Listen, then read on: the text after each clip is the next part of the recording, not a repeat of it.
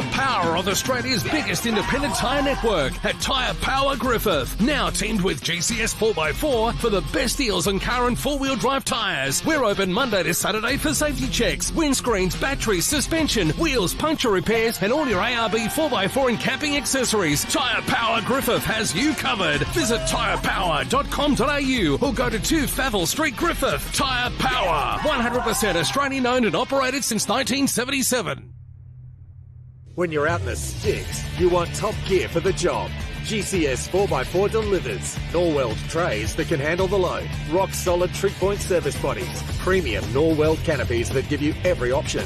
Fridges, drawers, storage, ladders. All Aussie-made and as good as it gets. GCS 4x4 can build the vehicle you need. All set up to take the rough stuff. For on the job or just for fun. GCS 4x4, your ARB stockists. Favell Street, Griffith. Well, good morning, everybody. Welcome to day 2 of round 2 of the ARB Australian Off-Road Racing Championship out here in Hillston, Victoria. We are here at the 2024 ARB Tyrepower Griffith, the Gap 440. Good morning, Toby Cooper's with us. I'm Sandy Bowman. You'll be listening to us all day. Whether that's good or bad for you, we'll try and get you as much information as we can. So we're not too far off the first lot of cars starting, Toby. We've got Chappie on the top of the pole there by quite a healthy minute and a bit.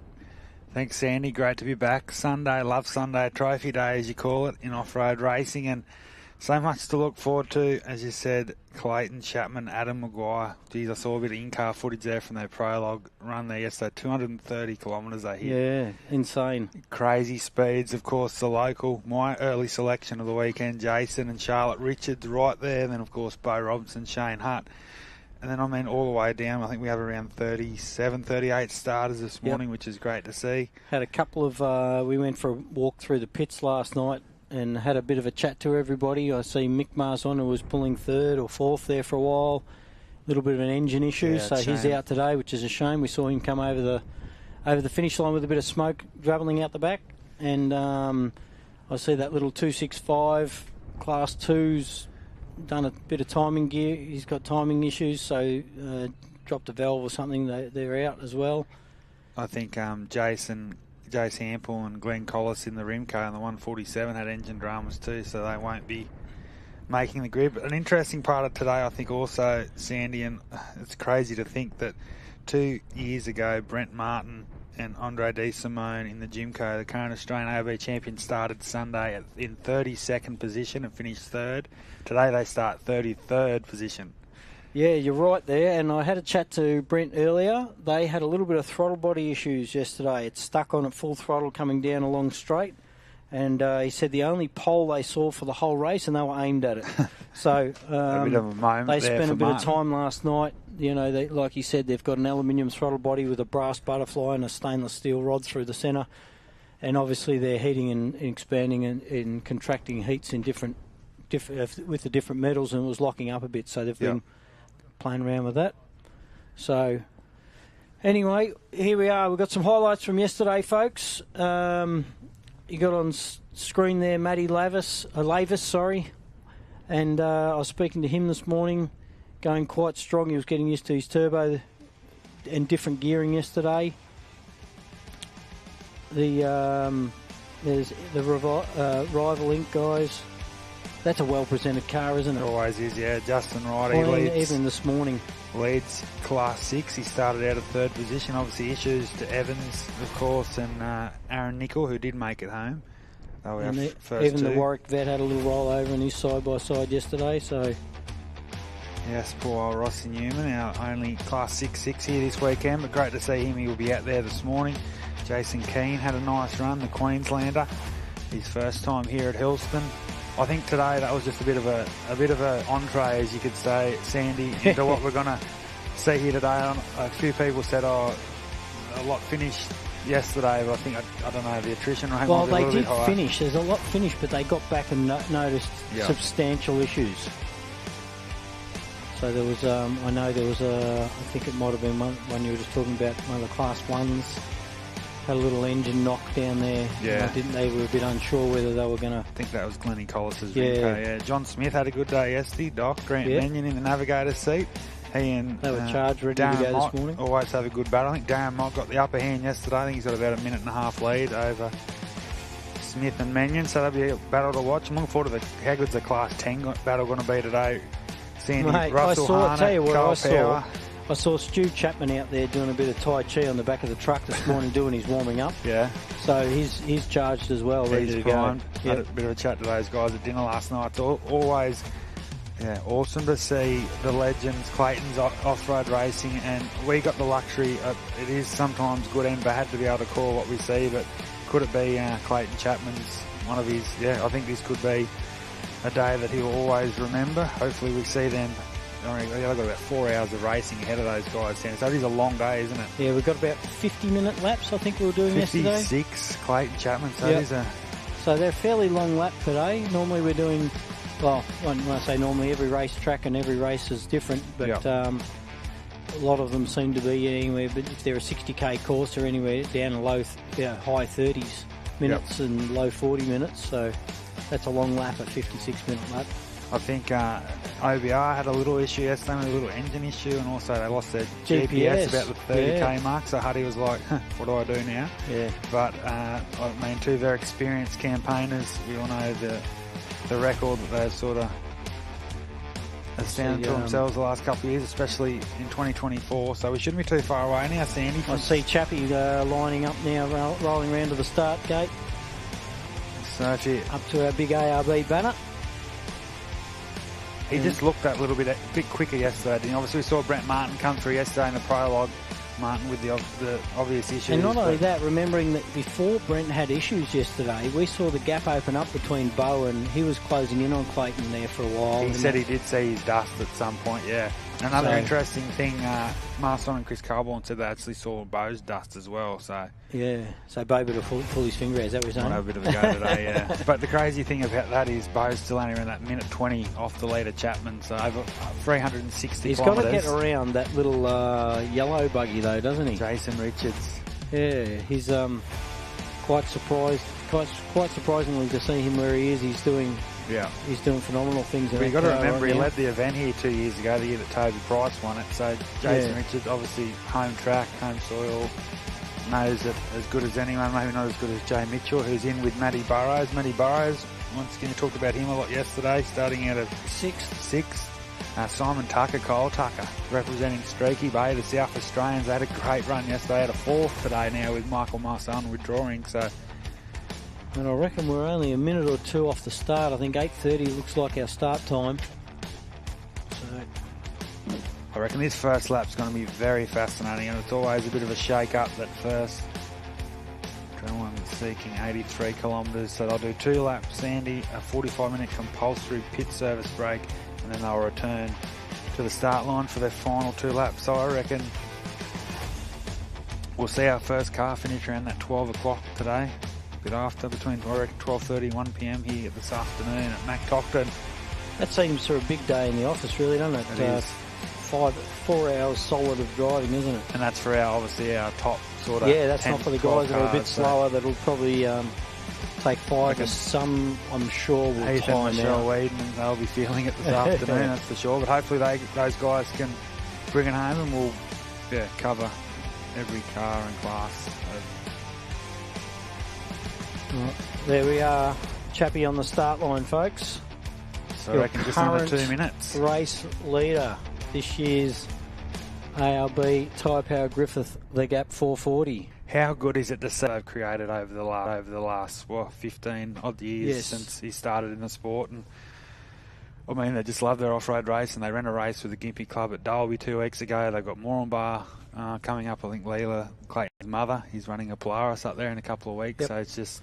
That's our whole life, really. Once again, Rob raced last week. Clayton's younger sister's down here supporting him this weekend. Obviously, Stewie will be starting off behind him. But, so we wish those guys all the best. One of the nice crews of our sport, not only here this weekend, but so many Queenslanders. The chopper's in the air, mate, so they must be very close to go time. I reckon about 30 seconds for those watching on at home and here at Mactocton. We're about to go green for Sunday at Hillston. Chapman and Maguire. 1:11 is what we've got to remember. Yeah. Is the lead. So really, Jason Richards will have to make the move on Chapman to win here today. That's what we've got to remember. And keep Brent off his back and Bo Robbo. Don't forget Brent will be on absolute storm on the first one. Storm. So I reckon we're very close, Sandy. I reckon under seconds now from the first car going green here Sunday at McTockton. The ARB Tyrepower Griffith, the gap 440. Clayton Adam Maguire dominated Saturday, but they know as a chopper flies fly. And there we go, the first car. Clayton Chappie off the line. I think this first sort of 15, 20 minutes this morning will be very important for Chapman. Find that groove. He knows. Saw Adam yesterday. He was pretty exhausted after the one lap, so I can only imagine what it's going to be like this afternoon. Yeah, righto. We've got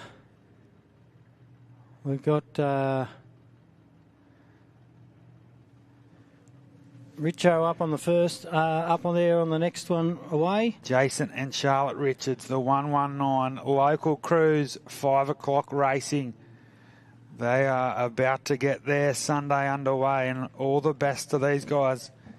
It's great to see Jason right where he belongs, looking for a maiden national victory here at the ARB Australian Championship level. And the locals, Jason and Charlotte. You can see little Chenworth sitting low, and off he goes. He did have that Axel Fay on the start line Saturday at this event last year, so he's away and running very nicely. Very interesting component here is we've got so many classes in the top 10 off the line on Sunday, but we'll stay tuned for more of our Class 1s coming up soon. But Bo Robinson now rolls to the grid. The Dugan's 7-litre V8. It might have dropped a cylinder there, I believe, yesterday. The 1113 on the number on the roof here this weekend. Our current ARB Australian Championship leaders after their win at the Big Desert 480, Sandy, and Bo Robinson. I know he said he just wants to bank the points here this week and get around clean, but I think he knows he's in a position now he can win this race. Points. He wants race victories in 2024. He's got 2 out of 3 so far for those watching on home. Shout out to Faye watching in from back home in WA. But Bo Robinson is off the line, the third of our vehicles, the Mason. And as I said, I was just talking to Sandy, there's 4 different classes in our top 10. I know, it's phenomenal to see. Great to see. So you can already see the I'm actually surprised, how many how many Class 10s are now up in the top end. I know, and it's going to be. We never thought that when they first opened Class 10 as introduced it into the sport, And now on the line is our 4th vehicle away. Unfortunately, commiserations to Marson Racing. Michael Marson, Chris Colborne withdrew overnight due to, I believe, engine. So they tell me they stuck a camera down the bore and could see the gudgeons through the top of the piston. So they thought it might have leaned out, but I would nearly say that that's not a leaning out issue. That's a valve or something's gone through it. So now Tucker and Tucker, the father and son combination from Streaky Bay in South Australia, roll up to the grid. The Southern Cross Aussie-built machine. And it's you can tell they're heavy on fuel there on the back end. Yeah, you could sort of see that, couldn't you, off the line, taking a bit cautious. But big day ahead for Simon Tucker. Hey, could this be the day of Simon Tucker? There are so many storylines that could be written here. And nearly 170 Ks worth of a lap. They've probably got to take on board some of the bigger cars will be definitely 300 litres, I would imagine. Definitely heading towards it for sure. So the 4th car away, Sandy, this is where it starts to get really exciting. We sort of see where the cars take shape on Sunday morning. The nerves will be definitely gone by now, but another car that's really interesting off the line here is Matty the Burrows. Finished 6th yesterday, obviously now up into 5th on the grid. Jay Mitchell, shout out to John and Shree Mitchell and the Irvine family, of course, our property owners here this weekend. But all eyes on Burrows and Mitchell. These guys, Sandy, have been together now in the car for, I think this is their 3rd or 4th season. It is, yeah. They're doing a great job, and as you alluded to yesterday, have just gone straight to the top. Straight to the top, yeah, without, obviously they're bred from a good family. Yeah, 8-time Australian champion Mark You Burrows. don't get much better than that as a guide to where your future of off-road is going. And obviously we'll see young Sam Bentley and Tom Burrows coming up very soon. What a day they had yesterday out of 11th position. And now another one of our North Queensland crews, James and Lizzie Sant, to the grid, the 11:44. Yeah, they were all happy down there. I went past them this morning. They were all happy and excited to head out. So. Only imported this car from the States, I think, only 3 or 4 years ago. They brought over with Joey Balmers, the Gundawindi legends. He brought one over as well. So, yeah, Class 11, obviously a 7-litre, from Port Douglas up there in North Queensland. So we wish those guys... I think we've got, they should nearly be off. I see their red lights are on. There you go, they're away. The Sant and Sant entry. 7-litre. Sounding super crisp. There was a couple of cars out there with a mist this morning, I heard. I know... Quite cool this morning here, Sandy. Yeah, I was missing a little bit myself. I was going to say, I was dropping a few cylinders this morning, I reckon. And our first of our Class 10s now to the grid, the Queenslanders, watching on Russell and Judy Hartnett. What a performance yesterday. Mate, 7th place. Yeah. In a Class 10. Incredible. We've got to remember they finished 5th outright here in a Class 2 2 years ago. Yesterday they started at a 17th position. Now they find themselves 7th off the grid on Sunday. Isn't it funny? Because this track, you go to some of the tracks, even Rainbow, when you get out in the desert in Rainbow, it's rough. The whoops are all over the place, but you get out here and it seems that it doesn't really matter about suspension travel and horsepower as much. Yeah, there's enough of everything in this track to allow any driver, any car to come through with the goods, isn't there? I think, and it's sort of, you're right there. It just sort of shows the quality of our steerers at the front of the field. Yeah, that's right. Like it sort of brings everyone. So you see the likes of Russell Harnett, and you see the likes of Stephen Graham and. Jason Richards, who have had that profound skill behind the wheel. Everyone knows it, and then here at Hillston, it sort of shines through. Bright, They are car 1140. Jan Cry and Hendrik Cry. I think Hendrik is in behind the wheel for these 2 laps, which is the son, and then Jan, who ran yesterday, will do the final 2 laps. So another cool father and son combination. That's what we love about our sport. Keymax Racing, I know, from North Lakes up there in Brisbane. So many Queenslanders doing well here this weekend, Sandy. They're becoming really strong, and I think that also has come out of how good the Gundawindi 500's been in the Queensland AORRA Championship the last decade or so. So we're off to Gundy next. Yes, Gundawindi. 4 weeks' time, up on the Queensland border. Melonhole country up there, Gundy 500. I wonder how nervous these folk are sitting here ready to go. Well, Hendrik Kraj, obviously, it's his first race in, I believe, nearly 2.5 years here, Sandy, so... Not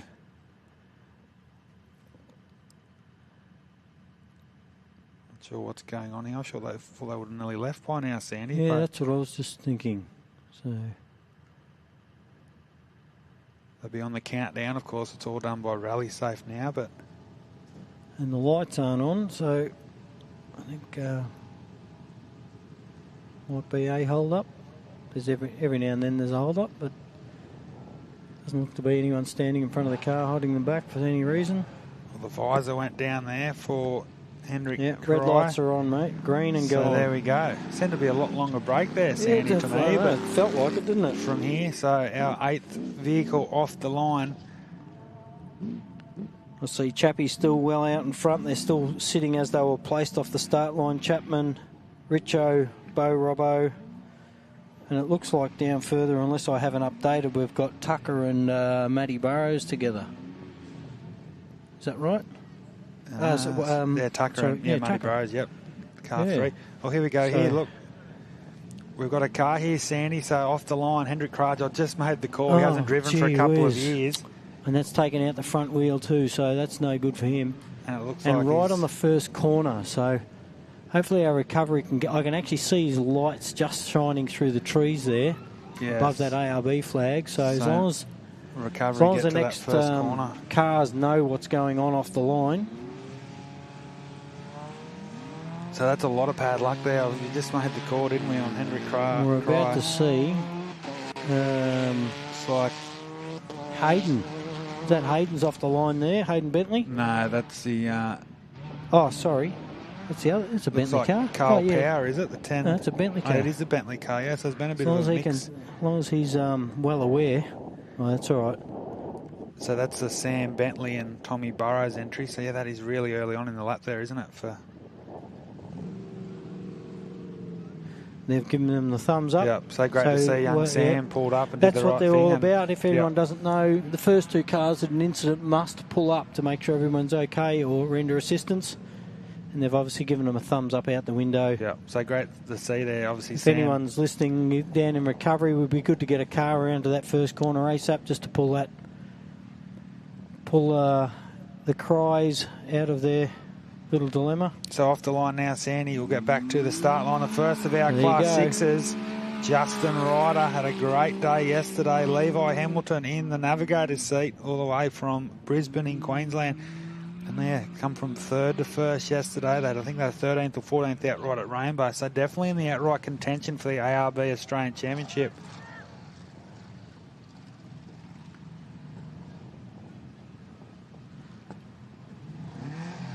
So we'll see Ryder starting his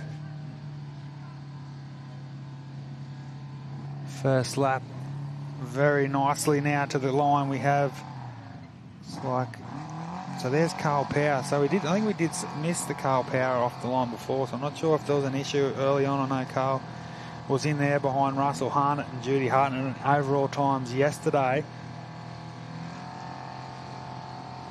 So maybe the club president, the 10:43, had missed the start, which is...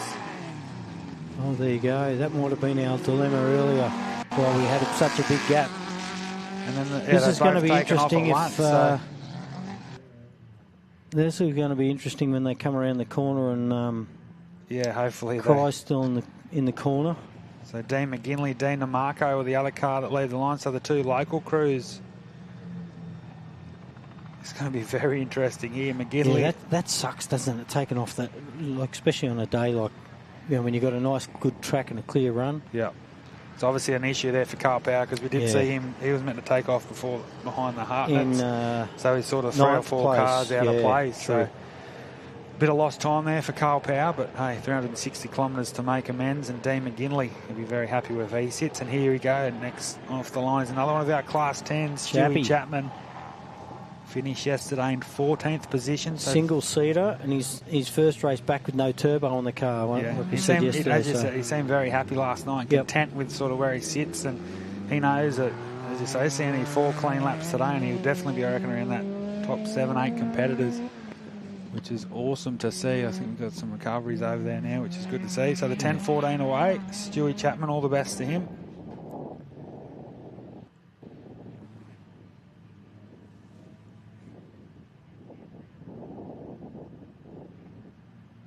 Yeah, some bad luck there for Hendrik Cryer. I know, that's disappointing, isn't it?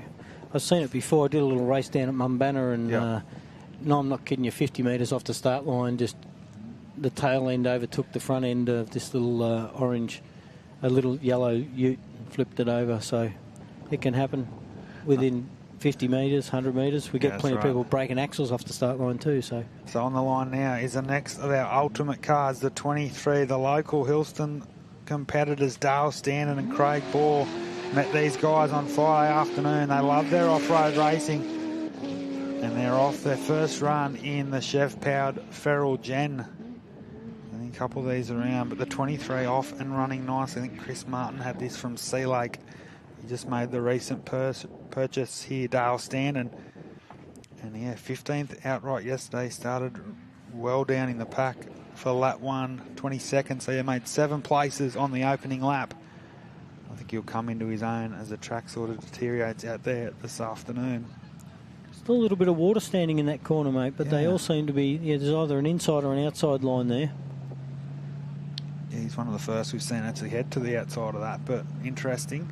So now the line, Sandy, the next of our ultimate cars, Cougar Racing from the Hunter Valley. Craig and Megan Barnett, the husband and wife combination, the 68. Talked about these guys a lot yesterday. 2-time defending ultimate ARB Australian champions. They've done lots of good things in the Australian off-road scene the last 2 or 3 seasons, and they'd love another finish here at Hillston. I think he had a clean run yesterday.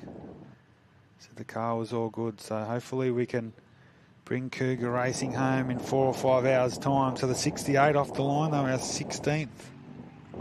15th car, sorry, to leave the line this morning. Yeah, Bentley's up next.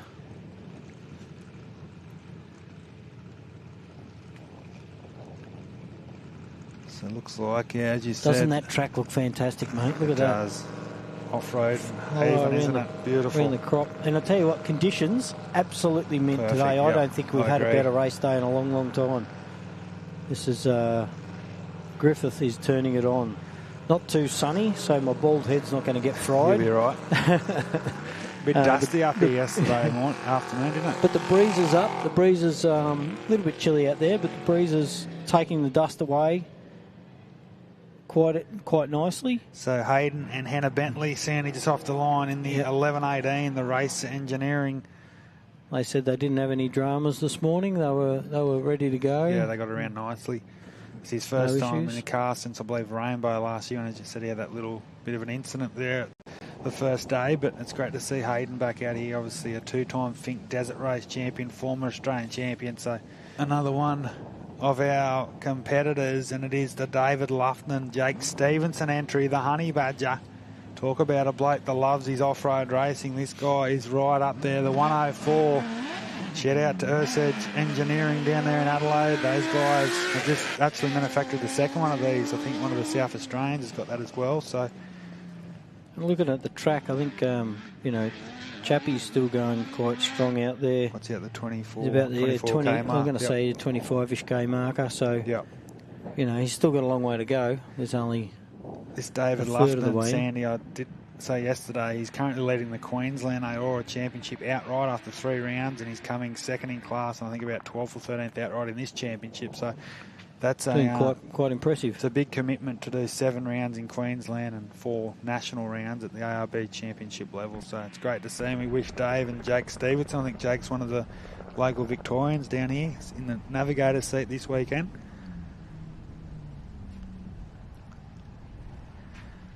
Looks like Greg Campbell. Yep. Another second-gen racer. Yep. He's got a nice, cool, calm, collected approach, doesn't he? I love the way to them this morning. I love the way that Lachlan goes about his business. I think he sort of obviously learnt that. He actually said that this morning to me. He said, I probably was a bit too reserved yesterday. Yeah. So he's looking to turn it on a little bit more. They've got a slightly different shock in the front than they normally run. Yeah. Which isn't their good shock apparently. So they've put a little bit more preload on the front suspension from what I can tell. But as you know, he's still second in that Class 6 and definitely inside that top 20 around that 17th outright. So we see that Henrik Krei is unfortunately about to be towed off the track. So that'll be, unfortunately, weekend over for the 1140 unless they can do some miracle repairs, but it looks like that could be that for them. On the line now is the next of our Class 10s, the 10-13, Jason Keane, one of our single-seaters here this weekend, and another one they'll be very happy to see where they are here. Tell you what, look at the size of that rut they're pulling him out of. That washout's fairly deep when you think about it. And that's basically after just 2 laps, obviously prologue and the first lap. Yeah. So. Get off the crop, mate. We know you're in trouble. I can see you. Caught in the action. It's a bit hard not to sometimes. Shout out to our recovery crews as well and all our... Tell you what, there's a fair few out there in an 82 3-kilometre track. Yep. You need many, many hands to make things happen. Gee, he's done some damage there, hasn't he, mate? He has. I think it'll definitely be weekend over for the 1140 crew, so bit of a zoom in there. You can see that front. Yeah, obviously we didn't quite get it as we saw it. Obviously it was on the live stream, Sandy. We didn't catch it, but back to the start line. We have the next of our Class 6 competitors. With Mott behind him. Darren Mott's out. I think this might be the Hummer entry, the 633. It is, indeed. Raceline Wheels sponsored car. Seat. I think they're all excited, ready to go.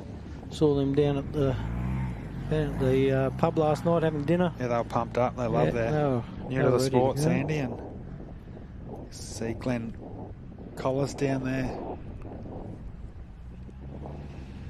Glenn Collis there, unfortunately their weekend ended yesterday with an engine drama, and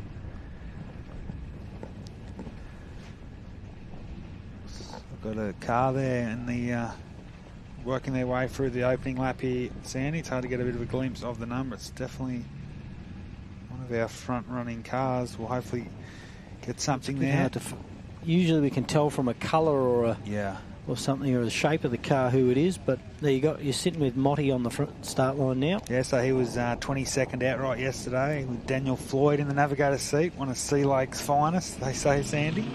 Darren He was pretty excited to be out here today. He was pretty charged when I spoke to him. He's another one of those guys, Sandy, regardless of the result. Yeah, he he's just happy seems to be out there. Yeah, you're right.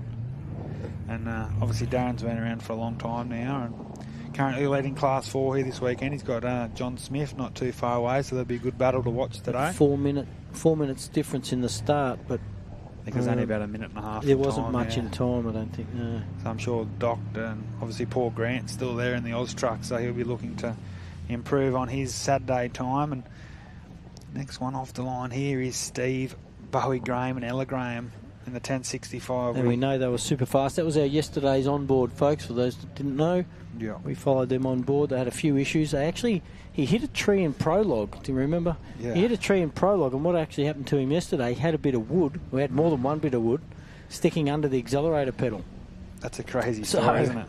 They stopped, they got one bit out, they took off, and there's another piece there. So, and then they had a flat tyre post that as well. They did too, indeed, yeah. So not the finest day, but another crew that just, it's just part of the beast, isn't it? It's always going to happen, unfortunately. And they still find themselves. Hopefully they got it all out of the way yesterday. Yeah, I'm sure they would have had a good debrief last night. Still finished in 23rd position, so definitely not out of it. Around what was about 10 minutes behind the pace of Clayton Chapman. So a podium, top 5 is definitely still in reach for Bowie Graham, but we'll just keep an eye on him over the course of the next half an hour or so. And with Marson out, they're sitting in 22nd. Yep, 22nd position. So as you say, still really definitely in contention for that. They are, aren't they? Yeah. Geez, I tell you, it'd take a miracle to get that top spot, but it's happened before. It has happened, and it probably will happen again. Maybe here today, you never know. So off the line is our next Class 11s, Darren Franklin, Rob Hackney, and then the Victorian and New South Wales border. They've been chasing this championship for a long time too. Great supporters. They are. They are. Is that Bentley out there in the... Looks like the racer, doesn't it? It is Bentley. He's... So he only left around probably 4 or 5 minutes ago now, so he's still tracking nicely, Hayden and Hannah Bentley. How good's this footage, Sandy? Got a start line. Oh, mate. And so we're getting through the cars nice and thick. And here's the second of our Class 4s on the line. John Doc Smith, our 24th position. Grant Mannion in the silly seat. Another one of the crews, Sandy, that have been around the ARB Australian Championship basically since... Fairly successful car. Bit of a wave there to the camera. Usually crosses the finish line, which is a good thing. There's good reliability out of this thing. Yeah. Obviously he knows what he's doing too, which helps. So I'm sure he'll have Darren Mott in his sights here. So the 445 is on the hunt for the 435, and all the best to John Smith and Grant Mannion. 24th car to leave this morning. Of course, the big screen brought to you by Burson's. The naming rights sponsors Tyrepower Griffith and ARB Elite Cameras. Sponsored Seraphin Ag, Profent, Conopara Hotel and Harvey's Service Centre. Thanks to those guys. And if my rally safe, don't forget folks at home, you can jump onto your rally safe and have a look at what's going on out there too. Yep. If you've got your rally safe, just type in the Gap 440 and you can bring up you can watch the cars going around the track as well, see where they're going and follow your favourites at home.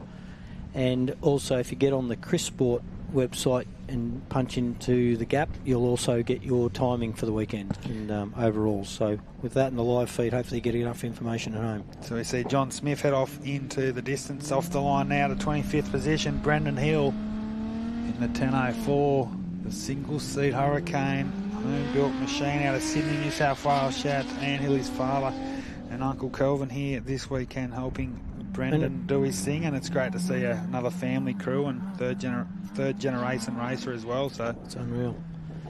Doesn't look like our spots have changed too much out there with Chappie and still moving. Yeah, look at that cool bit of track there on the rally. So look how close and parallel the track runs to each other. Yeah, so I'm sure there's a bit you've still got Chappie and Richo's still moving nicely. Yep. Bo's still. The gap doesn't look like it's changed too much from what I'm looking at. In Matty Burrows and Tucker, top 5 there out on the track at the moment.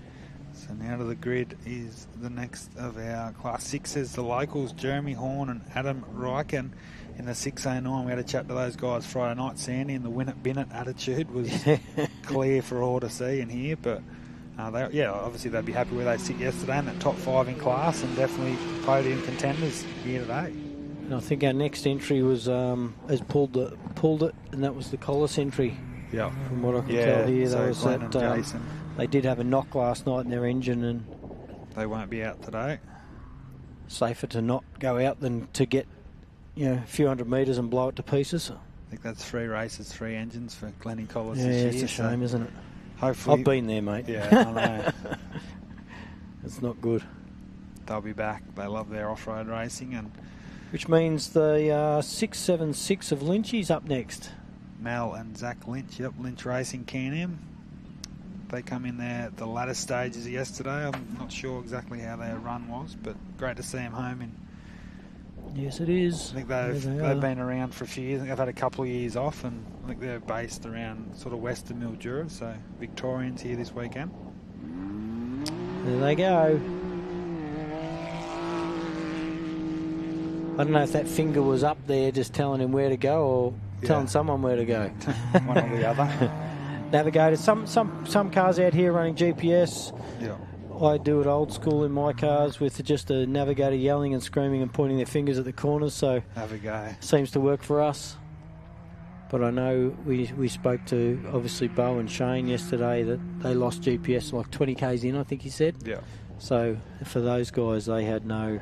Looks like Jason Keane on to our right, and obviously the Lynch Can-Am heading off. And that's another thing too. When you're so obviously it's new to the sport. The GPS has only come in late. Once it goes, you're like, we've got to go back to the old school. So that's really a bigger change in reverse. So obviously it does help when they're zoomed in and can tell if they've got a couple of hairpins coming up or a big couple of long sweepers or straights, and they can relax for a second. Class 8 Patrol, our only one for the weekend. Sitting there ready to go. He's on the way. Ex-Winch Challenge car. These guys are fresh over, I think we said yesterday, fresh over from a bit of cross-country rally, safari type things.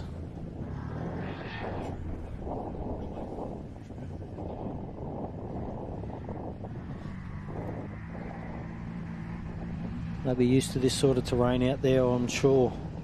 Nice, fast, flowy farm tracks. That's exactly why they sort of set those cars up for.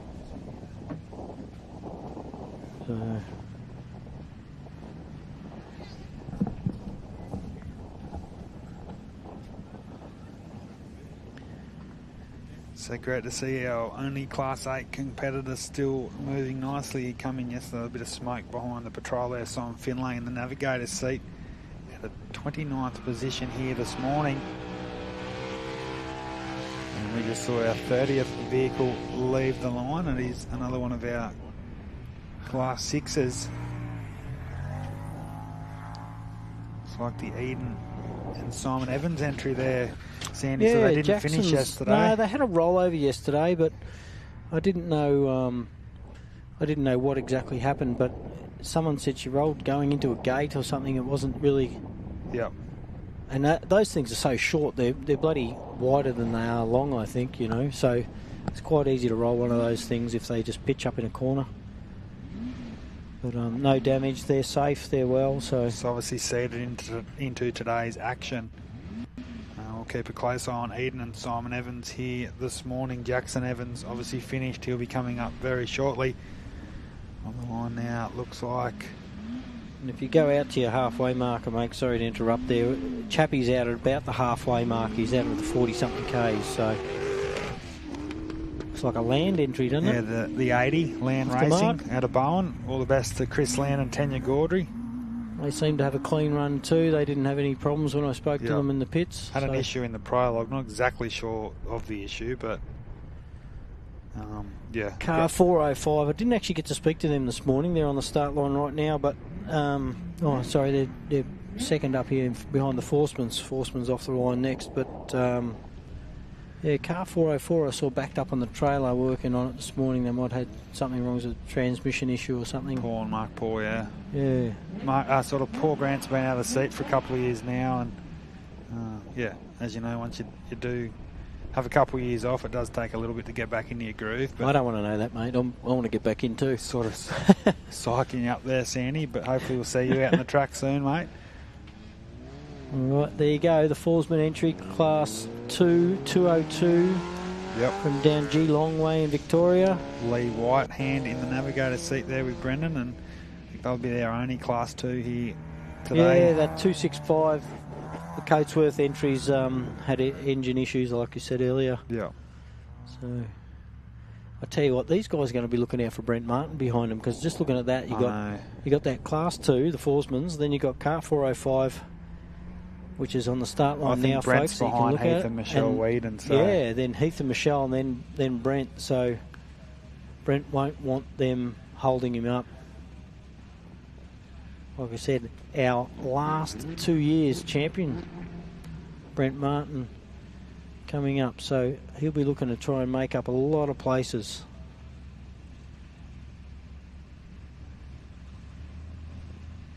Looks like our placings out there, as long as my rally safe's updated how it should have.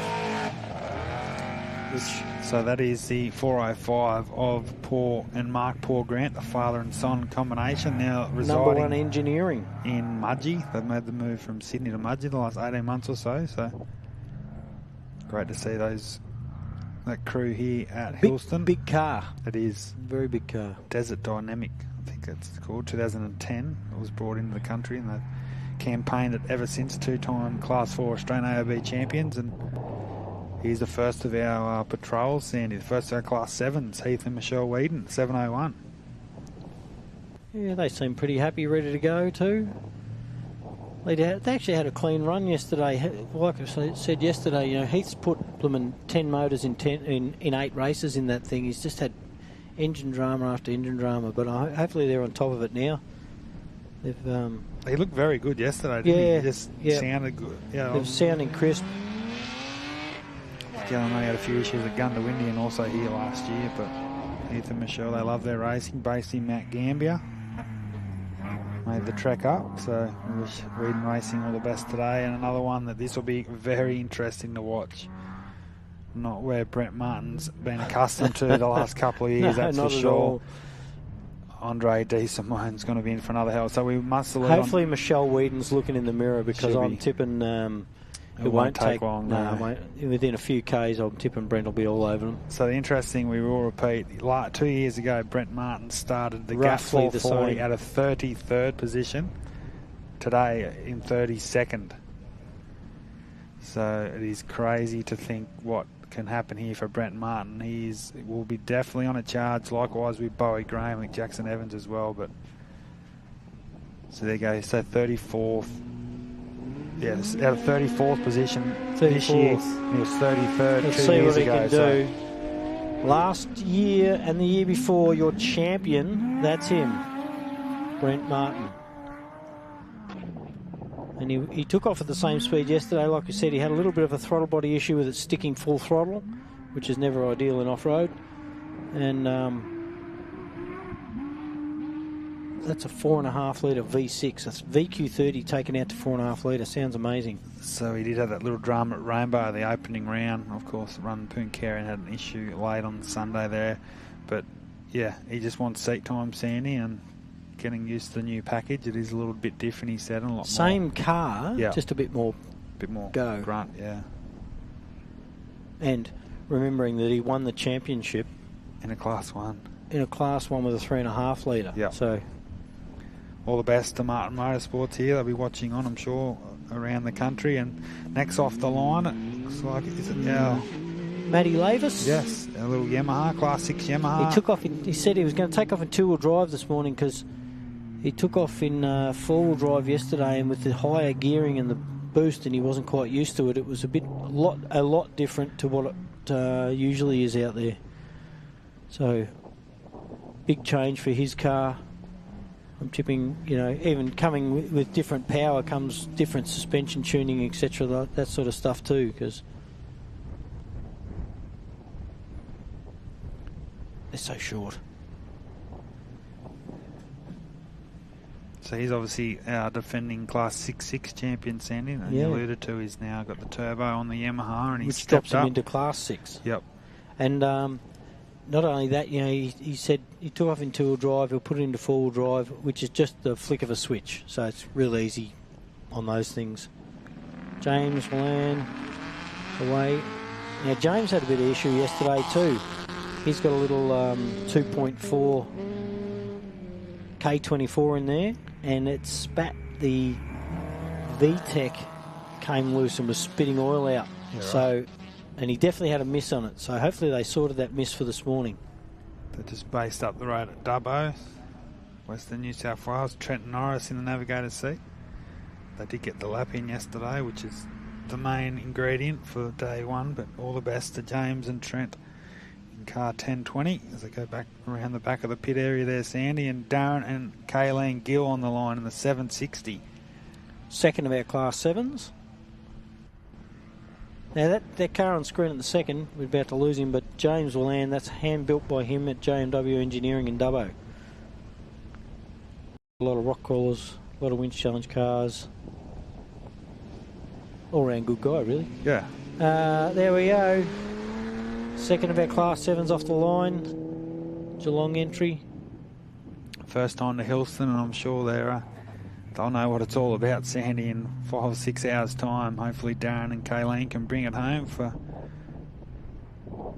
the team there, and they'll be looking to make a few inroads on Heath and Michelle Whedon. As you say, got a little bit more horsepower in their patrol, but the South Australian and Victorian battles on for Class 7 bragging rights. I think we've only got about two cars left on the line, must Sandy. be running out of cars to come across the line, I think.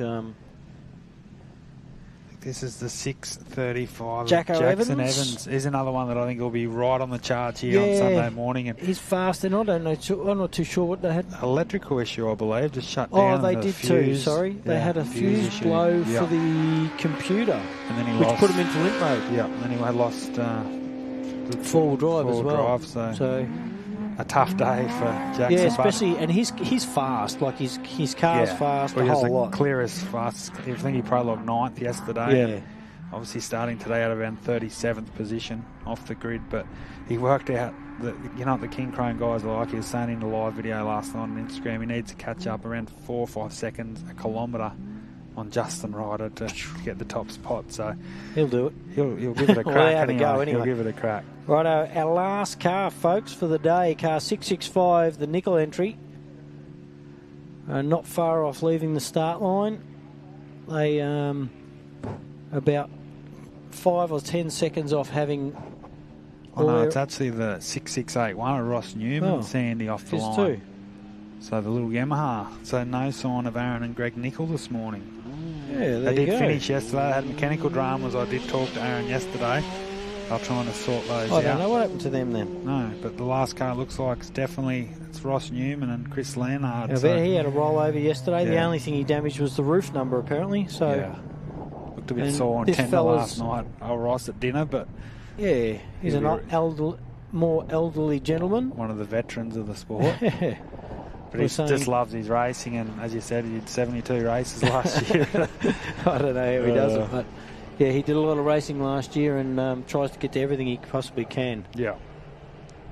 So there are, folks. We've got the last of our contenders off the line. And so definitely missing Aaron Nicol, Adrian Coatsworth there, Sandy. Bo Eli didn't make the grid. I think he had a rollover yesterday in that new Can-Am Maverick car. Yeah, that's right. Yeah. Yeah, so we're sort of 5 or 6 cars down, I suppose. I think we're at about 38 starters, which is great. That happens. Chappie's still motoring out around there at about the 56 kilometre mark, travelling at 123 kilometres an hour.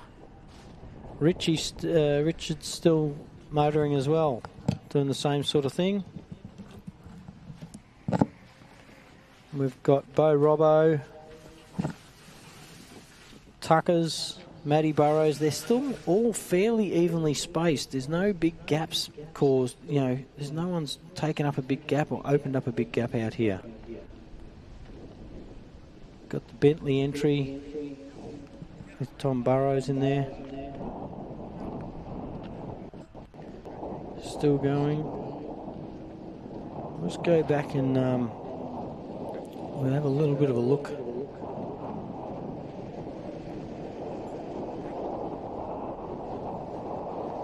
Chappie's still well out in front. They're still sitting at the crash at the start line. Chapman, Richo, Bo Robbo. We'll see what happened there. We just missed it earlier, but he's just come around. I don't know what happened there. When he's had this accident, he's obviously hit the tree with enough force to break an arm, but whether it just grabbed up on the rut, as we see when he got towed out, there was a fairly big berm there. It doesn't look like it on camera, but I'm not too sure whether he might have just had a bolt or something come out. Like that might have happened, had a bolt or something come out of an arm to do that, and that's what's caused him to spin out, because it doesn't actually look like he's hit. Oh, he's just nicked that tree on the right-hand side up the front corner of the wheel there. So that's the Cry entry, 11:40. It's unfortunate so early on in the second day, especially with such beautiful conditions out here. It's literally one of the best off-road race conditions I've seen in a long time. There's the Bentleys, Class 10. It took him waited for the thumbs up. As we know, we've got to stop and wait. Part of the rules, if you deem not to stop and render assistance if needed, you get in trouble. Could be up to and excluding the event. But they're still sitting over there now as we speak, so these guys have been pulled off that corner and on the way. It's just a replay of the riders on the front. Their Rival Link entry. We've got probably about 10 or 15 minutes until we see the first of the cars coming back in. So we'll do a bit of a replay here for you all at home. From what we can tell out there, Clayton Chapman's still in the lead.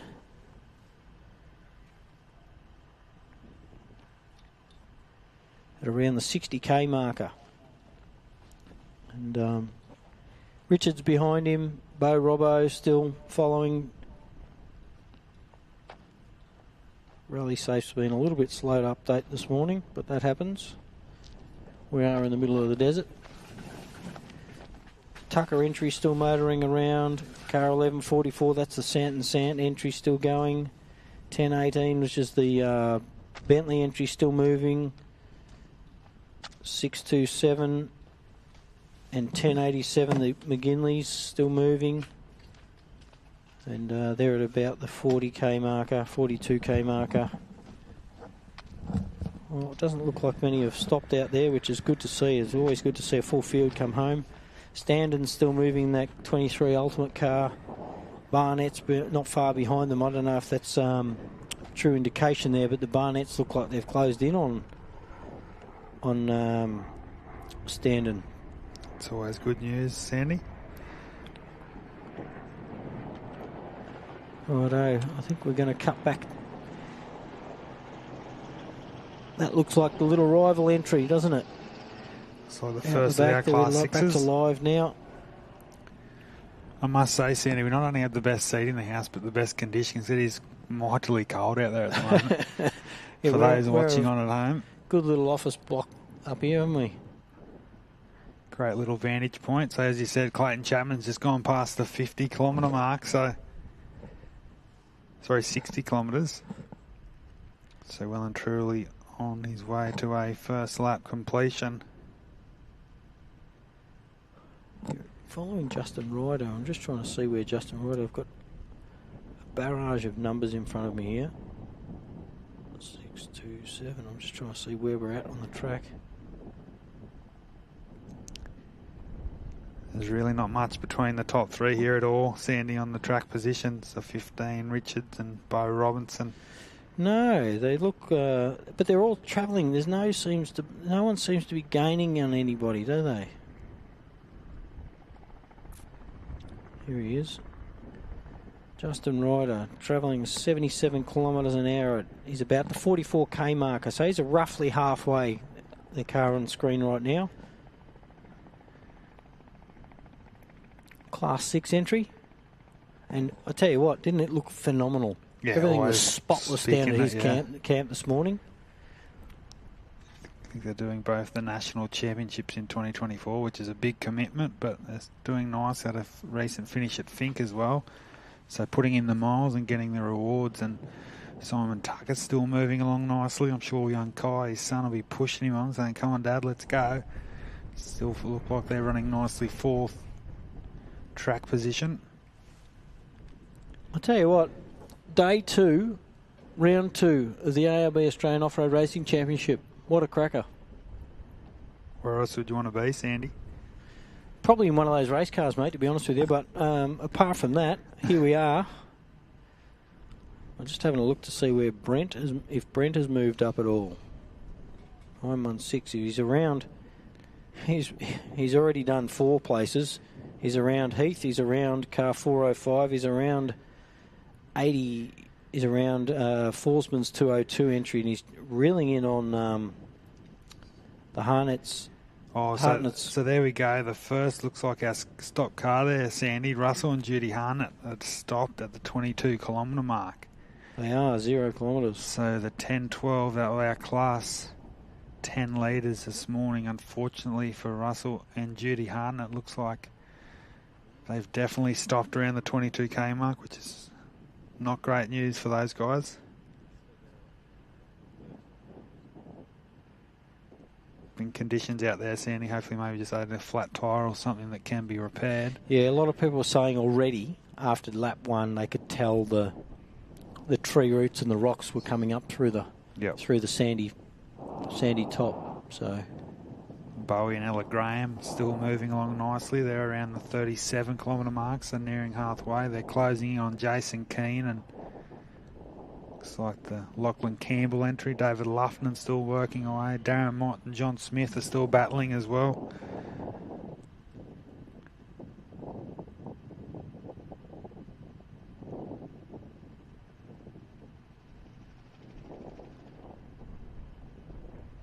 So I think this first lap, Sandy, will really give us a good indication of, I think as they just start to join the top of the prologue track, maybe they're around the 70 kilometre mark now. Clayton Chapman, Adam Maguire, so 68.5 kilometres down. Some more great pictures. They face out the back of the circuit. And another shout out to the McTockton landowners, John and Sheree Mitchell. View. How good's that? Don't get that many other places, do you? Looks a treat. Crops are looking well again this year, which is great for all concerned here. Yeah, we've got not forgetting our sponsors, mate. I've got to tell you, ARB 4x4 Accessories, Mickey Thompson Tyres and Raceline Wheels, who've backed the championship for a long time now. Big thanks to those guys. It wouldn't be here without them and millions of other people to definitely get this happening. Obviously our gold sponsors and class sponsors this weekend: MR Trans, Show and Go Photography, Riverina Logistics, Dean's Auto Electrical, Horn Ag, Farm Freight, Ag Grow, Terra Ag Fuel, Kadimo, Elders Griffith, Melbergen Pastoral, Albans, McNabb's Mobile, Rivcott and Lake Machinery Services. And our in-kind sponsors: 57 Automotive, Craig McKean Earth Moving, Show and Go Photography, Conopara Hotel and Dobberjar Print World. So yeah, thanks for all those guys for bringing us your services and commitment to the 2024 ARB Tyrepower, the Gap 440. A bit of a tongue twister, isn't it, Sandy? It is.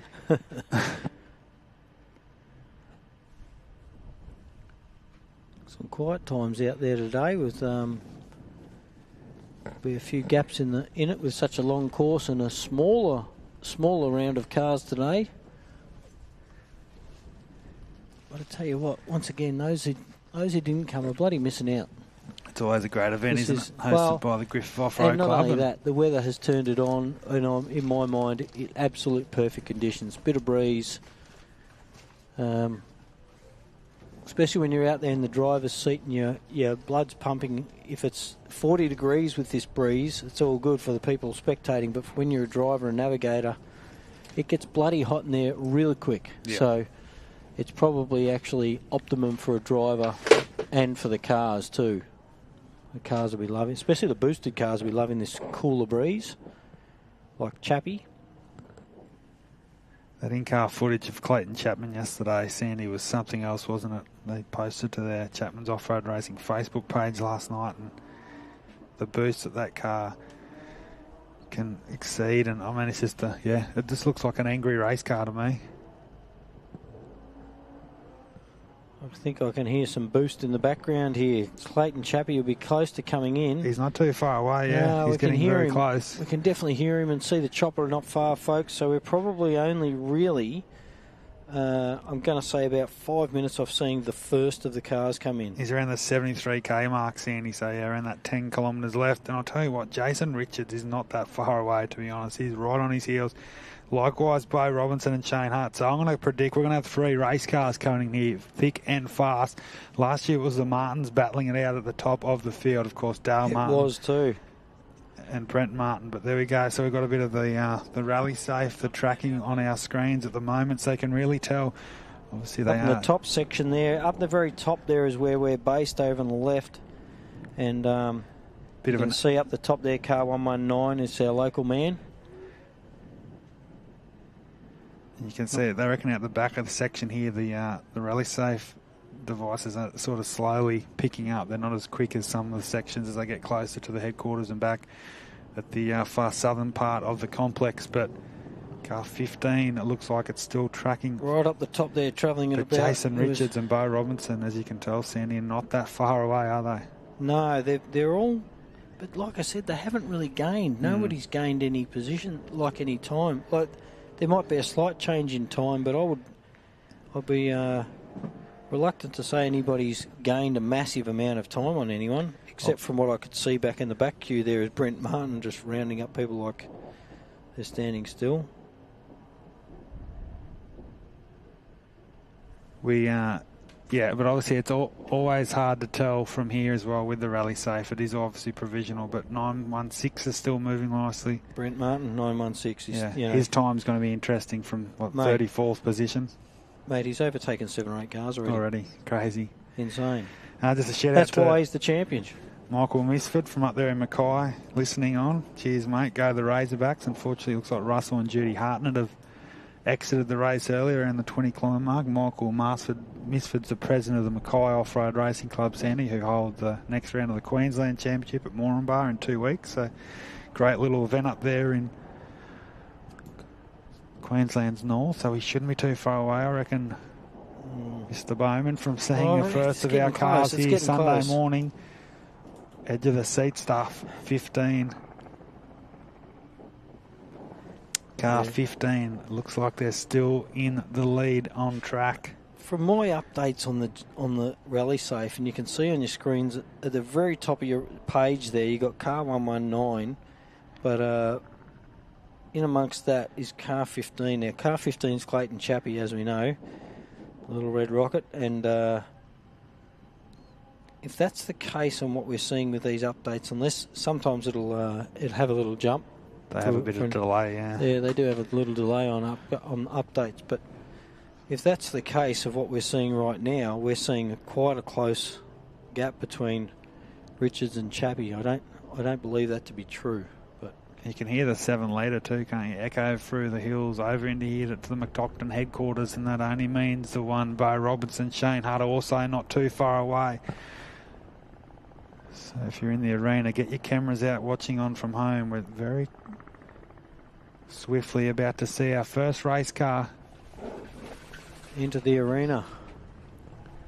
Of course, 1 of 4 laps this morning. 2 laps for these competitors, a 45-minute compulsory pit break, and then 2 laps following.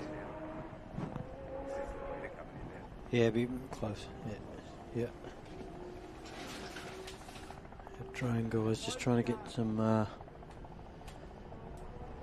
cameras in the air to watch Chappie come in. So I reckon any second now, Sandy, will see the 15, the current defending Gundy 500 champions. He's probably currently just driving away from us a little bit before he comes onto that straight. What I'm going to do is I'm going to check his top speed coming into the arena here. Yeah, so we saw on his prologue yesterday, I think that was on his back straight, he did about 230 kilometres an hour, which is quite remarkable. A lot of these probably not for him. Yeah. Another day in the office for Chapman and Maguire.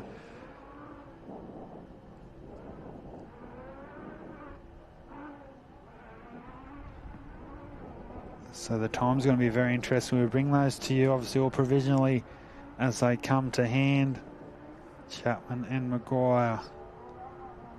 The Richards combination. See our first glimpse of some race dust there on our screens, which is coming back towards our complex here, Sandy. So we're very, very quickly going to be joined by one angry Razorback. You can see Bo in the background behind the trees there. Doesn't that still sound strong as all hell? I love the calibre of a driver like Bo Robinson on the hunt. How good is it sitting in that third position? He knows what he needs to do. He's been around for donkey years. He knows to win this race, he needs to get to the front of the pack. And I reckon Clayton will be popping out behind the trees in front of us in about 2 seconds, mate. Get a few anticipation goosebumps, don't you, Stan? After you're waiting for your first car. We're up out of our chairs here now already. It's going to be a long day in the commentary box waiting for these crews to come home. But Clayton Chapman sitting at 217 kilometres an hour. The first sign, Sandy. Here is our race leader. Chapman and Maguire still looking very, very clean. 223 kilometres an hour. 220. At the 83.3 kilometre an hour mark. So Chapman, Maguire, steady. Head towards the spectator complex here. And they're doing their thing very nicely, with a 1 minute 11 seconds advantage after the opening lap yesterday. So Richards and Robinson, where do they come into the picture? But all eyes on Chapman. Smooth. He's looking really smooth this morning too, isn't he? Look at that. Like we know, we've said it before, they've been in the car together 15 to 17 years, you know, so it's just another day for these fellas when it comes down to racing. And Adam does the post notes as well, Sandy. As you know, he's a very in sync, very professional navigator. There's a few of the guys that have him on board at some of the other races. I know Ryan Taylor uses him at the Fink Desert race. So Chapman and Maguire. So first eyes of Jason Richards. We go. So the battle's heating up. Just as they're coming around, Richo comes into the arena on our far left. So that's fairly tight racing. Yeah, maybe. It'll be interesting to see our first time come up. There's not much between them, but how slick, how smooth does Clayton Chapman look this morning? Very grounded today. So all good signs there. So Chapman and Maguire head onto their second lap. Now the focus is on the 119. One of our definite race favourites heading into this weekend, of course. The Class 1 of Brent Martin won this event last year. Richards and Richards. I believe Charlotte's in the navigator seat, and here's Robinson. So this is the mover. So Bo has definitely picked up on Richards. Closed the gap. So OBR here. They're not only here for points. They want the trophy. They want the gap 440 to their resume. But I tell you what, that's not a. He hasn't closed it by much. Not a massive gap. I reckon the gap's between Chapman and Richards. So we'll get some time soon. But your 5 o'clock racing, Chenworth, still moving nicely. There's your first local car. We'll get some very shortly. The first 2 cars have crossed the line here on Sunday morning. Just waiting to get a time up, folks, so we can give you an insight. But let's just have a look and have a listen to Bo. Just admire the Mason, the 2-wheel drive Mason trophy truck of Robinson and Huff. Look at that. He swings it like he stole it. And the 11-13, the kids are on the fence. I love what they say here because Robinson's on the charge. That's what it's about. We saw the trophy trucker Toby Price win here 2 years ago, so do not count out Robinson. I'll tell you what, I reckon they're holding out on some timing.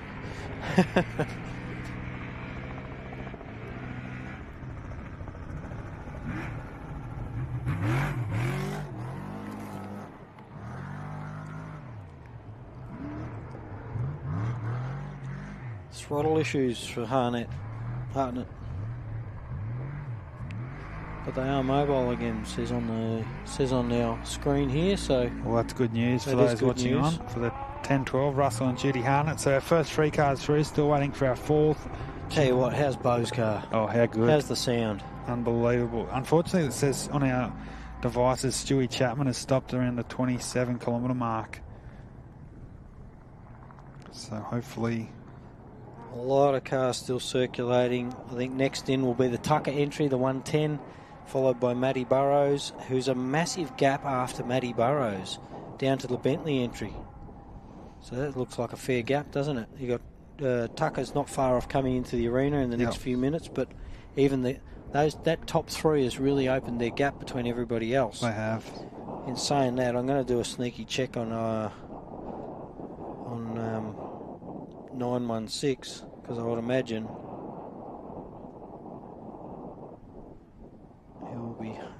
Brent will be hunting his way.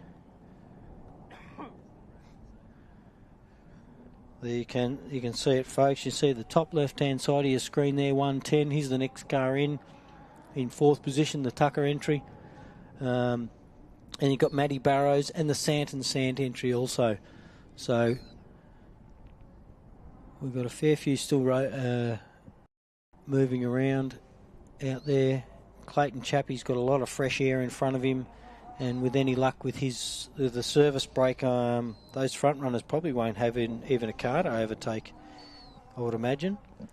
So, but they've got we've got a 45-minute service break after these guys finished their 2 laps this morning, and Sant Bentley still moving, Dean McGinley still moving. The Little Forceman 202 entry still moving. Barnett's are still moving around. Matty Hummer's still moving around. The Franklin entry, the dock. So I can't see they've got many cars stopped out there, which is always a good thing. That's really good to see. So yeah, want to bring them all home, Sandy, that's for sure. Yeah, still struggling to find some provisional times here, but we'll bring those to you as we can. Here's as soon as we can. More footage from out on the circuit. Geez, that car was moving. It's very hard. It looks like one of our race leaders. Oh, here it is. Here is. It's a Tucker entry. So the first of our South Australian crews here at Hillston coming into our picture. So I reckon we'll see some cars. As you said, there's a little bit of a delay here after our 3rd car, but Simon Tucker is still moving very nicely. So all eyes on Tucker, the Southern Cross, one of our Aussie, second of our Aussie-built machines in the top 4 here. Sandy, obviously the Razorbacks, South Australian, Shazzy. Shout out to Bob Strawbridge and family. Obviously, I think they've just passed on the Southern Cross. Heemskerk, yeah. So it's great to see. Which has been, taken over by an Australian off-road racer. So that's really awesome. good to see, and I'm sure we're going to see good things come out of Southern Cross. I don't know if you followed the great progression of Simon Tucker, but he's only been in the sport for sort of 5-6 years now. But God, he's doing well. I'll tell you doing what. some great things. 2-time defending Mini-Pave 250 champion at Port Germain in South Australia. And he had a 6th outright finish at Rainbow at the start of the year. So Simon Tucker is definitely no slouch behind the wheel. Back on our screens, it looks like our race leader, Clayton Chapman, Adam Maguire, still doing some lovely things in the Razorback. So our 4th car's just crossed the line as we wait for our next side. Chaffee's looking mighty smooth out there, isn't he? Travelling about 100k an hour, folks. Boosted 2JZ. Like we said, it was an early 2000s, a late 2000s frame. So we do have some, obviously all provisional, but we do have some Chris Sport lap times here for lap 2. Our leader, who's on screen now, mate. Yeah, Clayton Chapman with a 57.18, Richards with a 57.17, and to me, obviously, as we said, provisional times of 56.55 for Bo Robinson, Shane Hart. So there you go, they are reeling them in. That's around 22 seconds quicker than Jason Richards, and a 59.57 for Simon Tucker, which is quicker than his lap yesterday. So good signs for Tucker. So, but it definitely, with the race lead, Clayton Chapman definitely still out in front on time and on track. Jason Richards And I reckon Bo Robinson might have moved himself up into that second position on the times. And then Jason Richards in third, Simon Tucker nicely in fourth.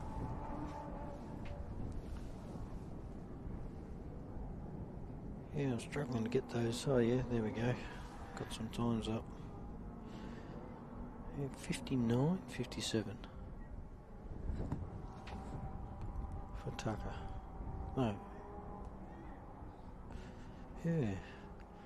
I don't reckon we're too far off seeing the Sant and Sant entry come into the stadium either, mate. There's, yeah,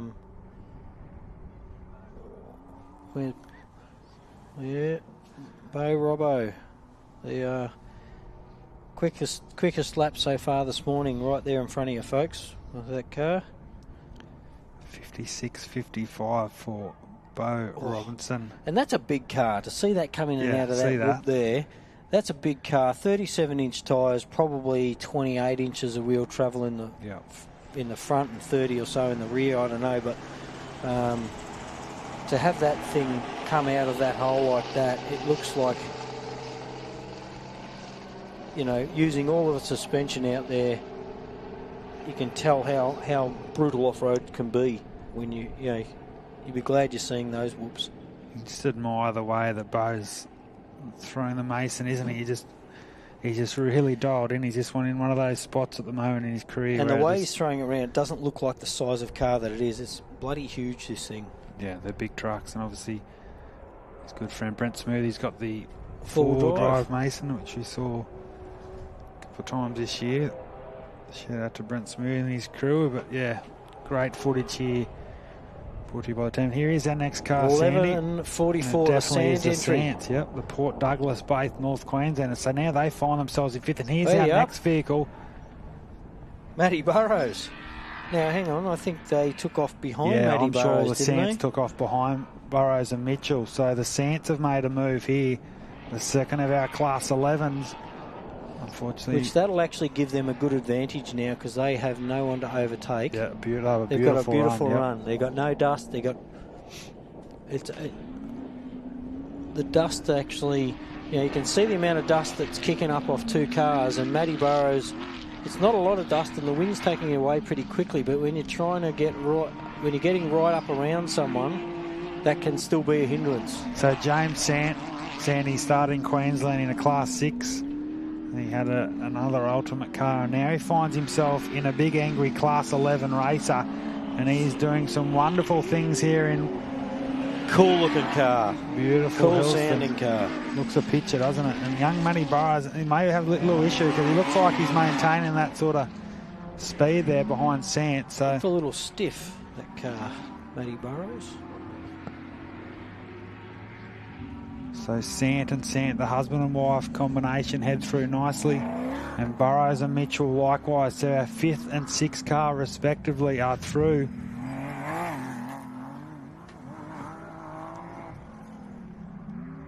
I think we've got a little bit of a break now between that and the next cars. So they're, from what I can tell, there's a little bit of a gap, and I think the next car on track is 10.18, which is the Bentley Class 10, and then Dean McGinley behind them. So we've got three Class 10s on their way back in, folks.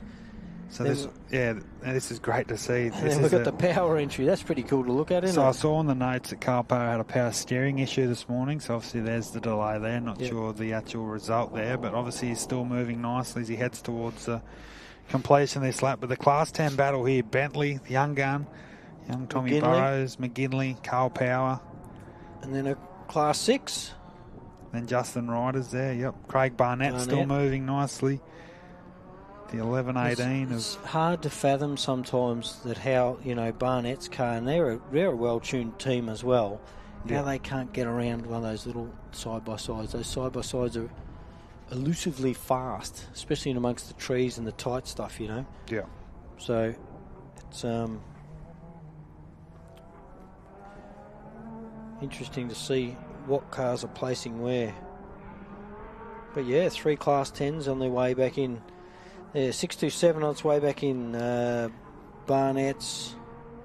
Definitely looks like Stewie Chapman. Unfortunately, looks like he's on one of the back roads around the 30k mark, Sandy. So Some bad luck there for Stewie Chapman. We've been saying that he looks so good in the single-seater Chenoweth, but not to be this weekend.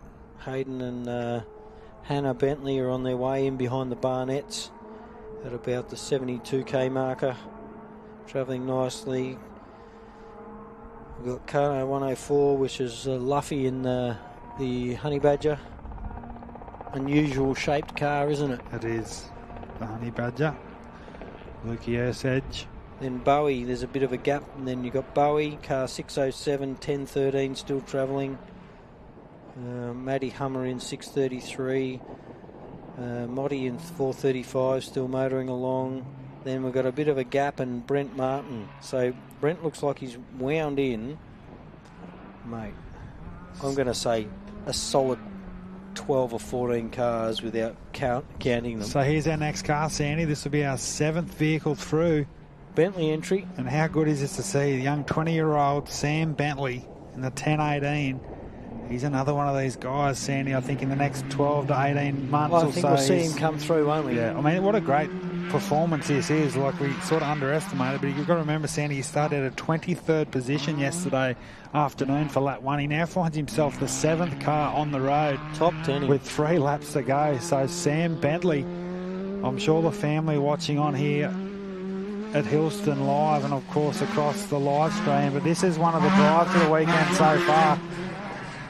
And young Tommy Burrows, so Mark's youngest son's in the navigator seat. So that is there's a lot of second generation knowledge in that car right there. Yep. And it shows.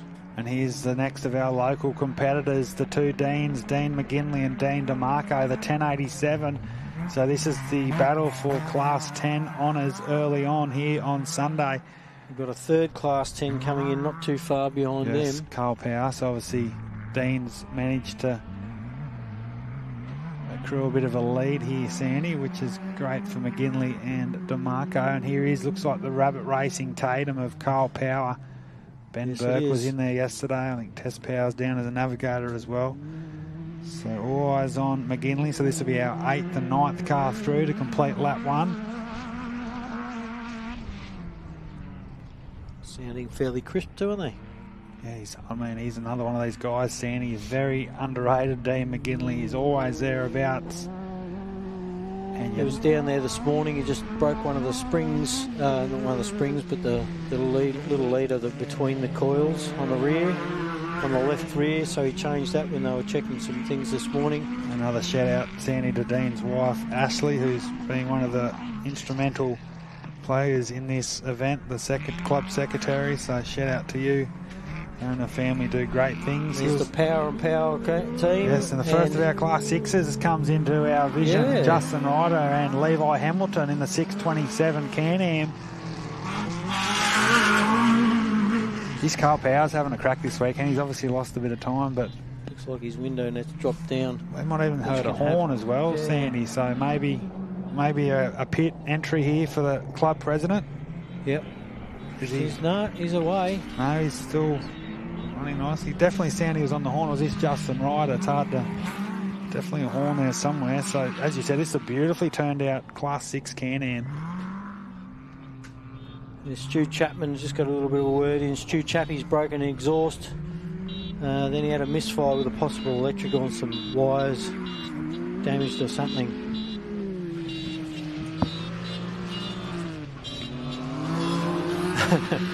I don't know whether they got a horn issue, but if that's the only problem for their day, they're doing well. They're doing Justin Ryder and Levi Hamilton, it definitely doesn't look like they're at the pace to be entering the pits, but you just never know sometimes. If it was just a horn issue, they're not stopping for that. Just leave it on. Yeah, so still moving along nicely, but so the 627, so now they find themselves in 10th position on the road, the guys from Brisbane, so it's very phenomenal. Impressive. Phenomenal. We've got a little bit of a break. I don't think there's too much of a break, though. The Barnetts shouldn't be too far off. And then the Bentley's truck should be... I can hear the Bentley's truck over in the distance. 7 litre. Yeah. It doesn't sound like Barnett's car. So Barnett's ahead of him, but I can hear the Bentley's car just... They do a little loop in towards us and then away from us again before they come back into their arena. So Yeah, there's still two cars still charging along. Then we've got the Honey Badger 104, we've got 1065, 607, 1013, 633, 433, 435, the Moddies. Franklin's still moving. Johnny Smith, Brent Martin. 1004, the Hill entry is 0 kilometres, so I'm not too sure what's happening there. Yes, I did see They that. may be stopped, and they look like they're actually off the track a little bit. Oh no, they've refreshed and still stopped. Still says they're stopped. 55k mark. So 882, and I reckon Brent Martin overtook 882 already. So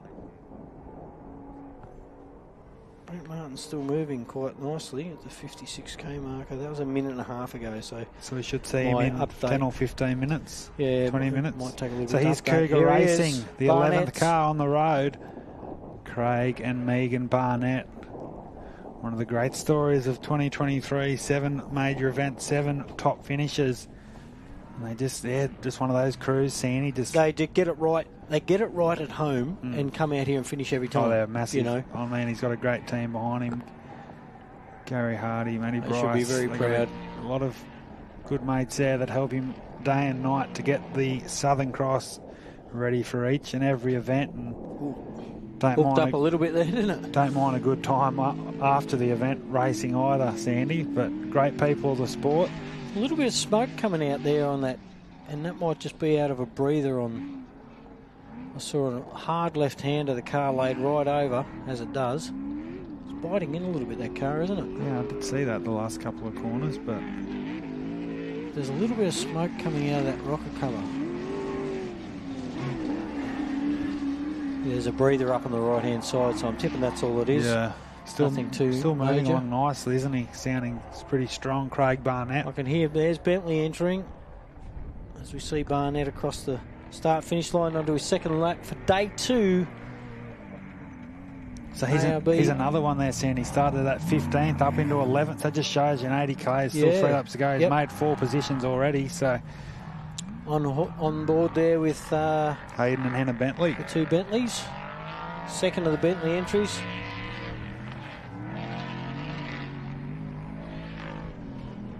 It looks fast in this section, doesn't it?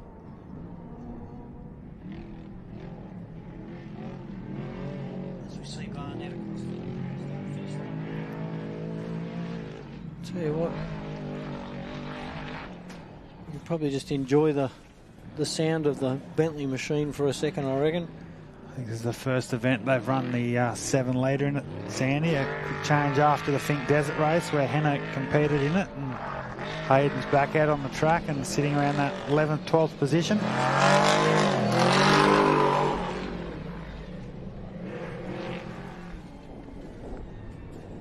So we've got a few of our South Australian crews still working nicely. So he'll be the 12th car across the finish line for lap 1. And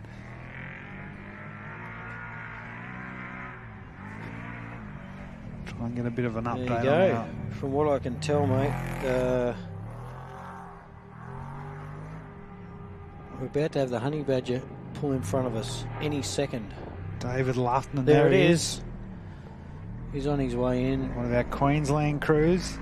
Jake Stevenson in the Navigator. So I believe Jake's a Victorian, but they ran together at Rainbow at the start of the year. So the Honey Badger and David Lufton still moving along nicely. And then Bowie should be in after that. So Bowie's obviously pulling in some space too, I reckon.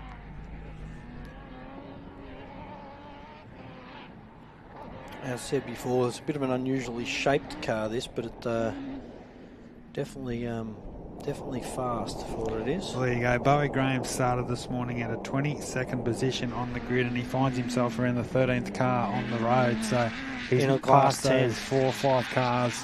Obviously been a few withdrawals to date so far, but we'll keep an eye on Bowie Graham. But David Lufton now gets our attention. The 104 is the 3rd of our Class 1, so having a good strong start to his Sunday.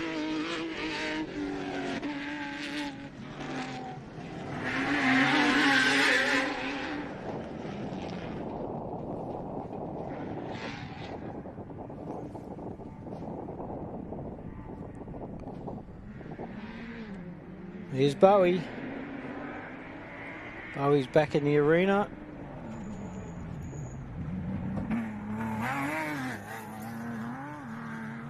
like I said, he stopped 4 or 5 times yesterday. Yeah. And still only dropped that around 10 minutes. Yeah, it's quite impressive. Mate. In a class 10 as well. Yeah.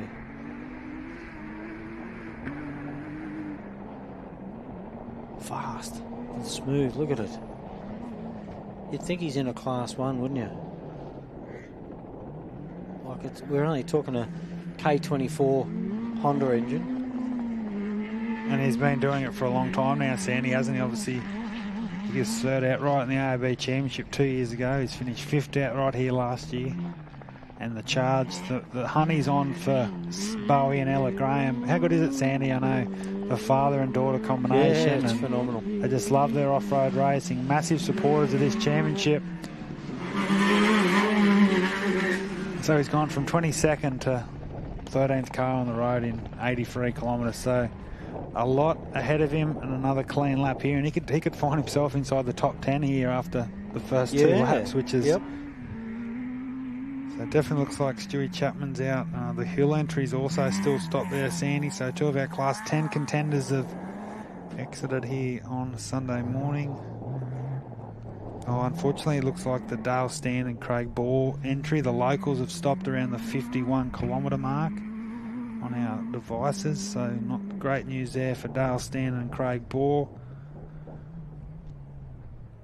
Matty Burrows, well, unless my phone's updating a little bit slower than many, Matty Burrows might be in front of the Sants by the looks of that, but no, they're both moving. Here we go, we've got on our sights the next of our Class 6s. Campbell entry. Lockie and Greg Campbell, another one of our father and son combinations, a son in the driver's seat this weekend. And like I said, he was a little reserved yesterday, just getting used to it again, but he's hoping to turn it up a little bit today. Another one of these guys, Sandy, I know, he's got his dad's approach as well. He's got that very cool, calm, get to the finish line before you sort of worry about your result attitude, which is what Greg's based his career around, and he's got the results. And great to see GRC Motorsport here in the ARB Australian Championship in 2024, and young Lachlan, he's right up there in class and outright credentials, and if he has a top finish here, he could be pushing really well at Gundawindi and Millicent to finish the year. And they're in our 14th car on the road, so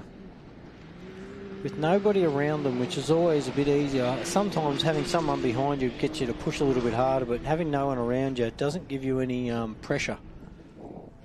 Doesn't make you do silly things. And talking about like a step up for someone like young Lockie Campbell, so he's done the New South Wales Championship last year, which is predominantly short course racing, and now he's out here on an 83 kilometre circuit. Doesn't see as much, you know what I mean? Like no action. He has had the luxury, of course, to be navigating for his dad in the AORRA the last couple of years, but he's the next one of our cars, but that's a bit different, more of an approach. Looks like it's a single-seater of...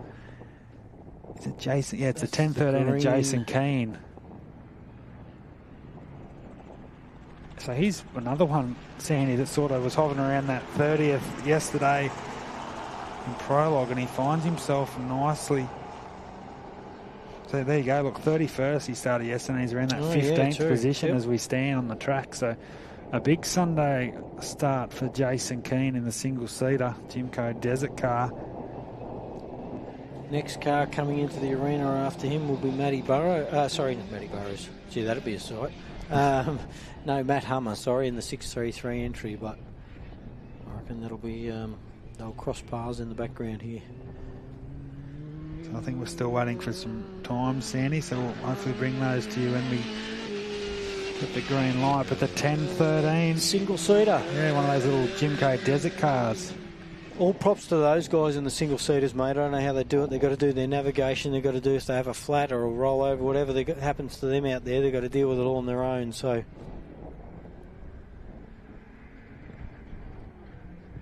bit of bopper there. Yeah, he's continued on. Second lap. Any second, Matty Hummer will appear behind the crop there. I'm sure. There he is. The little Polaris. Raceline Wheels, sponsored entry.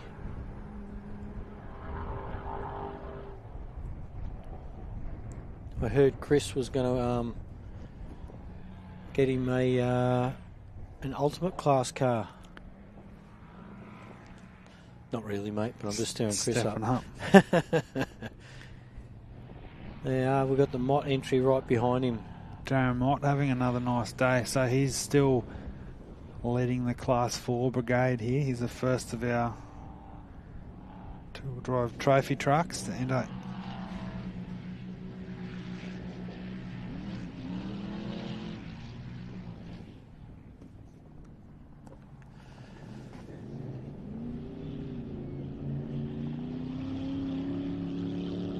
Mott looks like he's having a bit of fun out there too, doesn't he? yeah. Quite smooth.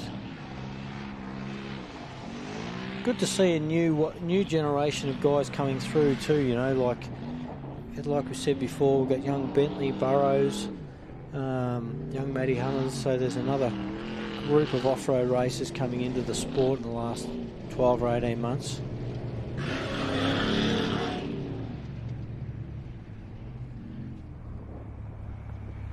We're trying to, won't be too long until we get some proper times up, folks. We had a little bit of a glitch there.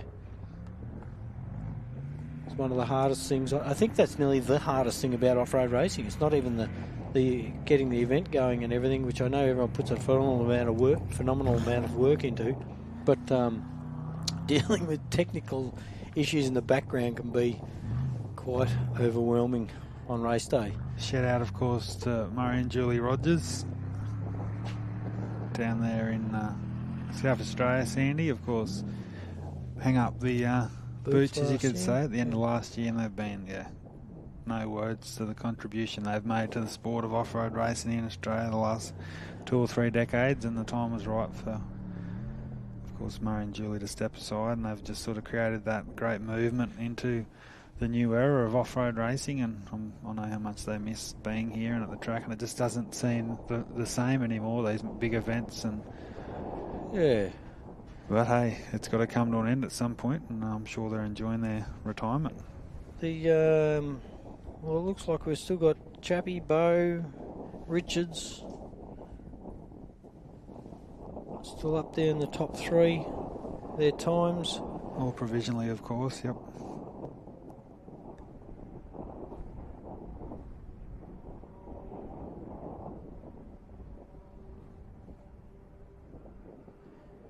Yeah, it's a bit hard for me to tell here. But any second now, I reckon I can hear them in the distance. Any second now, we should be seeing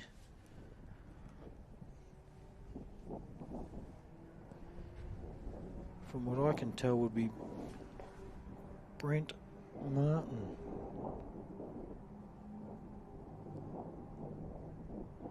Which means he will have made up That's crazy. 20 places in a lap or thereabouts. Got to be 18, Close, doesn't it? yeah. We'll work that out. Anyone else here done that? Didn't think so. Yeah, that's a phenomenal effort. He's done it before. We know he knows what he's doing. And slight changes in his car for this year. Obviously, they said it before. They have had before the 3.5 litre, and now they're into a 4.5 litre V6. Same motor, and everything's the same apart from the engine power. And I'm tipping they've had to make some other adjustments to suit. Yeah. So Sandy just had a quick look there. So he started at a 33rd position on the track with a couple of withdrawals this morning with Hampel and, of course, Marson. But it looks like, the Darren Franklin entry will be here first. I reckon Brent Martin won't be too far away. So he's made up around that 14, 15 places That's on the opening still super lap. impressive, mate. Massive, yeah. I'm really Franklin's. looking forward to seeing his split time for lap 1. Hopefully we'll get those through too. But Brent Martin is on the hunt here, ladies and gentlemen, now defending the Gap 440 champion. But Darren Franklin and Rob Hackney now. Oh, another one of those competitors, Sandy, just... Yeah, a bit of a dark horse, isn't he? Just once again, they've got a few of them here this weekend. Like I said, the always Doc got the smile as well. Yep.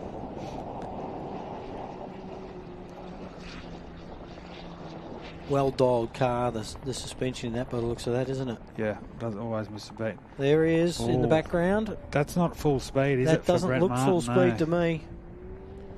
Doesn't look full speed from Brent Martin, but he's still moving, so... Here comes the Franklin So what, entry. Darren Franklin's having a crack, and John looks like Doc Smith coming in over the back as well, Sandy. So, Yep. But Brent Martin, I reckon Martin will be definitely entering the pit complex here. I think there's you can tell there's an issue Yeah, there there's somewhere. 100%. But so Darren Franklin, the 19th car through. So well done to he and Rob Hackney. John Smith, Grant Mannion coming towards us here, and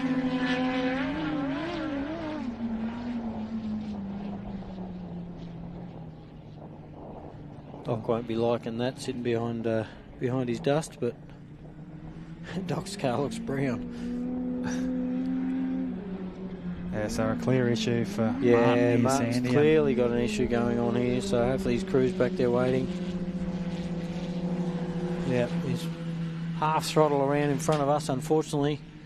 Maybe a similar issue. It's hard to tell obviously from here. Possibly, and I'm tipping they're going to pull into the pits, I would imagine.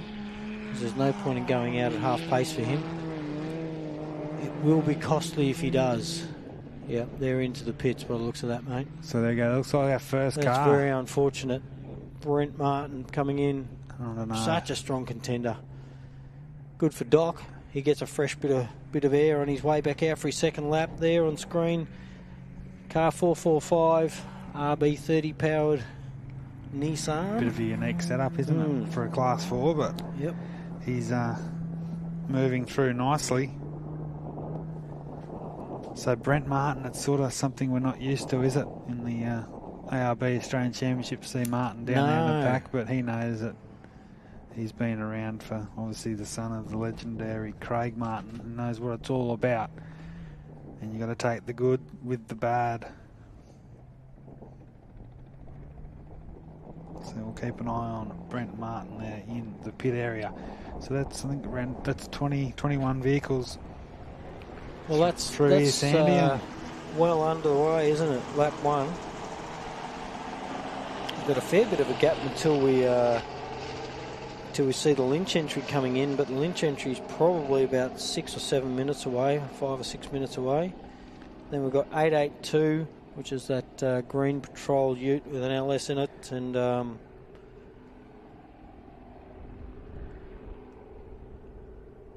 so unfortunately, Stewie Chapman, Russell Harnett, a couple of our Class 10 contenders of Queensland are definitely down as retirements on our devices, so good. not great news there. Also, the 1004 of Brennan Hill looks like he's still stopped. so we've got a couple of Class 6s on their way back in. Looks like Eden and Jackson Evans both on their way back in. Actually, no, Brendan Hill looks like he's back on the circuit, which is great news at the 64k mark about a minute ago, so obviously a quick repair there. Car So it's good to 202 see. still moving. Car 80 still moving. 405. The Gill Patrol still moving along, 760. 701 still moving. That's Heath is in front. James Whalen and Rossi Newman are still working along nicely. They're sort of at the rear of our first lap competitors at the moment.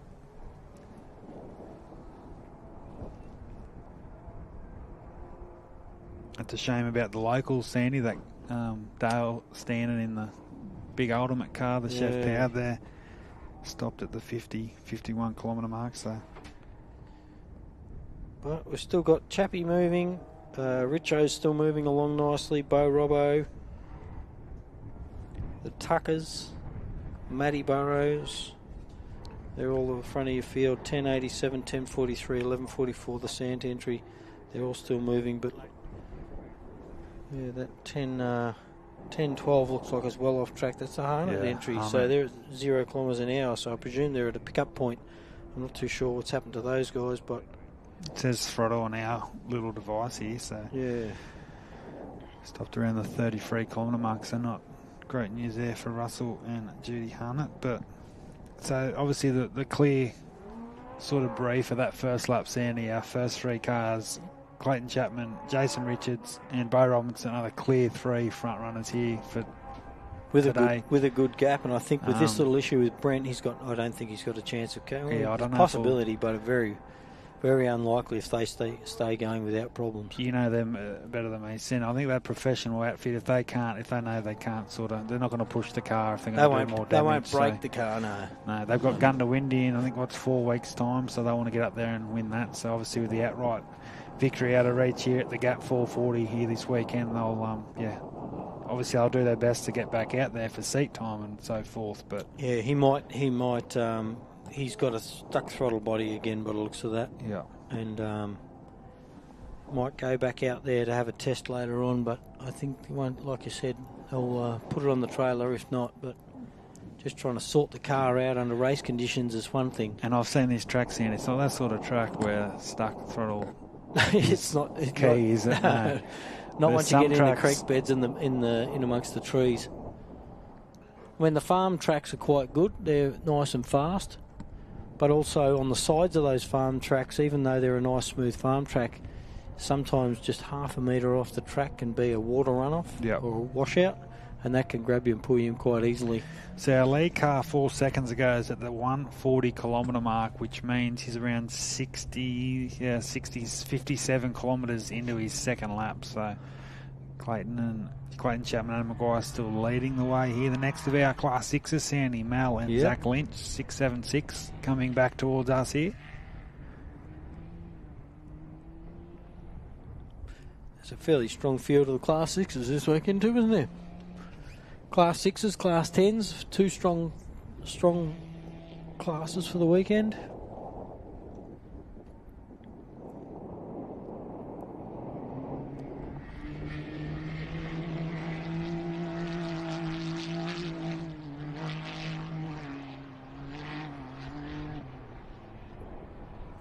Fairly smooth, and the Patrol coming in, the 882 entry.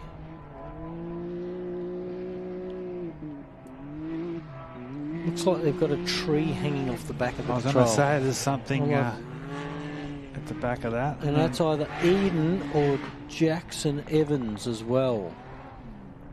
Pretty sure that should be Eden, shouldn't it? Unless Jacko rounded her up.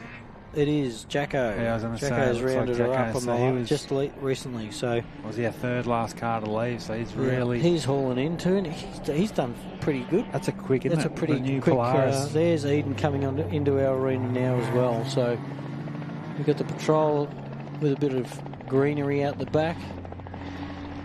And look at the suspension difference in that Patrol. Have a look at the suspension difference. That's a cross-country rally suspension setup, I'm calling that, because they're usually a fairly stiff car. I reckon Jackson Evans is about to press the get out of the way button. And he's pushing hard, but Guy Schumacher, isn't he? He's obviously had this Patrol for a while now, Sandy, in the Safaris, but he's about to get Jackson Evans and Samuel Raper hot on his heels. What a place to overtake, mate, because there's a single lane about there. And it's not going to get in there. He's looking at him, pushing him. Go, Jacko. Get up it, son. There you go. And that's good. He's out of the way. He's actually into the pits by the looks of that. Yeah, so might have a little issue. He's got a crew underneath the front of his car. A little bit of smoke there somewhere too, Sandy, just coming on the back of that Patrol. But watching Eden come through. She had a rollover yesterday afternoon. Simon hanging on. He doesn't. Oh. He's just along for the ride. Yeah, looking sideways. Doesn't care.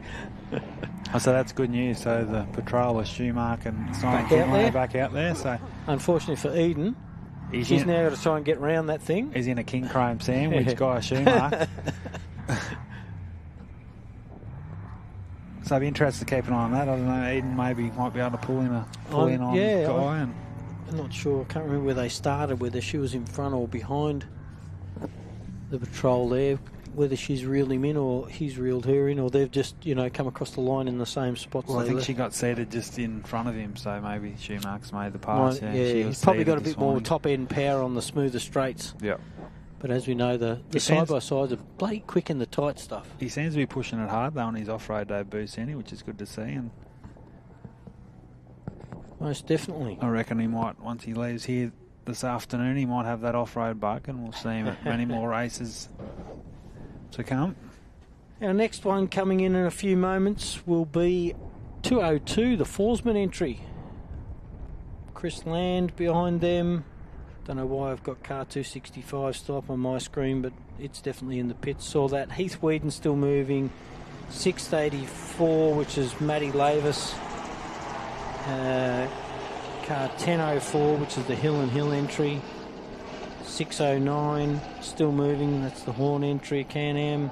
6681, that's Ross Newman, our doc, who also had a little rollover yesterday.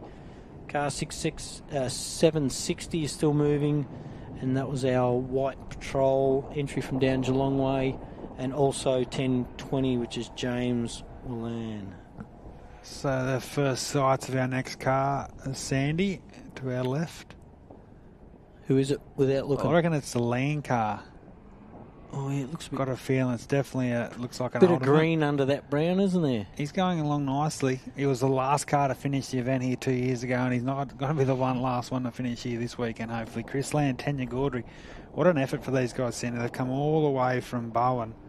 Shout out to Kai Floyd, Fair watching haul. on from the Sunshine Coast. It looks cold, very cold. Down here at Hillston on Sunday, it's not too bad up in here, but it is it's Well, I tell very you, I'm blustery. still saying it's one of the best race conditions we've had in a long time, from Yep. what I know. You know, like the tracks looks quite sticky right directly in front of us. The dirt's not digging out too far. I'm sure out amongst the track, the tree roots and the rocks are starting to really show through. But there he is, Chris Land. He's coming around to the start-finish line. You should see coming to the screen any second. Chris Land, Tanya Gaudry, clock their first lap There in. they are. They're away on their second, no problems. Obviously, no pit stop for them.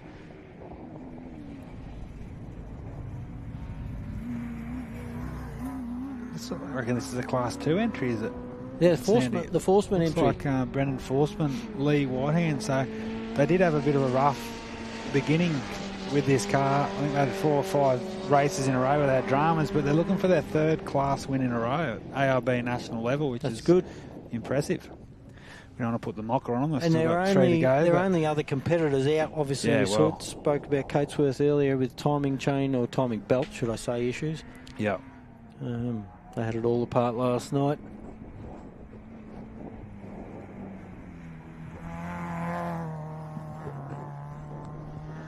See Chappie's closing in on James Willan out there. James seems to be our last competitor on his first lap, car 1020, and Rossi from what I Newman's can still there. see is Chappie's just overtaken the last the last guys on course on their first lap, which is James and Mr. Norris in the passenger seat, and he'll be hunting down now that Geelong patrol. So he might have to lap a couple on this section, but I don't think he'll see him again for the rest of the weekend. No. He actually may do, you know that, because at On the 45 third lap, on yeah. the third lap, possibly. Looks But like is it our Oz truck, our it 3rd is of our car Class 4s. 405. So we only had the 3 Class 4s this weekend, Sandy, but they're all still running Yeah, through the veterans as well. The Doc, Mr. Mott. Like how Mr. Mott said on Friday, the younger brigade, the Class 4, all over 60. The Grant entry on its way back in. And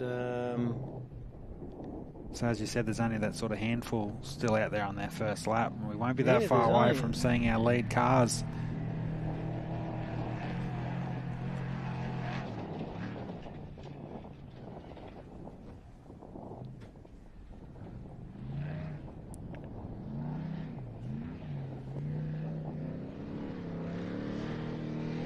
So there we go, we've got Paul and Mark, Paul Grant on What- our screens. and what frame did you say this was on?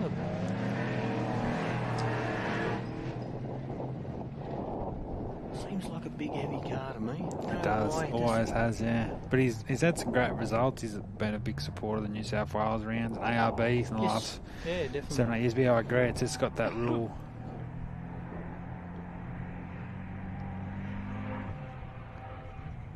And here's our first of our Class 7s, Heath Whedon and Michelle Whedon. He's going strong this weekend, isn't he? I mean, as you said, he's had lots of dramas the last 12, 18 months, and mainly the car engine. actually sounding quite nice, Yeah. so hopefully he doesn't have the same dramas he's had in the last handful of races. And he's another one that's chased. He wasn't going to do the championship this year, but the bug.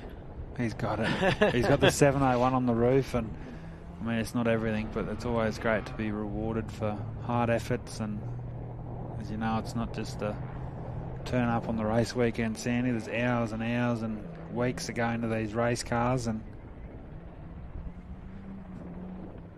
it was definitely sounding crisp yesterday, even this morning. So, and even now, it's sounding a lot better than it has in the past. I've got to tell you, this engine. yeah. So I don't know what they've done this time round. So hopefully, Does Heath do most of the work himself, or they do a lot of it themselves.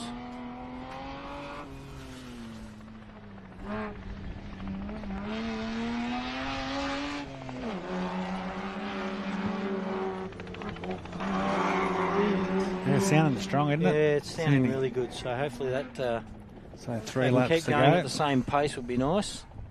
They've had a few races where they've been the last car on track, you know. Had a wheel fall off 1 or 2 races. I know they had a lot of dramas at Gundawindi last year, but this looks like another one of could be our Class 6. I reckon it might be, is it the Lavis entry, the Yamaha? Looks like it, doesn't it? Yeah, there it is, 684. So South Coast, New South Wales. I think they're down around the Bega area. So Andrew Dance is the navigator there. ARB Australian Off-Road Racing Championship for 2024, second round, second day, out here at Hillston. About a 20k an hour wind. Getting the dust, gets the dust off the track quite quickly. So even though we've got fairly well spaced out competitors today, there's ideal driving conditions, especially if you've got boost already. Yes. Clayton Chapman. And this little rocket, like we said before, you know, and this is Matty Lavis's first race with this turbo. He scraped the number off the front and gone up to Class 6 with a turbo on it. So there's a lot of differences in the car. I don't think he's made many other adjustments to the car, but just putting a turbo on it has been massive for it. And interestingly enough, the cost of running one of those things, he said, you know, he's been putting a few parts into it, but overall, not a bad entry class. It's interesting, Sandy. We see straight into the pits. Lavis and Dance entering the pits, so maybe Or a is that top a up. fuel stop? Oh, they're going into the pits, yeah. So No, they're going around the back into the pits. I think that front little area is a paddock area. yeah. We've got a few different things Just they a call it. couple of notes. We've got a note here on our Chris Sport report here that car 23 does stand at a gearbox on the first that's a lap, shame. so they'll be there at weekend. And Carl Powers got reportedly stopped at the 118 kilometre mark, so what's that, around 40 k's into their second lap. We'll try and get you some more up to speed information there when we can, but that's the club president reportedly stopped.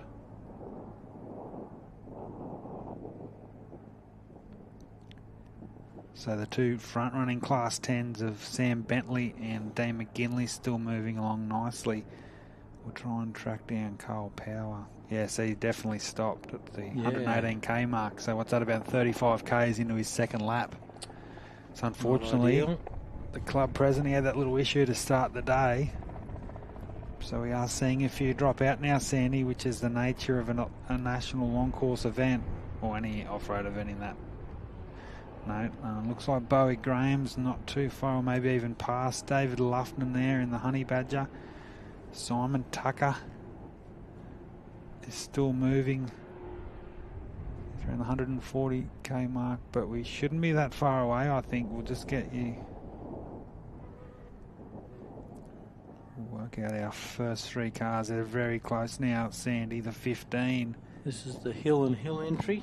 A minute ago it was around 158k, so yeah, he's only got, what's that, around 7-8 kilometres remaining. So this is good to see. Obviously we had noted that the 10.04 of Brendan Hill, his father Ian Hill down as a driver as well, had stopped, but here they are, and still looking pretty nicely. Yeah. It's a well suited setup sort of car. They don't Yeah. have a spare tyre on the back, I think. No, doesn't look like. I didn't ask to notice if I'm sure he would have carried one. So No, maybe you know what? I walked through the pits this morning and I noticed that car didn't have a spare tyre. I didn't think to ask. Oh, really? It didn't even look like there was a spare tyre mount on that car. Usually on something like this, it would sit above the engine on the back. But maybe he's got a can of that stuff you jam in there. There's not even a spare tyre mount on that car. No, so maybe that's a. He carries a can of that Yeah. that self-sealant stuff. Yeah. That'll get me home. It'd be great to see that. So it looks like he's also, so I can see his father Ian there running down to him there on our screens. So obviously it was an issue out there, Sandy, but obviously Brendan's been able to.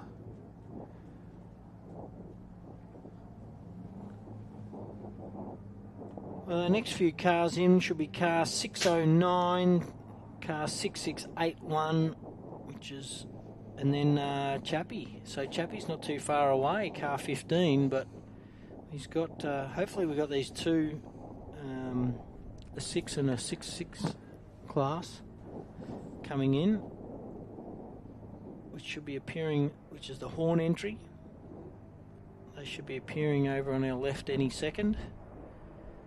And then we should have our Ross Newman, who we said had a little rollover yesterday, didn't do any damage, didn't hurt himself or anything. And then hot on his heels will be Chapman, Maguire, Richards. I reckon. Darren Gill's in there somewhere. Darren and Kayleen Gill. Bo Robinson's not too far away from him. Looks like James Whalen's still going as well. Oh, so he's only around Car 2. 760's in amongst the mix there too somewhere. So looks like Bo Robbo may have to round up car 760 if he's going strong enough. I see here James Whalen looks like speed of 0 as well in the 1020. Yeah, I think they've had a lot of problems. I'm good mates with James, and we had a good chat last night and even this morning. You know, starting up the car this morning, it had a little bit of a miss to it, so their VTEC unit or whatever it was popped out last night, spraying oil everywhere, and they only noticed when they came in. So there's looks like the Yamaha of Matty Lavis just took off there again, Sandy, out of the paddock area, so that's...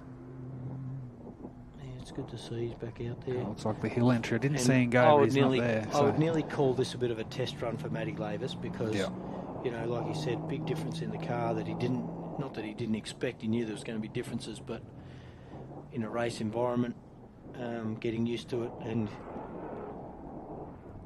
getting back up to the same speed you were with. I just see sounds stupid, more power. Sandy, that the 609 Jeremy Horton and Adam Ryken going at 6 kilometres an hour on our rally stage. So there's obviously provisionally an issue there with the Can-Am. If that was me, I'd be pulled over for Chappie. Yeah. But you're right. Who's this in Ross here now? Newman, I reckon, shouldn't be that far away. That'll be Ross Newman there on our left. Yep. Our Warwick vet. So, as you said, he had that little rollover yesterday. I think he had a little bit decent rollover by all reports. I think he went over 3 times, but no damage to him apart from the number board on the roof. Yeah. Which I'm going to say is no longer existent there right now. I can't even see a number board on the roof. Something there, but it's not very straight. But Ross Newman, one of our final cars to complete the opening lap. So. And then I reckon you're going to see in about 10 or 15 seconds, you're going to see Chappie pop out of there too. Our first car. And with any luck, Ross can get out of the way before Chappie comes through. So there you go. So the 609 at Jeremy Horn definitely stopped at around the 83k mark. So obviously an issue there. Devastating, that close to the finish. There he is, folks. So here's Chappie, our race leader. Clayton Chapman, Adam Maguire, 2JZ powered Razorback.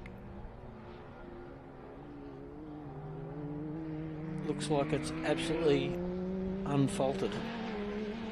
So hopefully we'll get some times here, some section Newman's times. on it. Yeah, Ross Newman, he's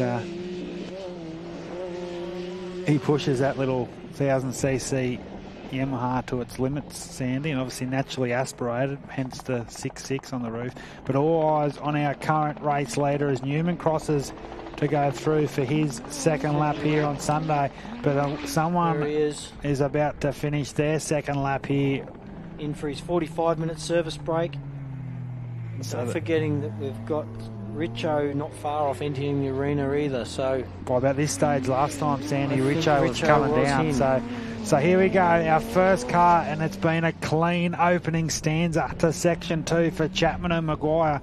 Obviously the unknown out on the circuit that we haven't seen, but we're very close to seeing our second car. But take a bow, Clayton Chapman, Adam Maguire. That is tick one for the Gap 440 Sunday. They'll go in there, Sandy. They'll have a countdown, I believe, on their rally safe device. And here's our second just car coming now. into the arena, mate. So that's fantastic to see this local fella. But I reckon Bo Robinson won't be that far away here. I can hear Bo in the background. The 7 litre. But all eyes on the locals, Richards. But you can really tell Chapman's really definitely pulled away on that lap. Times they come to hand. Yeah, definitely. But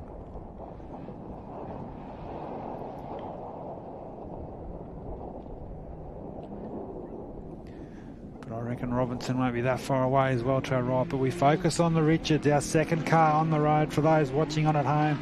This is lap 2 of 4 here today. 45-minute compulsory pit break. Unfortunately, the Hill entry, 10.04, won't be going back out, mate. They've got fuel pressure issues.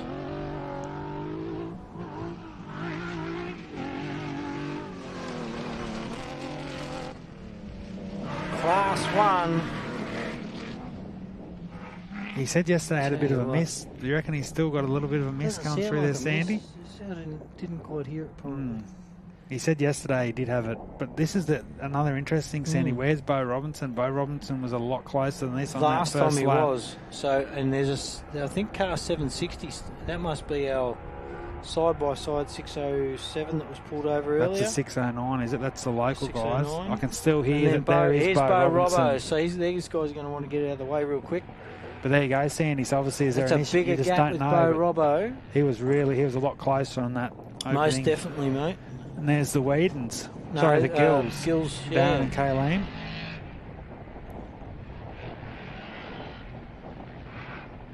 Racing one of our recovery crew down there. It's always interesting. Obviously, over the day, we'll get a bit of information, Sandy. But what happened with Robinson on that lap? Was it just the other two just going that little bit quicker? Did Robinson maybe have a drama? Obviously, passing these slower cars at the back of this opening lap. But it definitely looks like Sandy, it's still moving along nicely. Yeah, it's hard to tell, isn't it?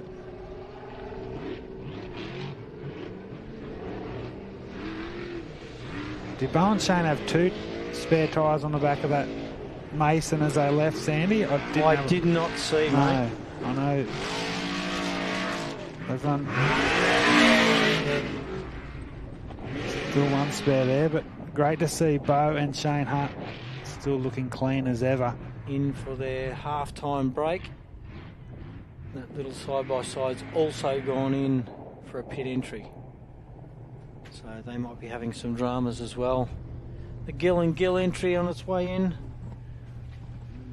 Be some hard yards out there. I've done it before in a Class 7 of that calibre myself, so I know it can be a tough race to run in a 4.2 GQ. That was my choice of car this weekend, mate. Yep, actually travelled up here in one of those luxurious machines. Quite the spectacle. So they look like they're still moving nicely. How was your trip up? Oh, fantastic. Fantastic. Luxury. Fully airconned? Yep. Aircon, heater, grandpa sheepskin seat covers for my broken back.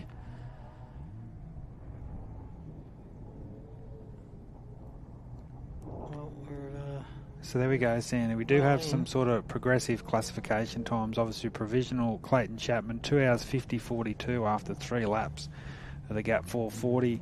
Jason Richards, 2 hours 52.17. So, yeah, still holding that significant little advantage, heading towards the sort of minute 40 now lead. And Bo Robinson provisionally in a 2 hours 52.55, so around 30 odd seconds behind that of Richard. So he did lose a little bit of time on that lap, but I'm sure Robinson and Hunt will still be happy where they sit after the opening 2 laps here this morning. They won't be wrapped.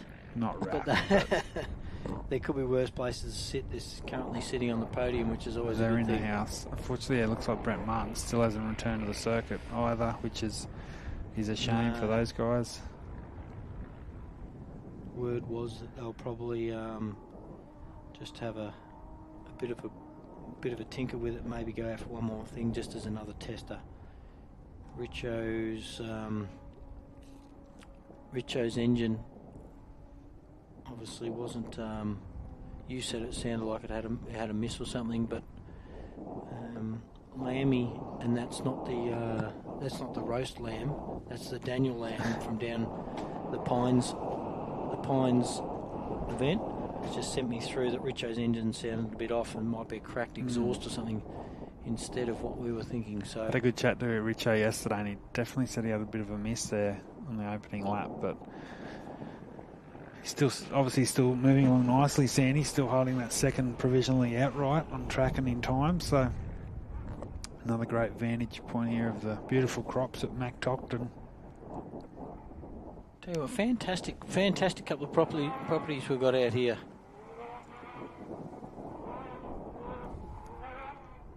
Not that every off-road race doesn't have its own thing, you know, like we're off to Gundy next, which is the famous melon holes.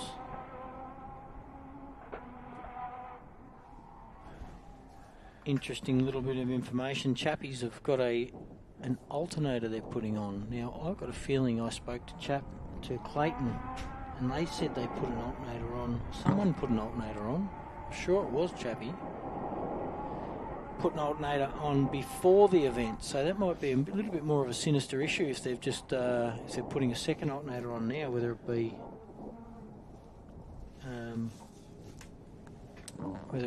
an alternator issue or something else causing an alternator issue. It's interesting.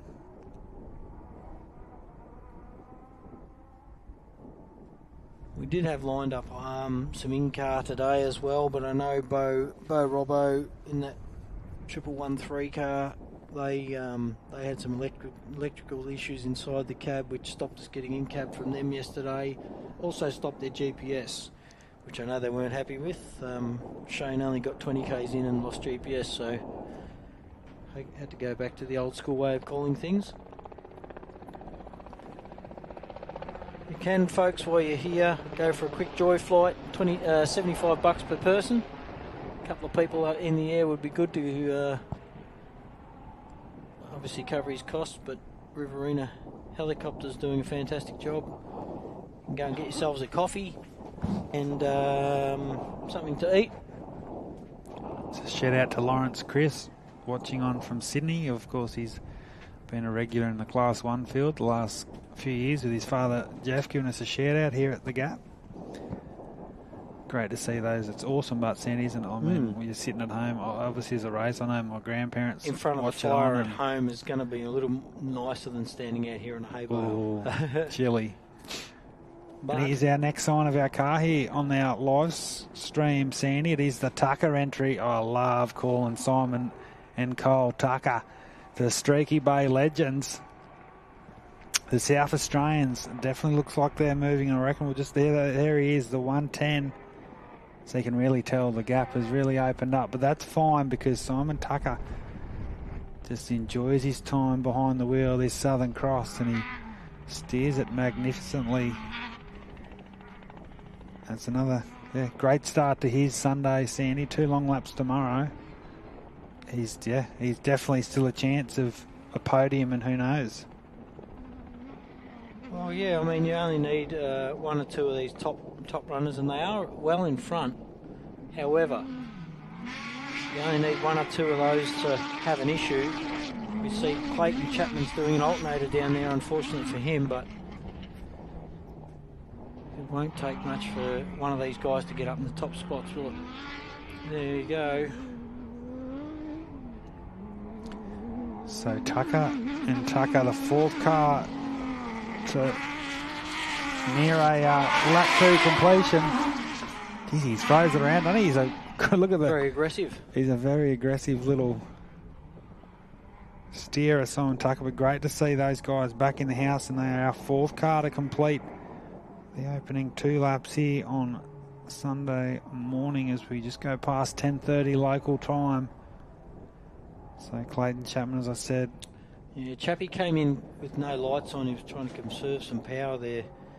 Lammy's just giving me some updates from down in the pits.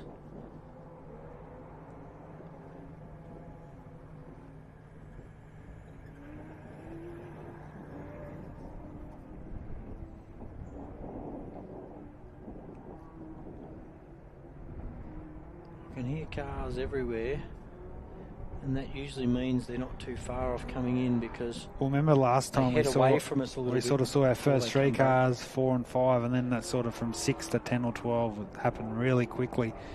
So first of our class 10s also won't be that far away. There's so much to play out for here. The Silverware Day, it's Trophy Day at the Gap 440 for 2024. Go down there and here's some good news, Sandy. It looks like the, I've just checked here, Dale Stanton and Craig Ball in the 23. They're obviously a long way down now, but they're back circulating. They're at the 80k mark. So we did get some notification saying they had a gearbox issue, but I can confirm the 23 for those locals watching on is quickly closing in. I reckon the next car through, they will be the Burrows and Mitchell entry. Car 3. I reckon they're just about to come in. They're very impressive.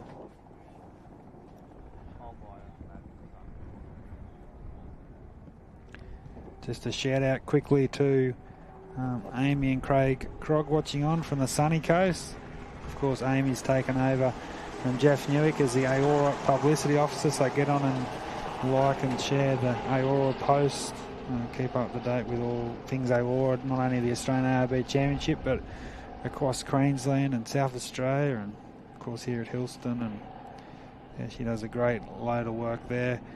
Just a shout out to get on the online shop with the ARB Australian Championship merchandise, shirts, hoodies, caps, men's, women, and also for children. So yeah, get on there and get all the good gear. Of course, Gundawindi coming up, so if you want a nice ARB Australian Championship merchandise, you'll get that before Gundawindi. So now all eyes on our 5th car on the road. What a performance it's been so far for Matty Burrows in car number 3.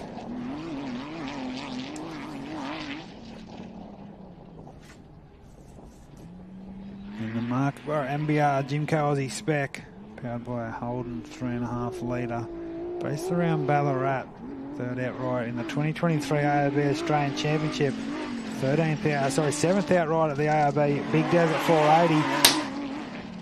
We get shout up here in the commentary box, but Burrows and Mitchell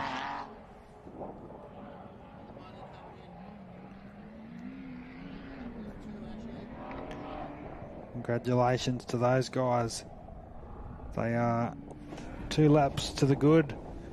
45-minute service break for Burrows and Mitchell. So here we go, a couple of our cars. So this looks like it's the local 23 Feral Gen Ultimate Machine of Dale Stanton and Craig Ball. Their first outing in this here at Hillston. This is only their first lap due to a set of gearbox maybe issue on that opening part of the lap. But there's our 6th car on the road. It's the Sant Racer, the North Queenslanders from Port Douglas. They're going very nicely, our 6th car. James and Lizzie Sant, husband and wife combination. But here's the Chev-powered Feral Gen is the model, the make of that car. So Dale Stanton and Craig Ball head back through, but here's our 6th car through, Sandy, the 1144, the husband and wife crew, and they're doing very nicely. That's good to see them back in the arena. So good signs there for the local Dale Stanton. He did go through there on that, so he's obviously resolved the issue on the track, and they're confident to head back out. And sometimes, as you know, Sandy, like you see a car on the first lap, if they do have like that sort of bigger issue that stopped them from all, they sometimes do come in for that just to get the crew to check over it, and just, I'm sure if obviously they're confident enough they'll make it around. It still sounds sweet and doing all the right things, so we wish them all the best for their second lap.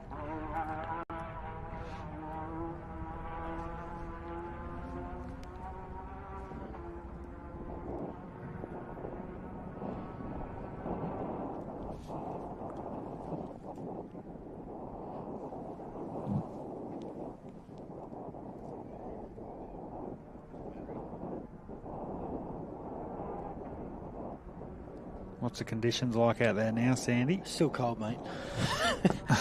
When I say cold, it's not actually that cold out there. The only thing that's making it cold is that breeze, which I'm copping right here in this corner. which is quite good for the dust. So we haven't seen many dust issues, and as you can see just in front of us even, there's still a bit of dampness in that ground. So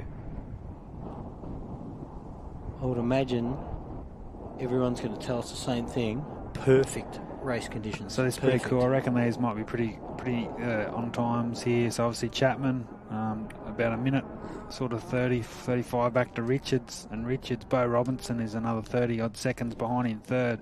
Simon Tucker, we did see that bit of a break gap there. Obviously it was all clear to see Simon and Kyle Tucker in the 1:10 in fourth position, around 8 or so minutes behind Robertson. And then a bit over 2.5 minutes back to Matty Burrows and Jay Mitchell in fifth. And then around 20 seconds back to James and Lizzie Sant in sixth position. And there are only 6 cars that have crossed the line here for the opening 2 laps. So there we go. We've had 34 cars cross for 1 lap, and we've had the 6 home for 2 laps. So this means we shouldn't have too many out there still on their first lap. No. James Willan hasn't come back in. I think he was last car. We see the horn entry enter. I reckon the next one's through will be young Sam Bentley, Tom Burrows, and what a story this could be.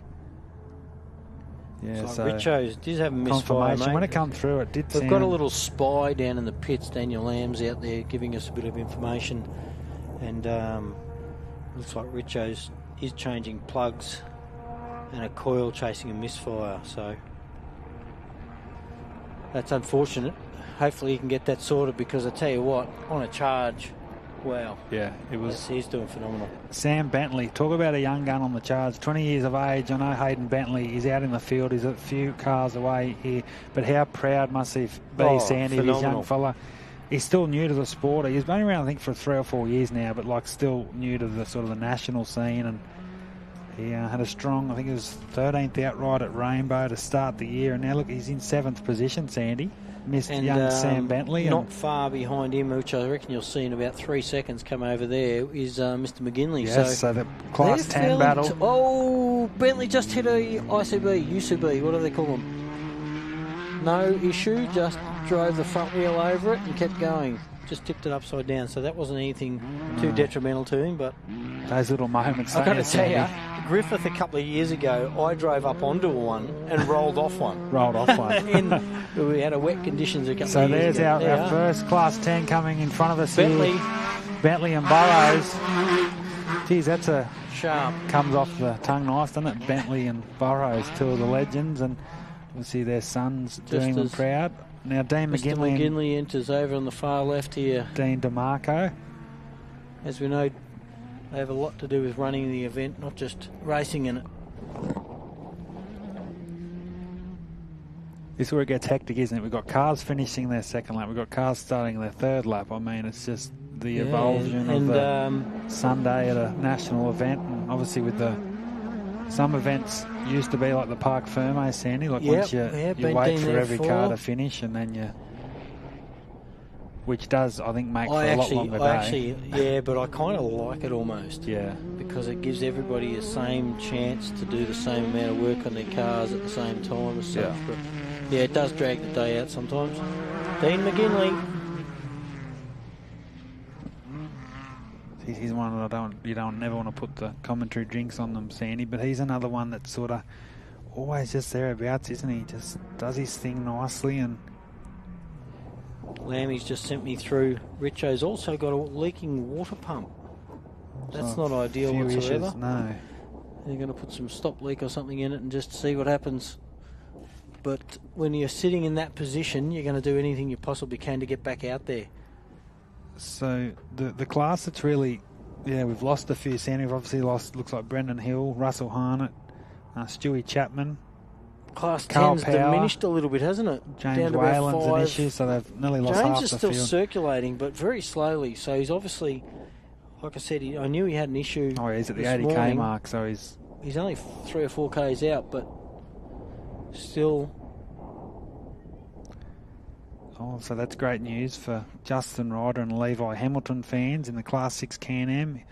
Your guys aren't not far away, and then, yeah, so James Whalen's not far behind. I reckon it might be the Justin Ryder entry coming through. So that'll be up. He'll be, what's that, they'll put him about 9th out right on the road. Still in top 10. And like we said earlier, that team was phenomenally presented even this morning after a day of racing yesterday. Sandy, look who will be the 10th car, hopefully soon. Bowie and Ella Graham. 10.65. Gee, they push well, don't they? And then there's a... Maybe it's because Ella's so small and she's lightweight. Lightweight. Me in the car might be a different story. We just had a couple of refreshments, so I must say in between that, I'm sorry, Craig Barnett and Megan Barnett are still moving along nicely, so they're around, heading towards that back straight, heading back towards us here on Parkers Road. And also the race engineering truck, Class 11 truck of Hayden and Hannah Bentley. Both sitting around 200 kilometres an hour. So there's a bit of a glimpse of the pit area there, Sandy, on our screen. So Richo's down behind that left. That there's a lot of group of people down that red Pantech on the left-hand side. There's about 20 people. That's Richo's crew. So. You know where the local crews are at an off-road event, don't you? They're having a play fight in there. Hopefully it was a play fight. Yeah. So there you go. So Sam Bentley. So look at that. This obviously provisional. We must confirm that these are provisional times. But it looks like Dean McGinley might have got a bit of an upper hand there on Sam Bentley in outright time. It looks like he's slipped into 7th position, about a sort of 40 seconds in front of Sam Bentley. So yeah, it looks like McGinley might have retaken the Class 10 lead with 2 laps to go, but that horn is still the same horn I can still hear it from here to 627, but these guys, as you said, looks beautiful, doesn't it? The white and the... His horn's still going off, so I'm presuming that's literally an earthing issue or something in there. That'd be driving you crazy as a driver. Crazy, wouldn't it? I'd be putting you off massively. For 160 kilometres. A bit like Chinese water torture in there, wouldn't it? But these guys are impressive, Sandy. I didn't see them at Rainbow. Obviously, they had a great result there. I think they were around 14th or something there. And second in class, but they're definitely the clear front runner Class 6 crew. I think they're based around Brisbane as well, Sandy, so they made their way down here to Hillston for the first time, and they'll literally be the 9th car to complete 2 laps. Going in to unplug the horn, I would imagine. Put the horn somewhere they probably don't want to see it, but... That looks like James coming in. Yes. Definitely not at race speed. He's obviously had a massive issue. These guys have done 2 laps to his 1, and like we said, we knew he had an issue early on. Well, before he started today, he definitely had a misfire. Even on start-up this morning, it was a misfire, which they couldn't find the result of, but thought they would go out and see what happened. Also, he made his own underdrive for that auto. He's a machinist out of Dubbo. He's done all the adapter, done the underdrive himself. Very talented engineer. So there you go, Sandy. So Justin Ryder with an overall time of 3 hours, 9 minutes and 52 seconds, so 9th position. Around 3 or so minutes behind the pace is Sam Bentley, but yeah, clearly our first of our Class 6s here to finish this 2 laps out of 4 today.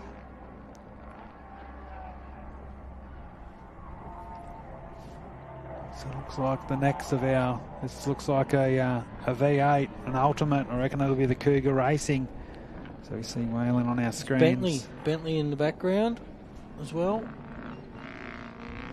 So yeah, it looks like Bentley might have pulled in a bit of ground there on Cougar Racing. They had a good battle there yesterday as well, Sandy. James got his hand in the air. What the hell's going on, you know? So I'm tipping he'll come in and maybe pull the pin. He didn't have a successful year last year, which was his. I think it's only done. I think it's only his 4th or 5th race. He did a couple of New South Wales rounds. And, correct. Milberdale and Warrior. And he broke axles. He had the wrong material on the axles that was supplied to them. So the battle of Barnett and Hayden Bentley is definitely on. But say Bentley started behind Barnett here, so obviously he's gained a bit of ground, space because they've closed the gap to, I'm going to say, about 15-20 seconds. Yeah, still a little bit of a gap there. But yeah. So Bentley might be finding his groove out there by the look of it. And he'll be hovering around that 11th or 12th outright. And here, look at who's on our screens. It's Bowie. Looks like our timing is back up to date. Bit of news on Bo Robinson. He's all's good down there for OBR, managing the tyre wears. The truck's using a lot of rubber. Obviously, that means it's fairly dry and maybe a few rocks in there trying to peel the edges off. A lot of tree, like roots and sharp little on the corners and in and out of the ruts, I think is causing a lot of grief. On there with Bowie. Tell you what, Bowie does phenomenal. So look at that. So Craig Barnett from 16th into 9th outright after the first 2 laps. Great Sunday morning work for he. And Hayden Bentley finds himself up in the 10th outright. So where will Bowie Graham sit? Jeez, imagine where Bowie Graham without them dramas yesterday. Because he's fast through that second, just in front of us. He's fast, isn't he? Yeah. Not that that's a overall indication of the track, but we know he's fast anyway. Yeah. And that's a great performance from... So that's our... Bowie and Ella. Our 12th car to finish our 2 laps today so far. And I presume I didn't actually watch James, but I presume he wouldn't go back out with the dramas looked like he was having. No, I think he definitely... It was our last car on track, unfortunately. There's a lot in the pits here. And James is over this side. Yeah, James has stopped, so... We got in the pits. Looking in the pits, I got Bo Robbo still in there, Burrows, Brent Martin still in there, the Sant crew's still in there.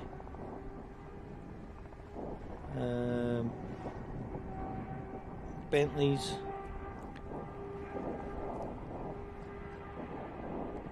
So I got the 2 Bentley. Shouldn't be that far away now, I don't think. Sandy. Here's the Honey Badger. Is that what I can hear in the distance? Yeah, just screaming. He's in the VQ35. And then David there's a fair Luffman. gap between him and we've got Matty Hummer and Mr. Mott on their way back in too. But there he is, folks, in our arena. A 104 Urseg built.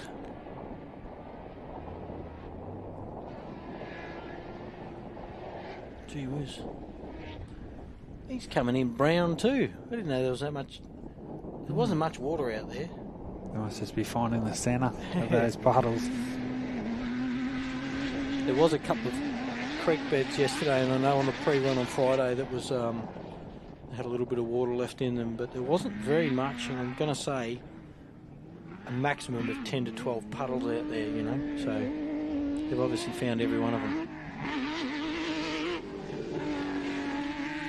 So here's our 13th vehicle to complete the second lap here on Sunday. David Luffman and Jake Stevenson in the 104. They'll be our third of our Class 1. So it's a hotly contested class, isn't it now, the Class 1 field. And when you've got a car coming second outright in your class, you know you got your work ahead of you. But great stuff there from Luffman and So our Stevenson. top 10, what are they? Obviously Chappie. So it's definitely Chapman, Richards, Bo Robinson. So those top 3 are really, defined with the lead. So there's still around... and then there was a bit of a gap to Tucker. There is, yep. Tucker's probably about 8 or so minutes off the speed of Robinson. Burrows, James Sant, Dean McGinley, Sam Bentley, Steve. Look at that, Bowie Graham. Bowie, 9th. Into 9th outright. Phenomenal. In front of Barnett, Bentley, Justin Ryder. And then David Luffman in 13th. So 9th. So where did we say he started? Was it 22nd this morning? Yeah, 22nd on the... That's 13 places in 2 laps, so... That's in times, yeah. So. You know, a couple of good laps now if one or two of the top runners or in front of him have an issue. So Bowie Graham is literally 3 minutes off 5th position, off young Matty Burrows, so that's where he finished here last year, so that's definitely... With a problem yesterday, so... If we can try and get some lap times here for the locals... Bowie and Steve Graham. So look at that, they go 59. Their first lap was a 59.21 for that's pretty good. Bowie Graham. So coming into the arena any second now will be the Campbell entry. Father, son, Greg, who's been around the game a long time, has a lot to do with side-by-sides now. There they are. Then looks like there's a big gap back, doesn't there? Matty Hummer, Darren Mott's there, Darren Frankling, Jackson Evans is still on the charge, Johnny Smith, the patroller Schumark, Brendan Forsman, Chris Land. Campbell boys look like they're doing reasonably well. Unfortunately, it looks like Eden and Simon are at 0 kilometres. And facing backwards, so I'm tipping there at a pickup point as well. Jason Keane also in that single-seater. Oh, that green single-seater, yeah. He stopped around the 40k mark on his second lap, which is unfortunate. Carl Power, he's been stopped for a while now, so it looks like their weekend will be over. Paul Grant still moving, but yeah, he's Lockie Campbell. Lockie Campbell's doing pretty nicely. Like, overall, smooth. As we know, smooth's got a finisher. Get you over the finish line. The ARB Griffith Tyre Power Leg Up 440. Second round of the ARB Australian Off-Road Racing Championship. Next round in about 4 weeks up at Gundy on the Queensland border. Hopefully I can wear some shorts up there. Oh, no shorts out here today, I can tell you. And then we swing down for our final of the championship in Millicent about the 20th of September. See the local Jeremy Horn return to the circuit in the 609, the Can-Am, so that's good to see. See Lockie Campbell coming in to the pits. I see in the background our 1140. We hit I think he might have had something come loose in the end down there, because that sort of pulled him into that tree off the start line, didn't it? And there was no real damage, only a little nip off the tree, but it seemed very unusual. So bit of a shame. Yeah. Because they were going nicely, weren't they? They had a great start to their weekend, and unfortunately for Hendrick, it won't do the confidence much good, but hey, that's what it's... We all know sort of the risks and what can happen. But yeah, when something breaks like that, it's a bit of a shame.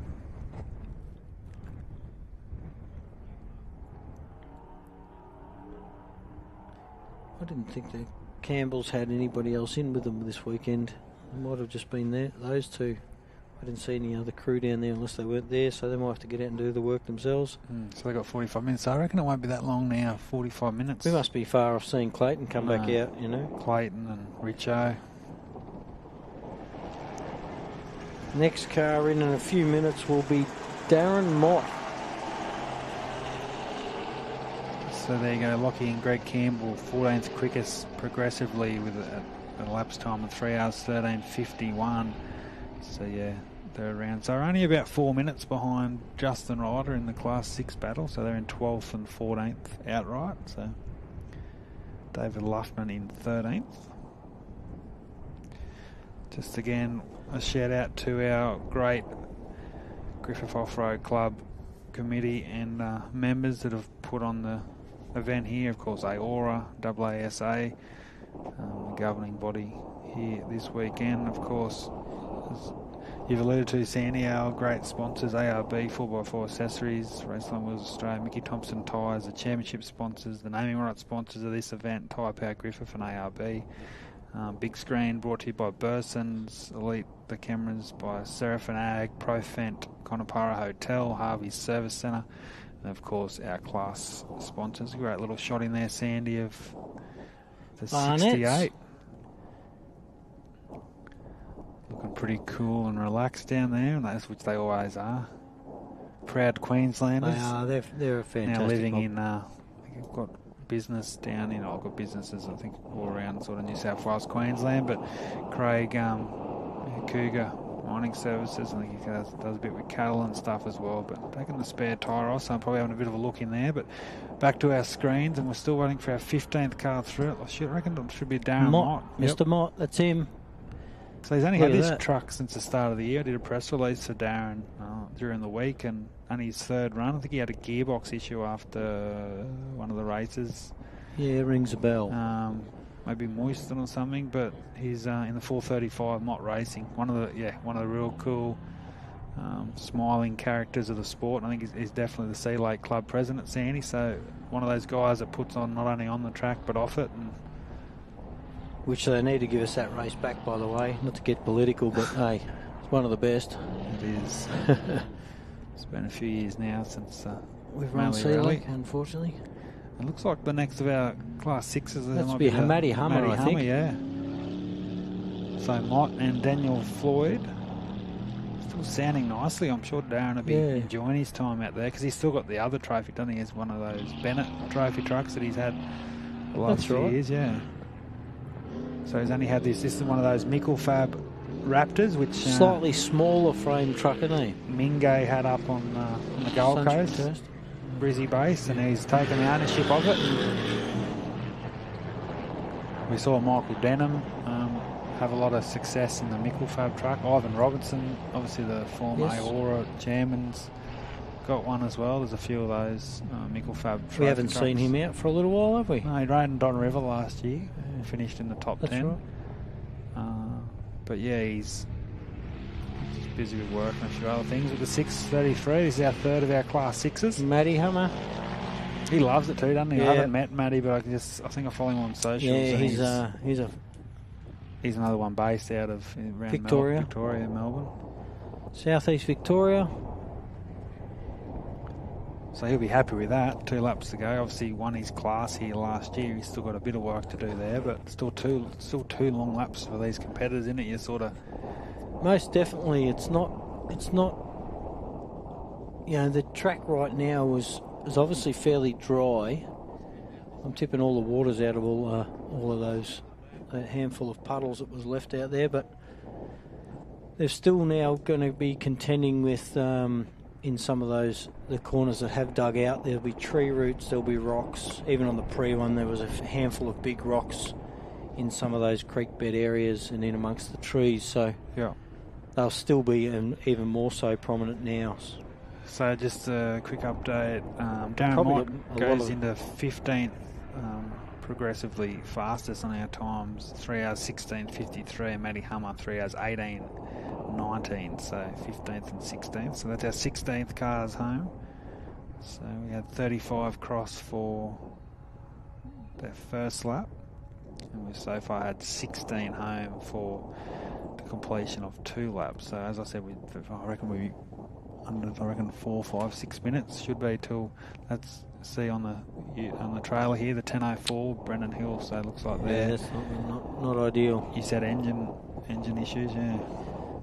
We're still probably 10 k's off finishing for Jackson Evans and Mr. Franklin, which I'm tipping Jacko's faster than the Franklin's thing by a bit, and it looks like they're neck and neck out there at the moment, so one might be chewing the other one's dust.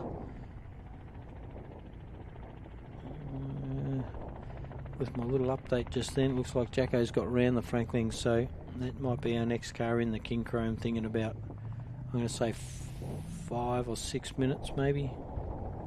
And then the Doc still motoring around. Who else have we got out there? Heath Whedon's still moving. Car 1013, which is that green Keen entry. That was still moving before. That was at 0 kilometres, sorry. Looks like the Tuckers are working peacefully, you could say, on their car here, Sandy, on our Burson big screen. Powers at 0 kilometres an hour.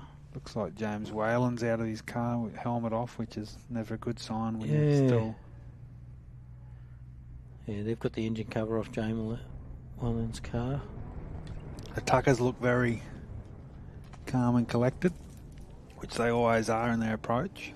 The 110, so that's our currently fourth outright. That's right. 1013, Keynes stationary. 202, the Forceman entry. 0 kilometres an hour. He's at the 202. Yeah, that'll be unfortunate. Shame.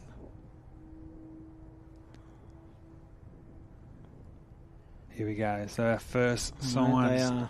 Here we go, Sandy, Clayton, Chapman, Adam Maguire, the 15 Razorback. For those watching on at home, we're about to get our third lap underway, which only means the next time these guys hopefully get out of the car, it is to celebrate. One of these cars will be our new ARB Tyrepower Griffith, the Gap 440 champion. Still 166 kilometres to go. That's not like it's a 20k sprint to the finish, is it? We've got 2 hours yet, don't we? 2 hours of non-stop action. We'll be closely watching these guys.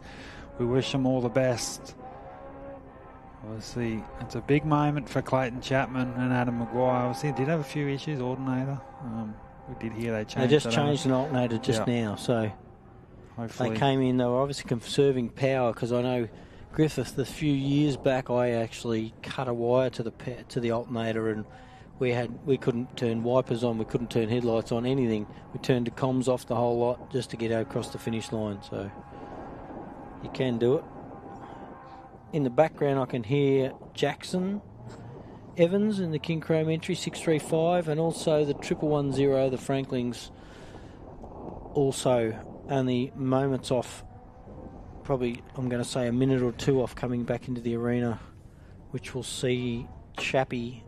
I reckon Chappie will be well on his way before then. So you've got to remember, Jackson Evans started today out of 39th in the standings, 39th outright. And that means he'll be about 12th? No, I think he'll be a bit further down than that, but he'll be around that 15th, 16th. So yep. Matty Hummer come home in 16th, so around that sort of 17th, 18th, but still that's but 20. In time, he might have reeled in on time. Yeah, that's true, yeah. So he might be placed a little bit higher up. So realistically, we could see Jackson Evans go from 39th to 14th, 15th outright after the first two laps. He's got the potential, doesn't he, Jackson? Yeah, definitely. And the car does. And they're they're not quite as strong as some of the other cars, and they're a little bit easier because they're so skinny and short. They do tend to get bucked around and thrown around in the corners. But he'll definitely... There's your boy on screen, mate. Here he is, Jason Richards. Hey, we just got note before, remember, he's got a little bit of a missing issue. Does. Definitely. And a little bit of a water leak, so let's hope that he can get 160 Ks out of that thing without a problem. And not only getting 160 Ks, without hurting it to the point where it's damaged things long term. So you've got to sort of make that fine line. If you're a few Ks from the finish line, you go, we're going to do it and hurt it, or we're going to pull over and save it. Yeah, so that's right. I suppose home race, only his second appearance of 2024. I think he broke an axle at Nandaly in only a month or so ago. And so and here's Jackson. He's Jackson. Look at the... Be interesting to have known his speed. So on the start line, Sandy, we have our first cars. Car 15 for those watching on from home and just joining us, either on your lounge rooms or wherever you are across the country and the globe. Car 15, Clayton Chapman, Adam Maguire have led the event from start to finish. They won the prologue by about 4 seconds yesterday. They won the opening lap by a minute 11. They now hold about a minute 40, minute 45 lead provisionally in the outright from Richo. Classifications from Richo and Bo Robinson, who we'll see shortly. But all eyes on the 15. He's got 166 kilometres ahead of him. Can he pull it off? Can he get 2 ARB Australian National Round victories in 3 races? We'll just have to wait and see. The unknown of off-road racing. It is not over till it's over. So Jackson Evans, big drive here, Sandy. Wow, mate. You're impressed, aren't you? Yeah, I am. He was quick at Millicent last year too. He was. And that was the first run with his 2-litre at Millicent last year. So he's obviously gotten super comfortable in that seat now. And obviously the young, he can steer. He's always had that reputation of being able to steer a see side him by come side. around, and I reckon it'll be within moments. We'll see Chappie leave the line for his last section. This is it, ladies and gentlemen. The second round of the ARB Australian Off-Road Racing Championship. Darren Franklin coming in to finish his sort of first half, you could say. Half time for the Sunday. Darren and Rob Hackney, but all eyes on Chapman. See Bo in the background there. Coming around to line up. Bo and Shane starting out of 3rd position provisionally here on track, and in positions the 11-13 ABR Racing looking to as you said, Daniel Lanson, they're all happy there. They're just preserving a bit of rubber there, which I know a lot of these guys, it does come down to, strategy. We've seen flat tyres in the past at this event, and especially late in proceedings. I know Bowie Graham got 2 flat tyres here on the last lap a couple of years ago. Correct. Yeah, not forgetting that one track, I know it's an 80-kilometre track, but when you've got 40 cars or 50 cars going over it, and especially the first part where it becomes the prologue or remains the prologue track. There he is, Clayton Chappie. Our first car off the line, 15. So this is his 3rd lap here today. So 2 laps remaining before 160 Ks. Crown a 2024 champion. And the good news is, I should rephrase that. The news is that we'll have a brand new champion. No Toby Price in the field. And of course, Brent Martin, who has not returned to the circuit, will not be reigning supreme here today. But it all eyes on Chapman. So they go out on how they come in, Sandy. So it's obviously split time. So the difference. This morning they went out 1 minute apart as they left the line. As they're leaving their break, they're going out as they came in. So if they came in a minute and a half apart or 10 minutes apart, that's how they leave the line on their way out. And if they do have issues during that time, that's obviously once the 45 minutes is elapsed, that just comes out of their race time. That chews into their lap time. So if they take an hour in the pits, bad luck. That's chews into your first or your next lap. In over on your left, you've got Doc in car 445. He's coming back in as we wait for Richo to leave the line, and I think Richo shouldn't be too far off because he only had a gap of about not even a minute, wasn't it? Or just over a minute? Just over a minute, yeah. So the John Smith entry, so there we go. So the second car away, Richards. No dust. No, he'll have a nice run. He does have Charlotte and Sam down as the navigators. I believe Charlotte this weekend, could be wrong if anyone can give us some information there, but that's his... You can tell they load it up with fuel as they leave, can't you? You can. So Doc Smith coming in nicely, Sandy. He'll be happy with his weekend so far. He's still holding that. He's dropped a little bit of time on Darren Mott in Class 4, but that's he'll still be happy where he stands. Sort of funny, the Doc's, like we said before, the Doc's very consistent.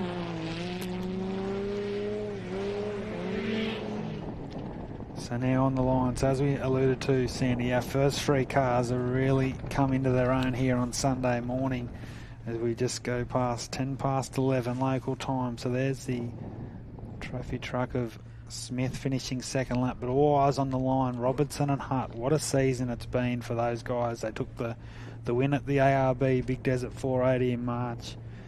They had a 5th at another event at Pooncarie, a big win at the Fink Desert race, their biggest moment. And then what a relief that was for the crew.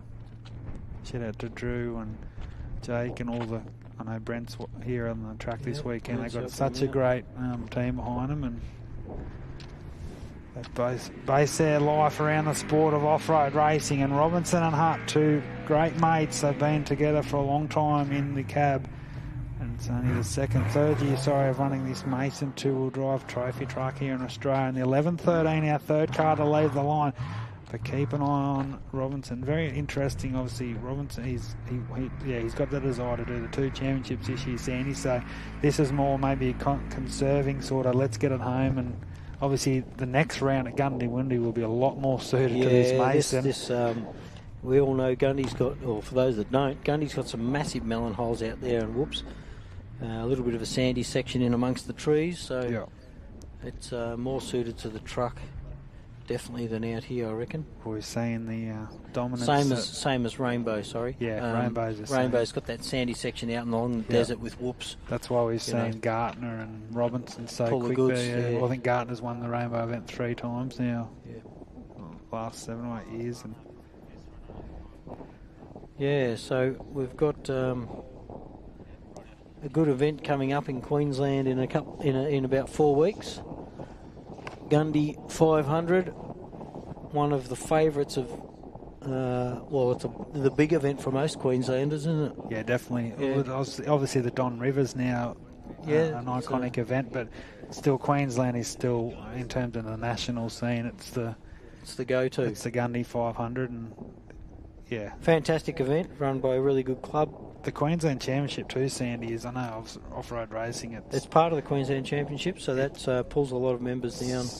It's so strong, the Queensland Off-Road Championship, and obviously they got more on bar in a couple of weeks as well. And there's literally, from sort of March to October, there's a race. You could race every weekend in Australia if you wanted to, which is...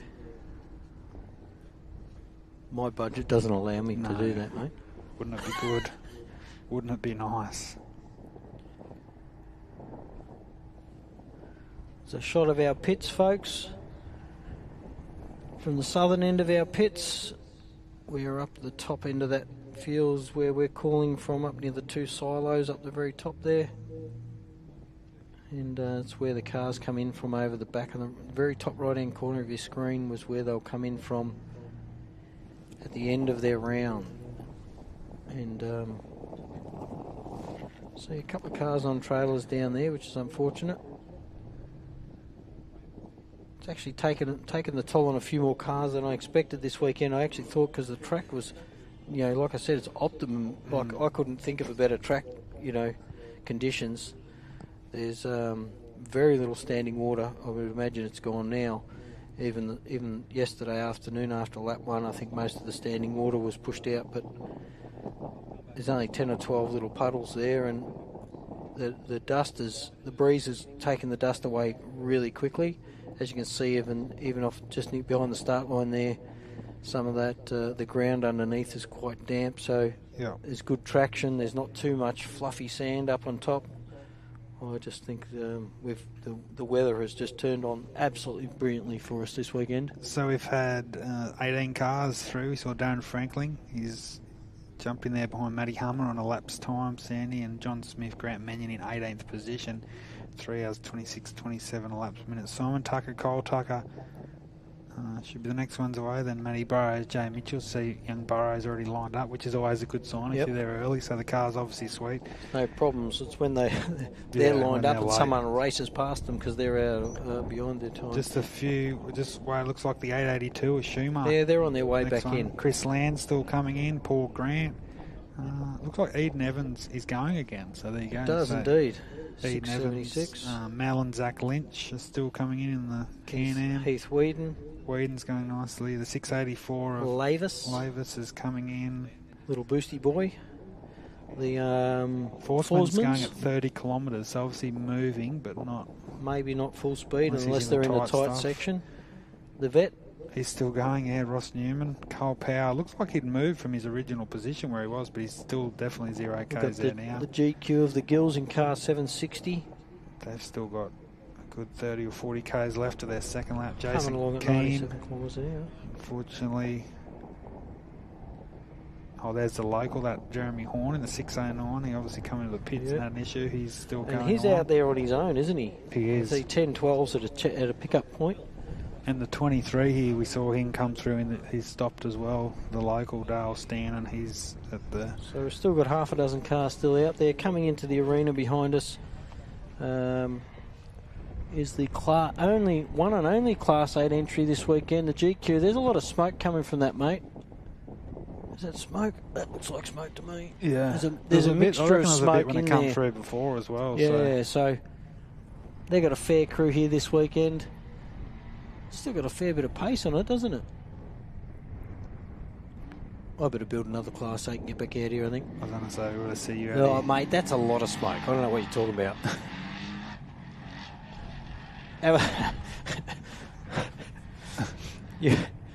You watch it. You watch the amount of smoke. Hopefully it's not. Hopefully it gets them home, because there's nothing worse. I mean, it's fair enough. We all know what racing's like. It can be brutal, and you can break stuff, but hurting big ticket items always hurts. It does. That's pouring out.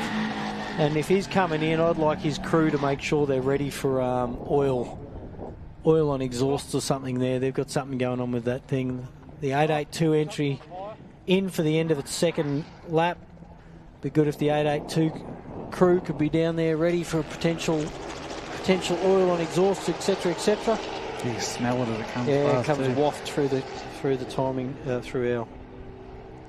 So that is our So Jackson Evans goes in a 19th quickest. We saw him come through before Sandy, and then AORRA, so that'll be the 20th car, Guy Schumark. So here we go, the Tucker. They're away, Southern mate. Cross, our 4th car off the line. So there you can see that 7-8 minute gap there. That's a massive gap. But it only takes one of those top 3 to have an issue, though, and he's back in contention, isn't he? Podium spot, so much to play up for. But this is going to be another great little battle. I tell you what, though, the Class 1 battle's on here. Look at what's in the top 5. No, three Class 1s. That's crazy. Crazy. Absolutely insane. But a lot of the talk is, obviously, as you said, didn't go around it this year. The last 2 years I've been around on the recon. But yeah, the sort of is that sort of Class 1, Class 10 track in some ways. That's only because you were travelling since midnight. Yeah, I know. On Thursday night to get here. It was quite the journey. But we made it. So on the line now, Matty Burrows. Love what he's about. 5th position. Is this his weekend? Who knows? So far to go. Like, we look at it now and go, geez, it's nearly heading towards lunchtime, but still 2 long laps to go. Still 160 Ks. That's 2 hours for this fella before he sees the finish line. Obviously, the old boy is here this weekend. Not sure why Mark's not entered this weekend. Do you have it up to him? Not sure. I think they just want the. I think they successfully completed, or both successfully completed Fink a month ago. I think he's got his eyes on Gundawindi. A few things he had pulled apart, he said, and tidied up. Still, obviously, a new car. And it's third year. That sometimes with these cars, they're not just an off-the-shelf item, are they? Sometimes you've got to wait for arms to be built in the States, or... And it's like everything, a lot of parts are getting, as you know, harder and harder to get. Yeah. So if they bust an arm, for example, a front arm, it could take them 6 weeks to actually get that arm here before they even get it in the car. If they have an engine, a lot of these guys are very specific on who builds their engines. I know I've had the same engine builder for 25 years, so I won't let anyone touch my engines, and I don't know what I'm going to do when he retires. Yeah. But, if you do have a problem, it doesn't always get fixed within 4 weeks. So as we still wait for our 5th car to leave the line, won't be then too far away from... Oh, yeah, I know, but the Lands are on their way in. They're getting close. It's a good story. Travelling at 85, 90 k an hour at the minute on my last refresh. So...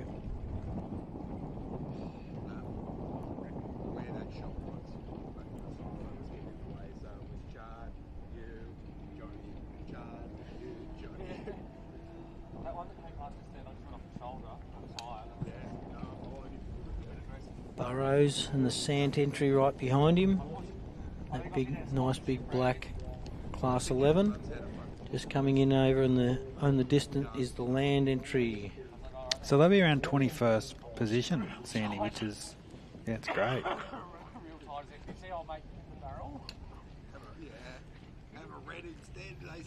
Yeah.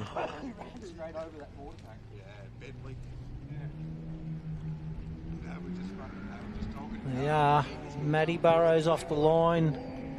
His last section for the weekend here at round 2 of the Australian Offroad Racing Championship, backed heavily by ARB, Mickey Thompson Tyres and Raceline Wheels. There's the Sants line up.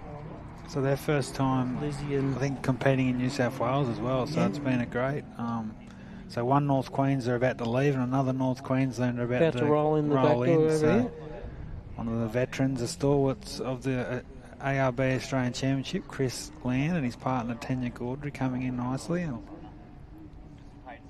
yeah, loving his time in the Jimco. I'm sure it's a lot better ride than the little Yamaha that he's had here before. He seemed quite happy this morning, Mr. Land. Saw him in the back of the trailer getting ready.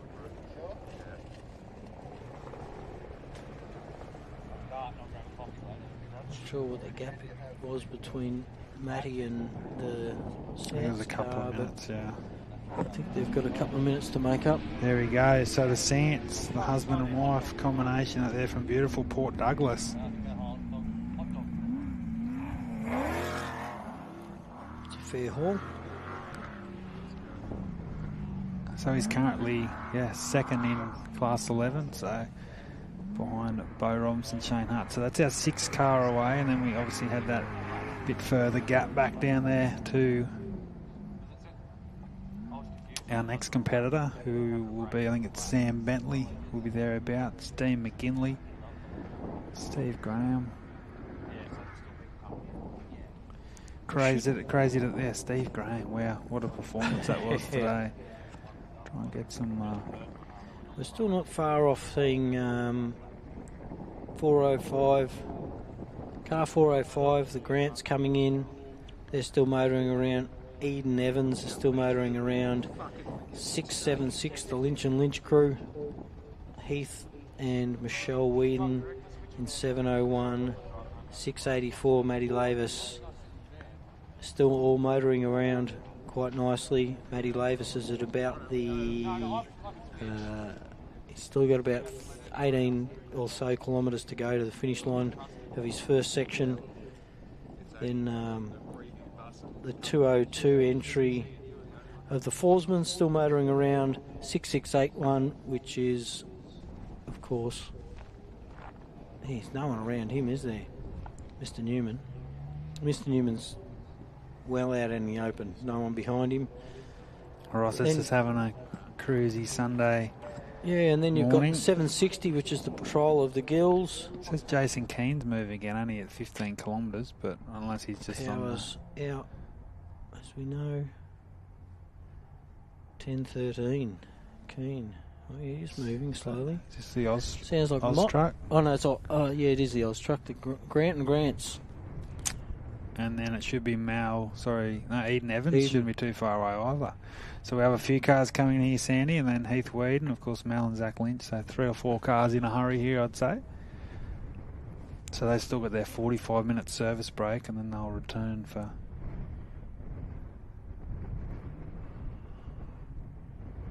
The breeze is very cool here today. Mate, perfect. Look at it. Perfect race conditions. If even someone was right up his clacker, they've still got clean air. You know what I mean? Yeah. And it's not 80k an hour winds. It's sort of a 15 or 20k an hour perfect breeze. So it's absolute perfect weather for racing. There's Eden in the background. She's in for the end of her. Is she on her second lap or She's first? done a second. Yeah. Second lap. She That's stopped right, a couple sorry. of times out there, but she's yeah, still. that's right. Simon came past and looked like he was just along for the ride, didn't he? Yeah, that's right. Yeah. Then Because the Class 8 member was in between, and then there was a... Yes. He was in the sandwich, King Chrome sandwich. So that will be our 22nd car through, the 405, and then young Sam Bentley now to the grid, 7th car away.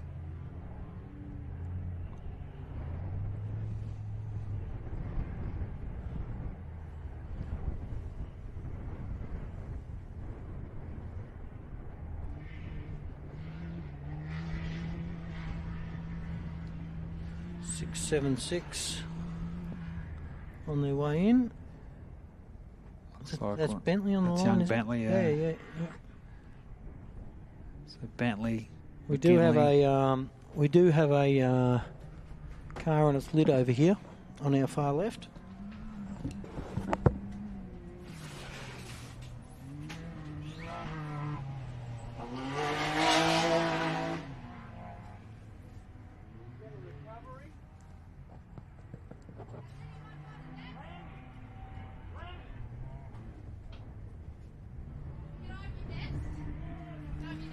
So it looks like we have one of our side-by-sides on their side. Hopefully everything okay there. See one out.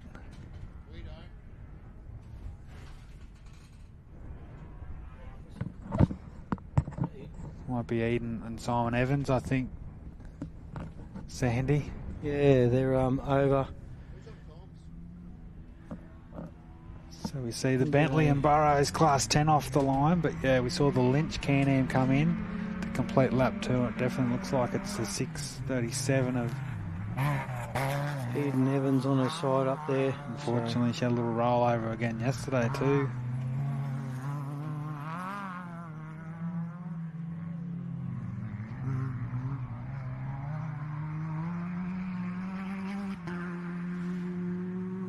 Recovery car getting organised to come out there.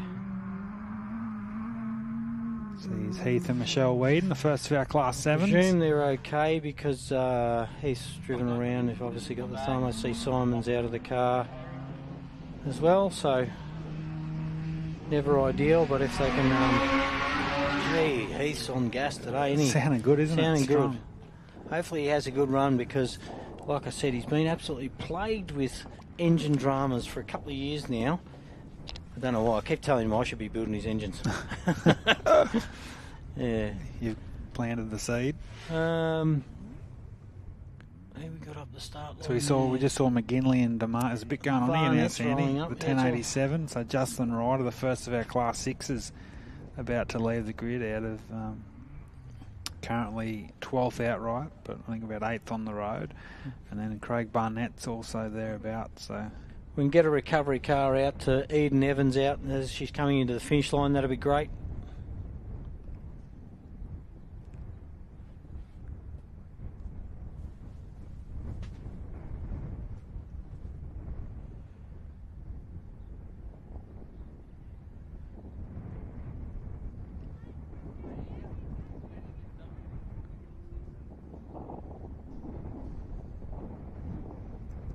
she was doing some nice things out there too. Yeah, she was Sandy. coming back. She had some good pace. had a bloody rollover yesterday. What's with that? So we saw Chris Land in 21st position. Progressively, Paul Grant 22nd, Mal Lynch. Luke.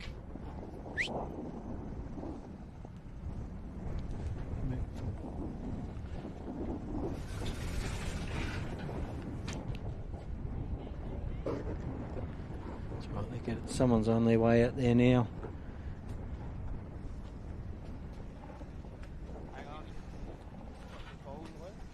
So we've had the 23 cars complete 2 laps, and we've seen our first, I think, 7 off the line. We're still waiting for Justin Ryder, Levi Hamilton to leave in the 627.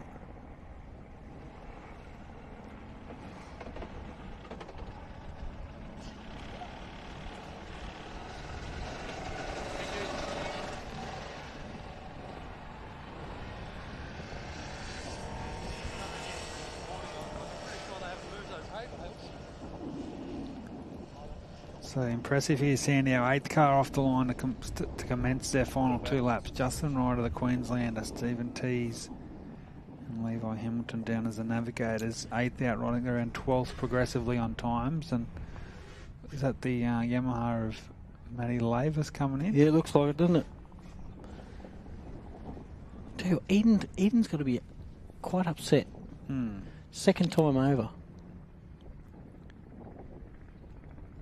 But that's what a morning it's been for Heath and Michelle Weed. They're up in the 23rd outright. They jumped ahead of Mal and Zach and like Lynch, I said, they're doing strong, and the car sounds strong. It sounds good, totally different to what it did the last race. So yeah. I'm not too sure exactly what they've done, but I know they've definitely done something different this time round. So our 8th car's off the line, Sandy, the 627 of Ryder. Matty Lavis into the arena, literally a couple of 100 metres from the finish line. He's a bit down the pack, Sandy. He looks fast. A little Yeah, Yamaha, he does. Yeah, but as you said, it's like a learning Bit of a weekend new- for him, yeah. Same car, different power, which means different characteristics out of the car. So I reckon we've only got a couple There he more goes, cars out in there. for his pits. Must be only Forsman's still out there. Who else is still Rossi out there now? Newman's coming in.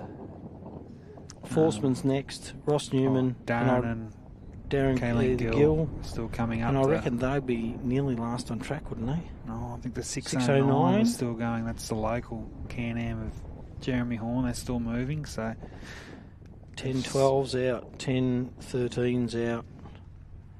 119 and 15. That's Chappie and Richo. So, yeah, we've sort of got 3 or 4 cars still out there on their first section this morning.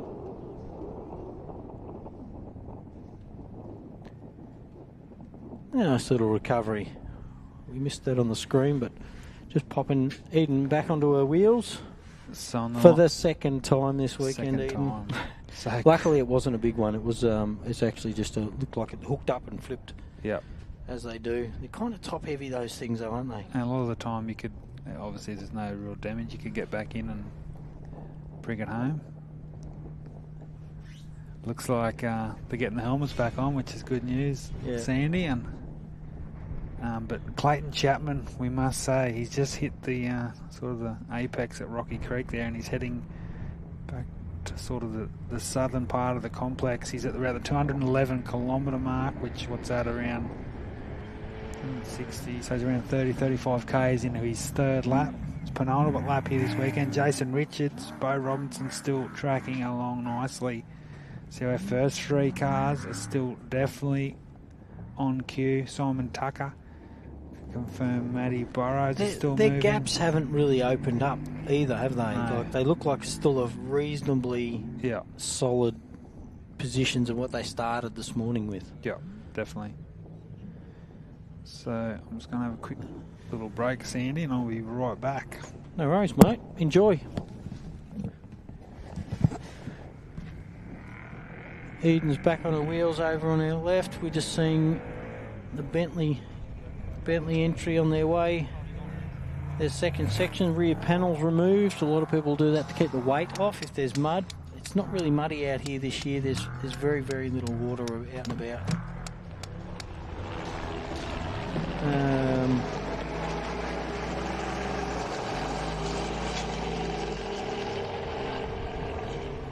Get yourself a chopper ride if you hang around down there. $75 per person, couple of people in the air would be good. And we're just watching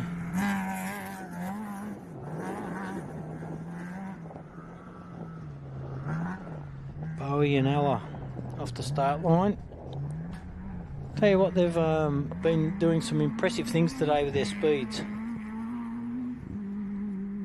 And you see Eden with her father Simon in the passenger seat, getting back in, getting strapped back in, ready to go. They are literally 300 metres from the finish line, and she's hooked up on probably the last hairpin coming into the finish line, and unfortunately later on side, no damage. They seem to be okay. It was quite a graceful rollover as far as rollovers go. Our own car had one here last year, a little hook up and flip over, which what happens once you get a bit of soft soil on the outsides of the corners. A little bit of smoke on startup, kind of to be expected, laying on the side for a little while. A little bit of oil getting past the rings, but she's away. So I think they'll be coming in for their break, but hopefully no damage. If they can at least get it over the line, they can get their 45-minute break. And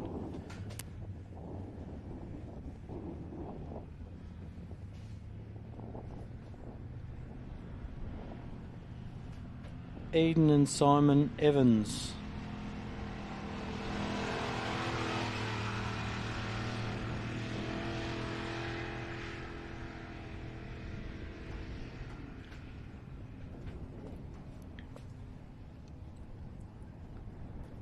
Once again, thank you very much to our championship sponsors for this year, the ARB Australian Off-Road Racing Championship, ARB 4x4 accessories, Mickey Thompson Tyres, Raceline Wheels.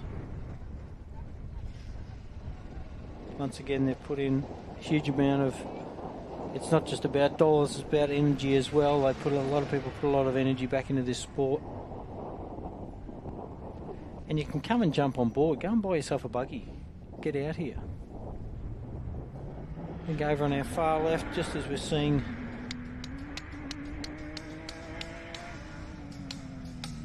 the 104 entry leave the line, the Honey Badger. They're leaving the line for after their 45-minute service break. Ursec built car. Quite a unique style to that car, and quite fast, quite smooth. Got coming in over the back, the Forsman entry, I think it is. Looks like they're on a rim on the left-hand rear, so they might have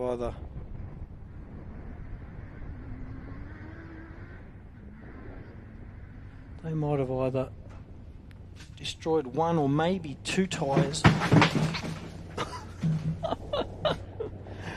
1 or 2 times. I just fell over the chair. They've destroyed a tyre, and if they've destroyed the tyre just a couple of k's out, they might have just gone, you know what, it's easier for us to just battle it in rather than getting out of the car, because it takes a bit to get out of the car and get strapped back in. Might be easier just to battle our way back in and get to the finish line. The crew can do the work and they can have a rest. I get that. When I can't even stand up without tripping over a chair, changing a tyre and then doing all that, getting back in the car and getting to the finish line could waste them. You know, they could waste driving in with a flat. Might only cost them 2 minutes, but changing a flat might cost them 7 or 8 minutes. So that's it. The 202 Forsman entry in front of you. Yeah, they've still got their spare on the back, so they've opted just to drive in on it and hope for the best. Either that, or it could even be something as simple as the jack's fallen off out there. That's also happened to us out at a small race out in the Day-Nighter over in South Australia last year.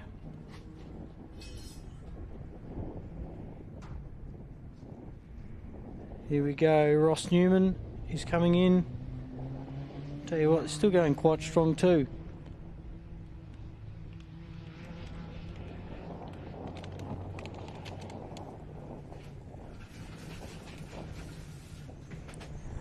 Watch out for that chair, Toby. Toby's just entering back into the stand.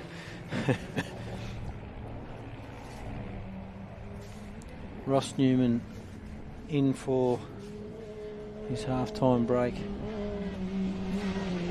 Once again, another car suffering a rollover yesterday. No damage apart from the roof number and a little bit of his pride.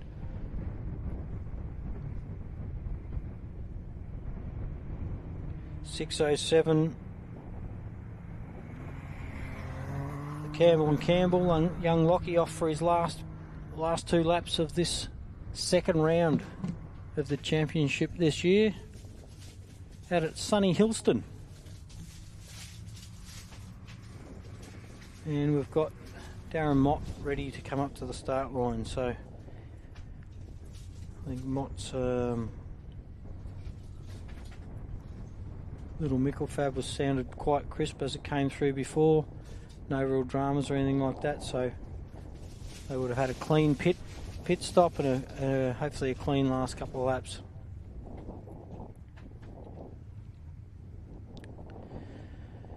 James Wallan, who we saw, just sent me a message. They're out. They've done something with injector number 3, so that might have been their miss this morning when they first started up.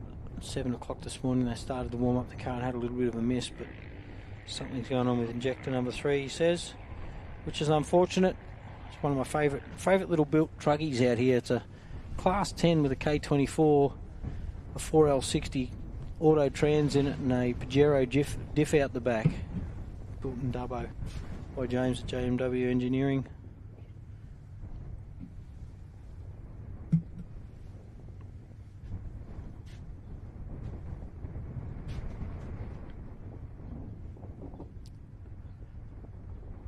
Quiet for a little while here, waiting for Motti to leave the line, but he's obviously got a fair gap between him and who's in front.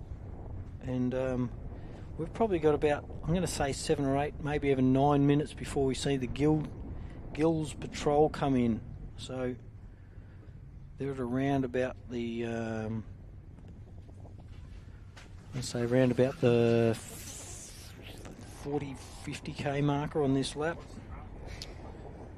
And then car 609 still motoring around the horns, sitting at about 90 kilometres an hour at the currently. Car 1043, the power's at 0 kilometres at the moment, so hopefully they've got nothing sinister. But Chappie seems to be still motoring. Chappie's about the furthest away from us that it can possibly be. He's at the farthest most point away from us on the track, and still going quite strong by the looks of it, sitting about 100k an hour. So he's your current race leader, and looks like you've got Chappie and a fair gap between him and Richo. Richo's still moving. So is Bo Robbo and Shane Hutt. Matty Burrows still moving.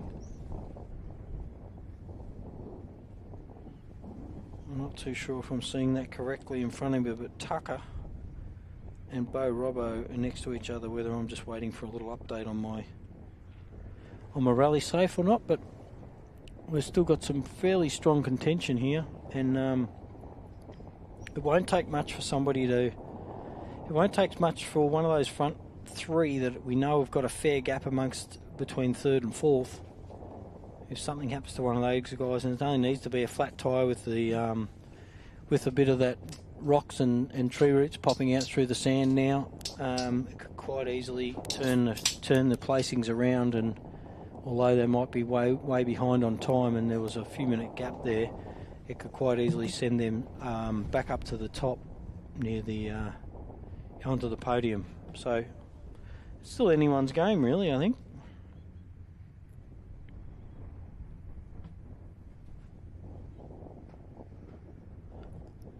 Mr. Mott down the start line. I think Matty Hummer next to him, and I don't know. I think they came in fairly close together, so they might be starting off the line. Remembering when they're starting off the line on their last set of laps after their break. There he goes, Motty. They start off, and as they came in, not on any corrected time. So in the mornings we'll start off a minute apart on corrected time from the previous day, and then overall race time we calculated at the end. About 4 minutes, 3 and 4 minutes, I suppose, or even 2 minutes off seeing the Gill Patrol comes in as you see Matty Hummer leave the start line. Little 633 side-by-side entry. Another one. Obviously everybody out here loves the sport, but yeah, he's grabbed it with open arms as Matty Hummer. So it's good to see him still circulating quite strongly.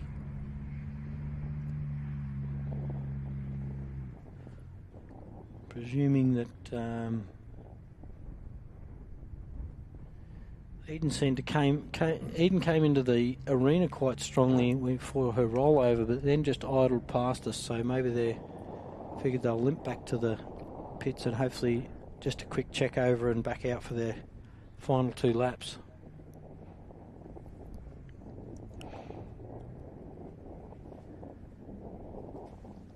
We've got Jacko Evans, I'm going to say the first only because he's first on track at the moment. The first of the King Chrome entries lining back up for his start. And he's done some pretty spectacular things. Like we said, you know, it's only, I think 12 months ago or something, he got the first, was it last year? He got the first run in his Pines of his 2 litre. It was a new car, and they've done a few events here, there and everywhere.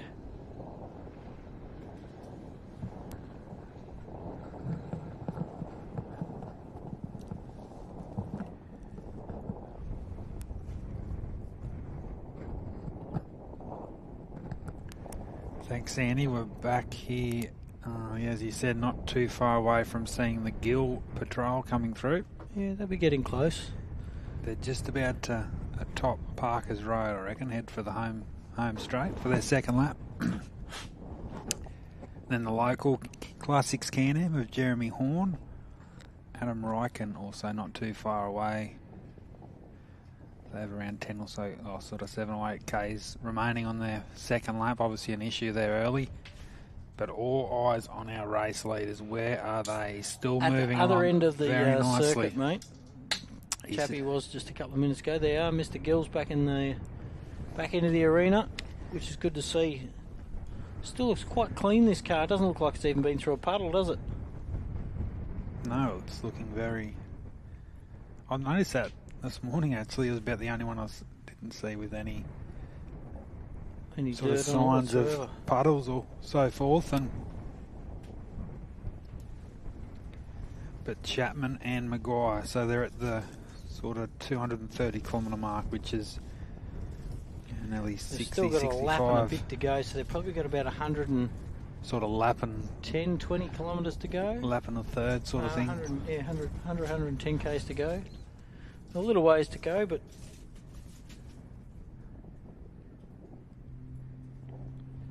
Gilly, what is in a Class 7, which is pretty much a production-styled car. Add your safety equipment. You can only run factory options, factory option diffs or factory option ratios, or you can't put a different engine in these things. They're still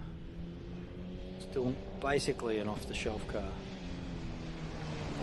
So I reckon one of our final cars to complete the first two laps here, Sandy, which is great to see. Of course, we saw Brennan Forsman come through before. So that'll be the 29th vehicle to complete the 2 laps. Just had a report through from Carl Power's daughter, Tess, that Carl actually put the podium on its roof out there on the second lap. Only I think it was, a softish rollover. They're both okay, Carl and Ben, his navigator, but the local president, Carl Power, 1043, that'll be the end of his weekend. So, looks like Jackson Evans, as we said, started out, he was 39th outright at the end of day one. I think so, around 37th off the grid. And he finds himself, after the 2 laps this morning, up into 21st position. So around 17, 18 positions he's made up in the opening 2 laps. So a lot of work to do if he wants to get to that top spot in class. He's got Justin Ryder to catch, but you never know with Jackson Evans, Samuel Raper.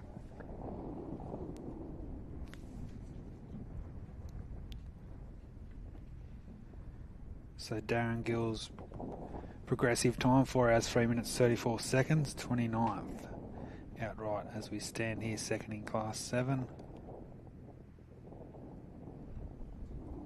Obviously just a few we've lost. Carl Power, Jason Keane, of course. Brent Martin hasn't returned to the circuit, so weekend over for those guys. Brendan Hills on the trailer. Jeremy Horn, we should be not too far away from seeing him coming through.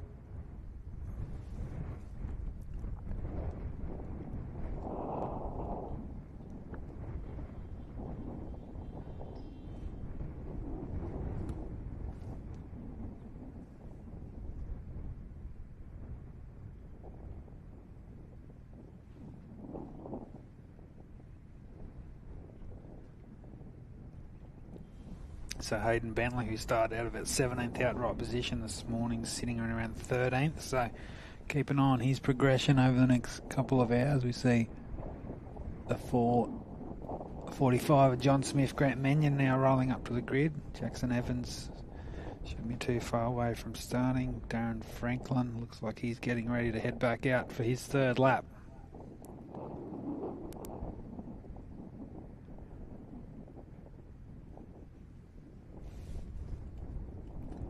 Dale Standen, of course, James Whalen, Sandy alluded to, is out of competition as well. So great to see Brendan Forsman, Manny Lavis, Mal Lynch, Eden Evans got across the line, so they're in their service break with Ross Newman.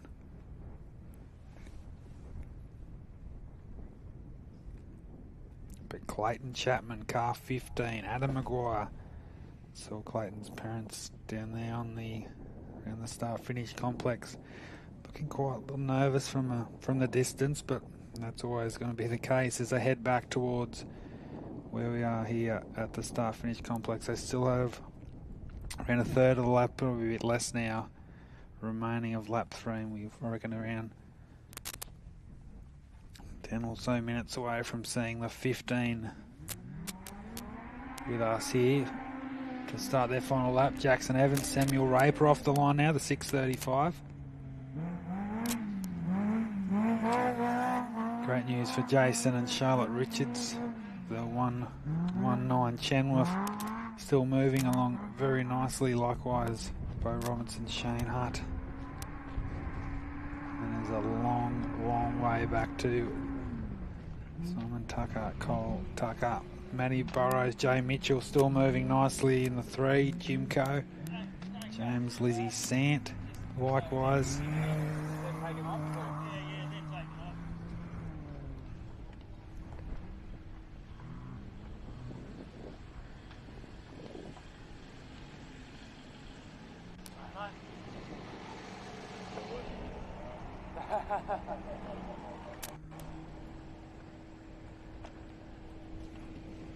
So out of the 40 starters we had here this morning, we have had so far 29 competitors cross for 2 laps, which is quite impressive. Still waiting for Jeremy Horn to come through, hopefully not too far away, the 609.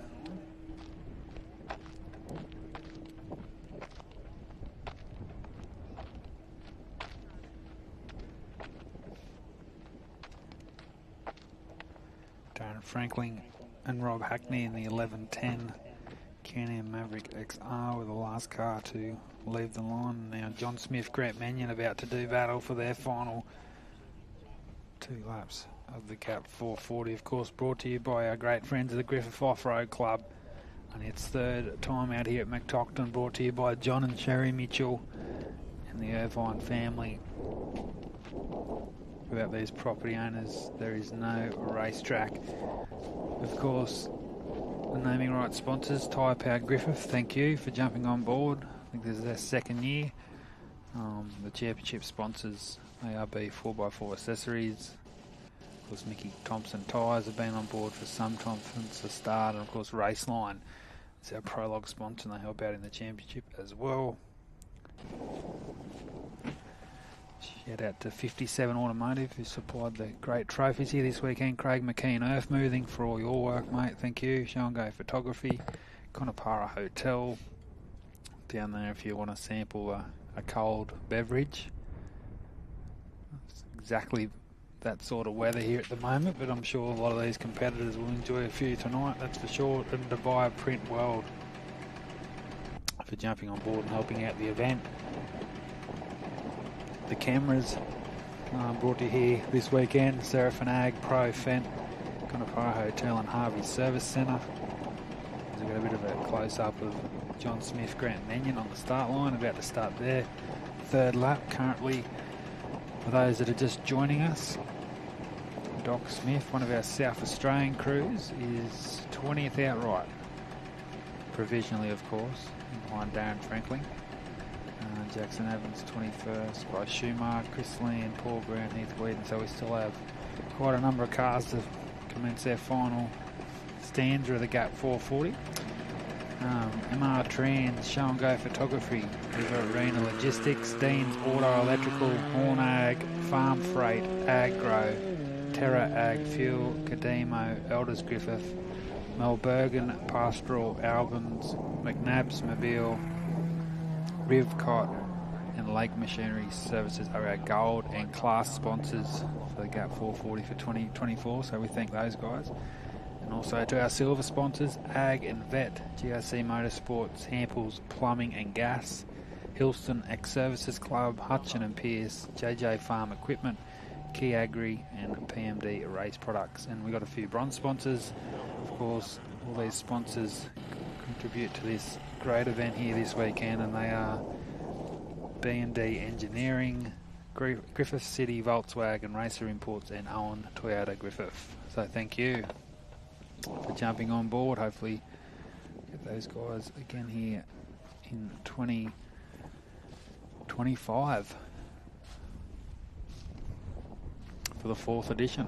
I'm sure this event is going to continue to grow, and of course we've got the Gundawindi 500 now coming up in about 4 weeks time before Millicent. To wrap up the 2024 championship, just a few shout outs. My grandparents watching on. I've got a couple in Wariata, Northern New South Wales, listening. Pop loves it. And I've got grandmother over at Telegraph Point, Port Macquarie, tuning in. So that's the great thing about the live stream. And if you obviously a lot of people can't make the weekend, they can sit at home and listen in and see who's where and the results. So yeah, we got a bit of a glimpse of our rally safe. So yeah, the 609 should be probably our final car to complete lap 2. They'll start their service break, but all eyes for me is on car 15 as you see Lake Brewster to the right of the circuit, so it is still car 15 doing some lovely things out in front.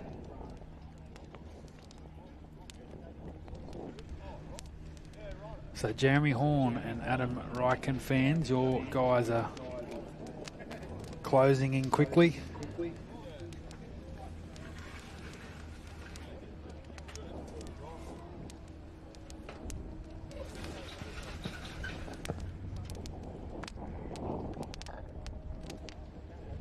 We see a bit of a glimpse down there of Clayton Chapman's parents. Robin Lila watching on, John Moore there. Ross Chalacombe, a few of the Queenslanders, proud Queenslanders, shout out to you guys. Laughing, having a good time down there. Chilly, it must be pretty chilly because Rob Chapman's got pants on, so that's saying something, I can tell you. But the 15, Chapman's Offroad Racing, are coming in quickly here. Jason Richards, though, still moving nicely. Not that far behind these tracking. It's hard to keep up sometimes. Bo Robson, Shane Hart, so the top three are really making a move. The 609, oh there you go, has just stopped, unfortunately. Nearly in the exactly same spot as last time, the 609, the locals.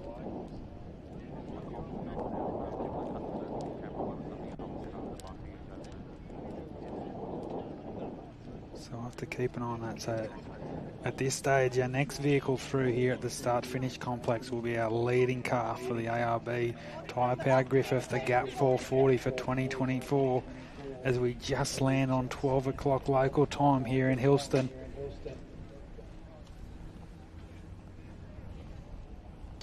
So far, 29 vehicles across the line. There's still half a dozen, sorry, maybe around 10 in the pit service break, so those guys will get back out on the circuit very quickly.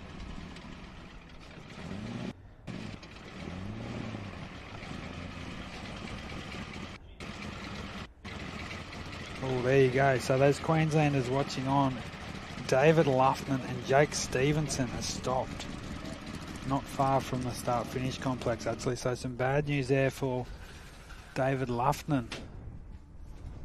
So there's Jeremy Horn to our left. He's coming towards the finish of lap 2. So obviously an issue at the very similar spot at the top of Parker's Road there, just to our east. But yeah, a bit of news there, Sandy, is Chris Land and Tanya Gaudry, but it looks like the 104, the Honey Badgers, stopped just not far from our starting lap 3. So some bad news there for those guys. That's really not ideal. Sorry, mate, I was just You're had right. a sneaky hamburger. Wasn't bad either, was it? Yeah, it was pretty good. And had a quick chat to James. They've got some injector issues, so they're out as well, unfortunately. Yep. Oh, I tell you what, it is fresh out there, isn't it? I just made the mark. I don't know if you've noticed, but Rob Chapman never wears long pants. No. I just saw him around the fire with long pants on. I was saying, if you're watching on from home or wherever you are, yeah, that's a great sign that it is quite cool here at Hillston. Well, it's not even it's that bad. It's more that just breeze, the isn't it? breeze. And the breeze is good because, like I said, you know, perfect racing conditions. It'll be very. That just tells you how cold it'll be out there in these race cars, isn't it? Well, remembering those guys are in long fireproof undergarments. Then they've got, on top of that, they've got triple layer race suits, balaclavas, gloves, boots, the whole lot. So they're probably reasonably wrapped up. So here we go, Sandy. We've got a chop up flying low, which means we shouldn't be too far away from seeing our first car representing Queensland, the Croy on the Sunshine Coast. I just had a bit of a quick look here, Sandy, as we wait for Chapman to come in here very quickly. He's not too far away. 230 k an hour he's currently doing. I was just about to say that. Phenomenal. Isn't that ridiculous? Little 2JZ powered car. They tune those themselves, Chapman's.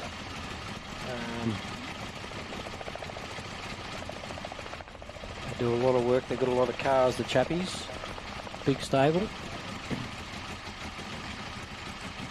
So there we go on our See screen. Rob Chapman over on our left with his handy cam. Chris Land on the line here. Britannia Gaudry, so that's another good story of the weekend so far, but we wait for our lead car, Sandy. Shouldn't be too far away. And Richards and Robinson are not far off his heels, and then there's a long gap back to Simon Tucker, who's still moving along. Isn't it funny, these front three have really pulled away, yeah. And 3 different classes. I'll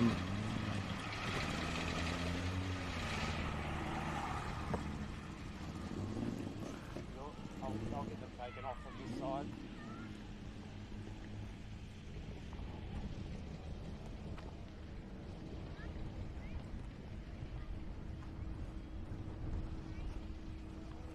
Chappie's just disappeared off my screen now. I can't even see him. But we're literally only minutes off seeing him come through. He's One just lap about left to hit. after this too. So he's just about to hit the top of Parker's Road on my rally safe, which means he's about to come into our visions, ladies and gentlemen. He's led from start to finish today, but he still has around 85, 86 kilometres to go before we crown a new champion here at Hillston. A long way to go, Sandy. Anything can happen.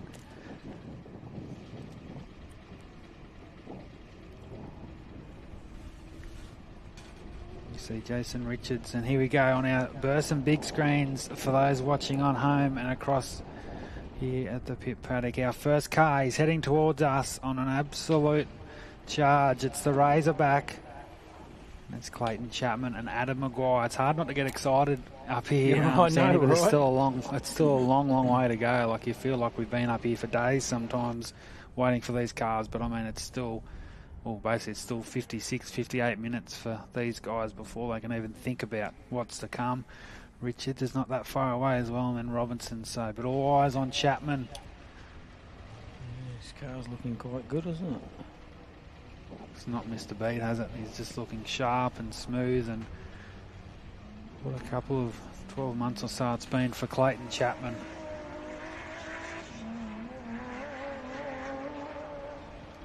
It's good to see him finally getting up the top end too. He's had, you know, when they built that Triton, they damn struggled with that Triton, didn't they? Yeah.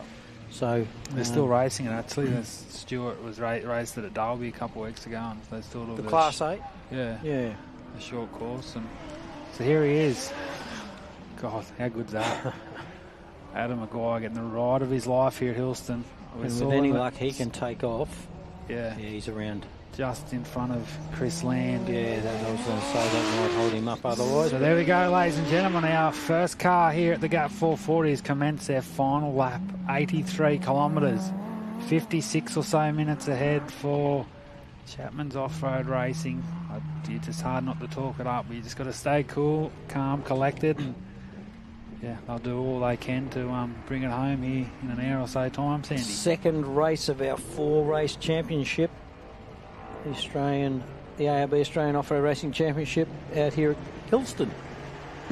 And of course, Clayton and Adam will go into the next round as defending champions at the Gundy 500. So that was their big win last year. That'll be a first for Clayton and Adam at national level, which is exciting, but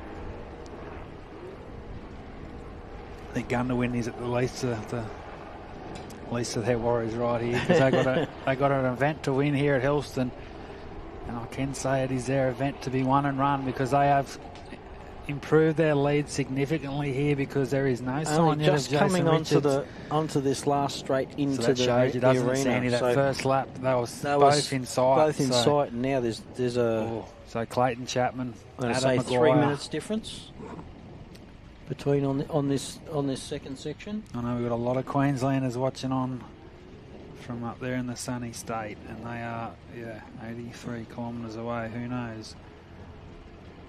Just said fuel. Don't take this as gospel, mate, but I think there's about 9 million watchers on at the moment. Viewing from home and all around the world. Yes. So the Here 80 he is coming in. So here he is, Richards, Charlotte, his daughter Sam, his son sharing the navigating duties. Not exactly sure who's in there today, but I know it's one of his children in the Chenworth. But Jason Richards, still a strong performance, isn't it? Like, obviously, as you said, the Class 1. Mate, he's got Bo Robbo behind him, just off a couple of big wins on national level events, you know. Yeah, and that's always in the back of your mind, isn't it? Like, as I know he'd be surely he's sitting there going, where is he? He's going to be there any minute. Thinking he's going to turn up, but it's been a strong weekend for Jason Richards, and obviously with a few little dramas on that opening 2 laps, but still looking and sounding pretty strong here at the moment. So for the locals, as I said, it's been 2017 was the last time a Griffith club member won at Stackpool. Of course, Andy Ryan. What a weekend that was for the Ryan That was family. also in a 2JZ powered car, wasn't it? In the Lumicraft. There you go. Yep. There's Bo. That gap's a lot tighter, isn't it? Yeah. Bo Robbo in behind. Bo Robbo, just as Richo goes around in front of us here in the commentary box, Bo Robbo's entered the arena. This is sort of how it was the first lap, but then the second lap it obviously opened up again. And maybe Richo's slowed it a little bit. Richo might be back. Maybe he's just knowing that he's decided that he'll let Chapman run his race and just consolidate that position. Because, hey, finishing second outright at your own national event's a big feather in the cap. So we'll keep an eye on that. But Robinson and Hutt. We'll just watch this Mason. I know he's proud mother Faye's watching on over from Perth. So shout out to all the OBR fans across the country and the globe watching on this weekend. There's hundreds of them too. Hundreds, yeah. Thousands. OBR Army. And they're in a real prime of the time of their career here. And Bo Robinson's looking to make another outright podium at national levels this year. And he swings around for a last lap board and he'll commence his 4th final lap of the gap 440 his first time here. And he's found the track very challenging. He said obviously it's a lot different to previous rounds this year, but that's the nature of the Australian tracks. I'm sure if he's not in a groove now, but he looks, doesn't he? He always looks one of the star performers of the Australian, undoubtedly the most informed competitor in the Australian off-road scene at the moment. And we wish those guys all the best. It's been a big weekend for Shane Hutt, hasn't it? I mean, Shane Hutt organising the production of the live feed and navigating. Coming third outright. So sending texts from the car last race. So it looks like the Whedons are lining up. But Paul and Mark Paul Grant also about to leave.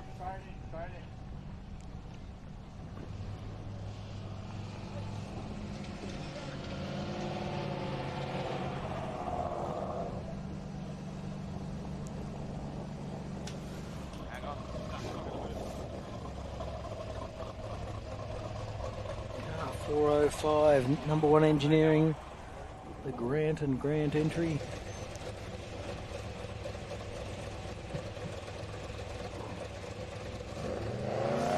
There they go.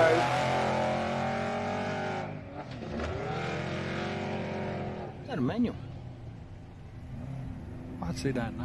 I don't know either, but you just tell with just tell with that shift. Either that or it's a sequential with a big gap. I'm pretty sure, yeah. Because I know they were underneath the car this morning. It was backed up on the truck, obviously maybe even adjusting a linkage or something to give it a shift cut. I don't know. I don't know too much about that car, to be honest, but it's a big. If it's a sequential, it's a big shift cut in there. Yeah. 2024 ARB Tyrepower Griffith, the Gap 440, Hillston, New South Wales. Waiting for Lynchy to leave the line. He's hovering around that podium for Class 6 as well, so a lot to play out here for these guys. And that's the thing from here, we just sort of look at those top 3 or 4 in classes, but those cars in 4th, 5th position only takes a bit of a mishap or retirement from one of our front runners. And there's a massive gap to Matty Burrows, isn't there? I think it's Simon Tucker still, is it? Or was Simon? Right. I don't know about yours. No, I've still got Simon Tucker. Mr. Vandy just sent me a message. Hello, Darren. Hope all's well back your area. So it's an it's an Albans ST6 in that Oz truck. Thank you.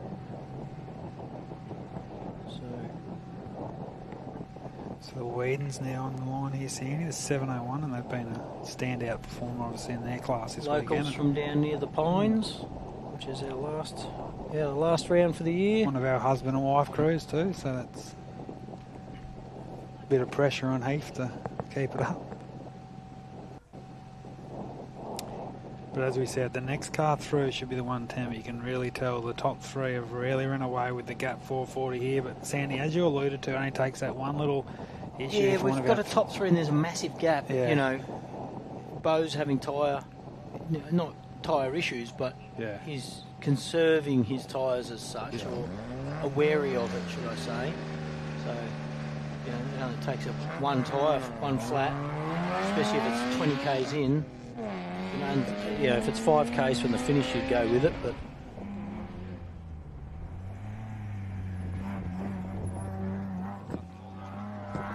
Heath Whedon and Michelle on their second section for today. They've still got 160 k's to go.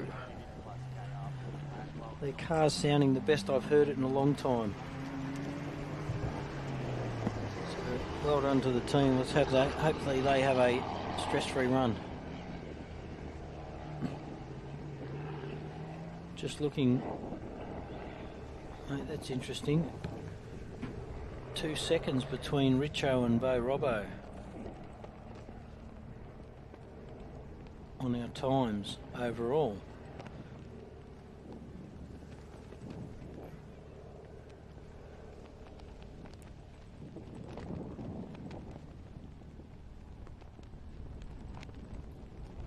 I'll just do a refresh there, my buddy. Current here. Chappie, Richo. It's not doing it. Why is my phone hating me right now?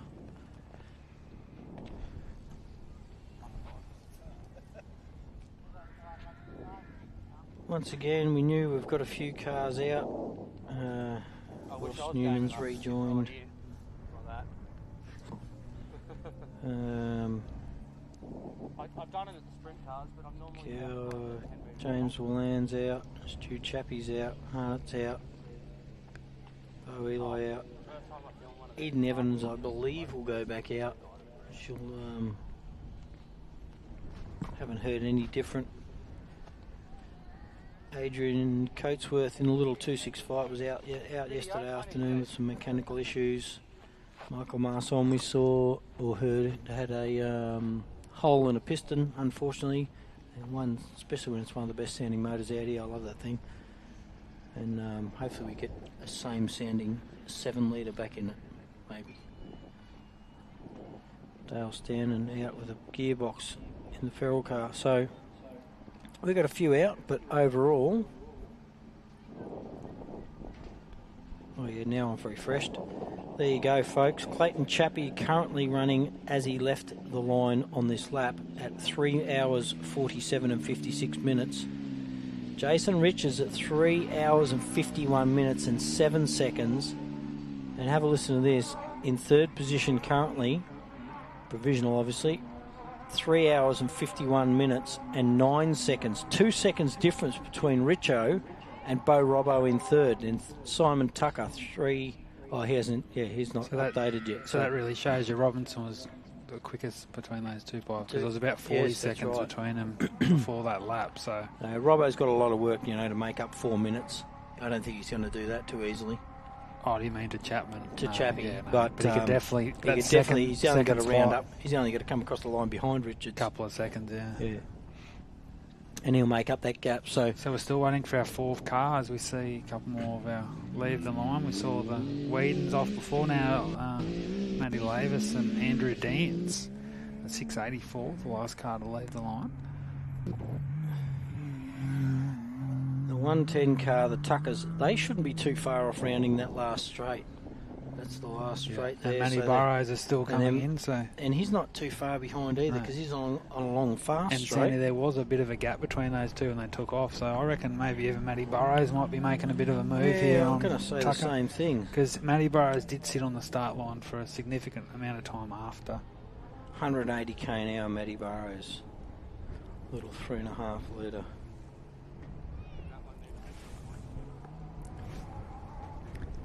So I've been trying not to look, Sandy, but where is our race leader? Well, There he is, 15.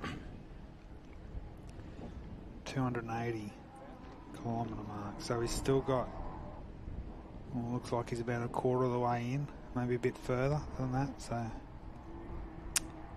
Jason Richards, and definitely on my, definitely on the rally safe device here. Looks like Robinson's definitely closed a bit more on Richards here, Sandy. So there might be a bit of a move for second place, but it's still definitely Chapman and Maguire that are in control. The gap 440 here in the closing stages. It's clocked at 160 there, so Chapman's still on the move. And is this our fourth car here?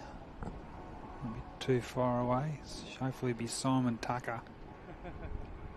Here he is, Sandy. So this is our fourth car on the road. Simon Tucker, Cole Tucker. Well, that tells you right there that Bo Robbo did a 58.13 and Richo did a 58.50. Yeah, so around that 35 seconds or so, yeah. Matty Burrows will be, Tucker. So Matty Burrows is coming in next. So, Tucker, they're still looking fairly smooth, aren't they?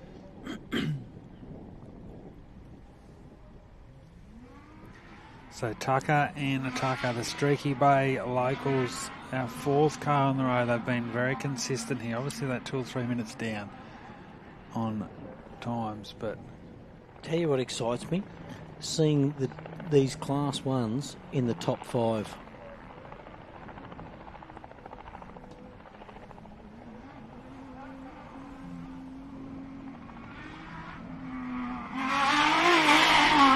There he goes, that's Southern Cross. so we might get just Michael Marson might come up for a word. He's going to watch the James and Lizzie Sant go through, hopefully, and then he'll come up for a few words, which will be good. So hopefully in 5 to 10 minutes time we'll have a chat to Michael Marson.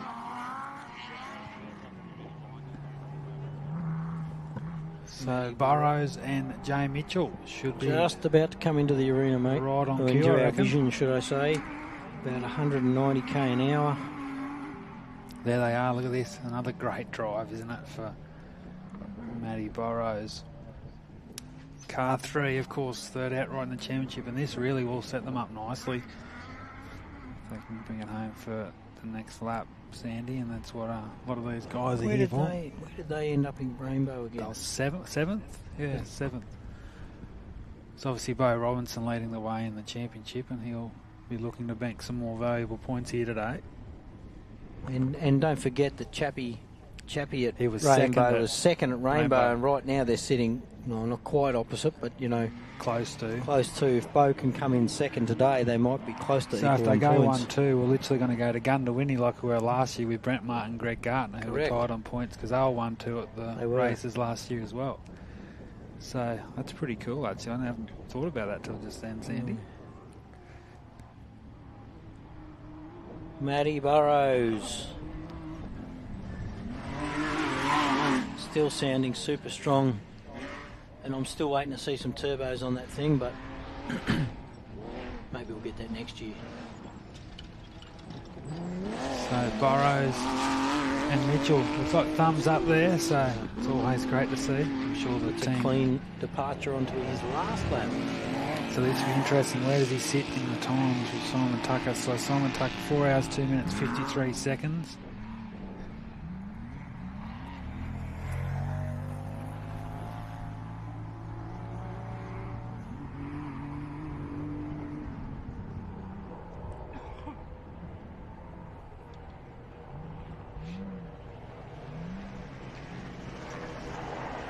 I reckon that's the Sants coming in by the sound of that. That's 7 litre. See, there it is.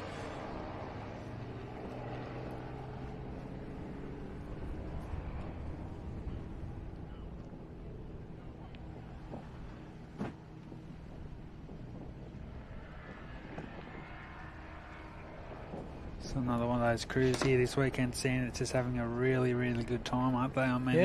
they're coming in that 6. So there you go. So Matty Burrows, Jay Mitchell, about a minute 20 off the time to Tucker and Tucker, which is progressively provisionally off course with 1 lap to go. So Tucker's still in 4th, Burrows 5th, but there's only about a minute between those two on time, so nothing in it.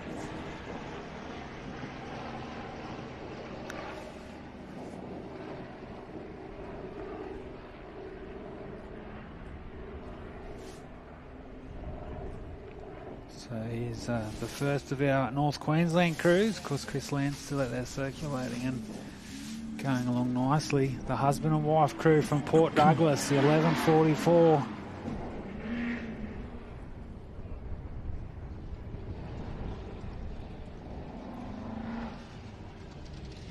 It's looking very strong there, Sandy. And they take off, so that's 6 car on the road. James and Lizzie Sant.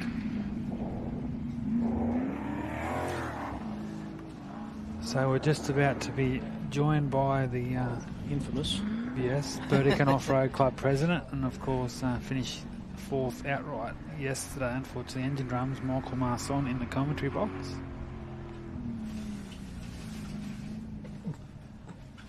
He's probably come in here to get away from the wind, mate, more than anything. I don't know, They're if, not I don't know if he wants to get in about that wind I'm around this cold hot enough air. in here, let alone out there. Welcome on board, Michael. Hey boys, Hey. you guys are cheating. Oh no, I know, it isn't it? What are your thoughts, mate? A lap to go. Clayton Chapman's out in front, about 3.5 minute buffer. I know you know better than anyone. It's still a long way to go, but he's in a prime spot. Yeah, I know. Yeah. Yeah. He's going well, and he had a bit of an alternator issue on that last one. Yeah. They did a swap out. Yeah, they did a change out. Yeah. But I think everything else was looking good, so hopefully he'll get through. Yeah. Richo's going well. He is. I think Richo, it's only about fantastic. 2 or 3 seconds between him and Bo now for second on time. Yep, so on time. Bo just pulled in about 35 seconds on that lap. So I hope someone was radioing him that info. yeah. But, I know Bo would have been getting the info for sure. Bo's on the info train. And also the Class 1s, obviously young Matty Burrows, who's been around for 4 or 5 seasons now. He doesn't need any introduction with Mark, father, 8-time Australian champion. He's having a good weekend again. They prep well, don't they? Don't they? Yeah. Put all their work in, and that's what it's all about, isn't it? You put the work in, you know that you've done everything possible, and you just turn up and, you know, if something does fail, you don't foresee, well, that's all thrown. Yeah. And obviously your crew you're helping today, James and Lizzie Sant, Yeah. North Queensland, they're having a great Great time. Good crack. We sort of hung around obviously today to help all those guys because they had no crew. Yeah. So Chris and Tanya are out there still having a crack. yeah, they're still going. So, With your little engine issue, just to interrupt, mate, are we going to see a 7-litre in there now? Sure. put 7 litre in the new one. So, that thing's pretty good with what it's got. Yeah, good little package. Yeah, it ended up being a couple of throttle plate screws screwed out. And Oh. Yeah, right. Yep. that's what it ended up being. So I'm sort of glad it wasn't something that, you know, bottom end issue, but it is a bottom end issue, but not that it Yeah. caused that. So, Yeah. At least you know what it is. It's really worse when you don't. no excuses, but I've been moving home, so I didn't sort of take the intake off this time and have a look, and my bad. So Yeah. that's what happened. So the prep we just talked about. So Yeah. And you've had a pretty strong start to the season too. You did the first couple of rounds of Queensland. You're second behind Talbot at Burdick in your home race, and then of course you had the win at the Dam Buster, the Queensland round. That was good. yeah, no, it was good, and I got to thank you, Taps, for that motivation too for Dan Buston. Yeah. He texted me one night and said, "Oh, how many times you come second to Talbot?" That's right. And then you got one up on him. I was a bit cranky after that. I thought, right, I'll have to have a go. So it's been good. Pleasure to go racing, isn't it? Yeah, it's great. This is just such a good. This club just always puts it such a good. Yeah. The conditions this year phenomenal. Oh, I couldn't. best. I seriously don't reckon there's a better race as in conditions out there today. If you could I know it's a little bit chilly with the breeze, but at the same time, you could be right up someone out here and not have any dust whatsoever. You know, whereas before, I know we've raced at different areas. on a track like this every Yeah, time, you'd be happy. yeah, Yeah, that's phenomenal. And the championship, Mick, it's obviously very strong still. The We were big just gun to windy. discussing that this time last year, weren't we? Yeah, we're just saying. So, if, just to This time say, last if it stays like it was, Robertson getting the second, It's going to be the same going into Gundy last year where we had Gardner and Martin equal with a win each and a second each, and it could be the same this year, so which is always exciting. Look, Clayton's got a great opportunity this year. I really hope it's his time. Yep. If he probably could have been here maybe 5 or 6, 8 years ago. Yeah. But there's such a good combination, him and Adam, and so professional how they drive, and look, to be doing the times above the other two guys. Yeah. I know, it's crazy, yeah. And we're saying, Clayton's he's in an old frame. When I say old, it's not a new, it's not 2 years old, the car, and a 2J, which is, it's a good motor, but it's it's all about this proves it doesn't matter what the car is. Yeah. The setup, the suspension of that thing's second to none, and it's got some ponies behind it, so it's he's got a good package there, and we did a little bit of gear and changing in it too, that sort of to suit that engine, and I think he's got a pretty spot on. Shouldn't be that far away. He didn't start that far behind Sam Bentley. So obviously after Gundy, the Don Rivers coming up as well again, Mick. So he's all be in full swing up there for that one. Yeah, definitely. I think Bowie's next in behind him, so I don't know what happened. I thought Dean was in. Dean's way back down here, so 0 kilometres an hour, so maybe Dean's had an issue. Dean's out, yeah. Didn't see that on there. Yeah, so the Don River Dash, what is it now? About its fifth or sixth one, yeah. Yeah. It's looking good.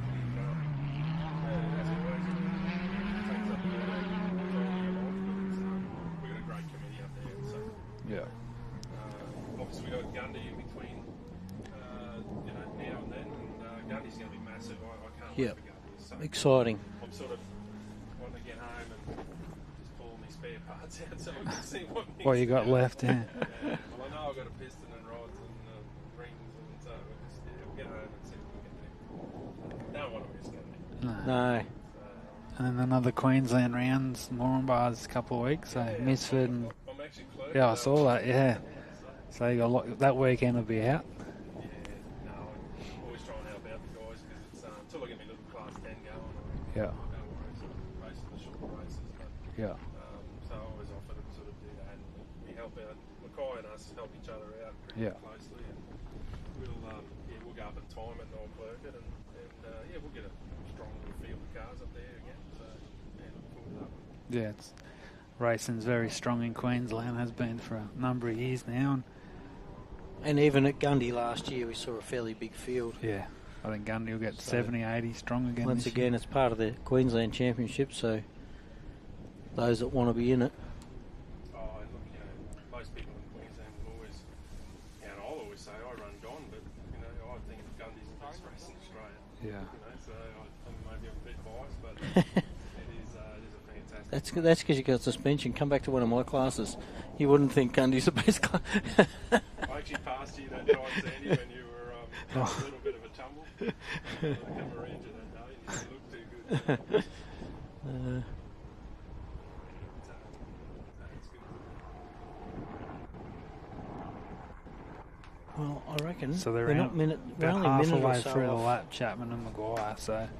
And I reckon we're going to see Bowie in Could be a second, long 20 minutes or so for Rob and Leela down there watching on, I'd say. Bowie should be coming on into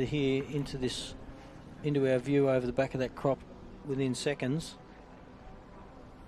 Within seconds. I was just saying before, I don't know if you heard me, Mick, but I was just saying I saw a bit of live footage of Rob down there, and I said, it's cold at a race when Rob Chapman's got long pants on. And he was complaining because the cold material then touches his legs. His legs cold. Oh, probably just nerves, I'd say. Bowie and Ella in over the back, folks. Came in about 180 k an hour when I just checked in on them.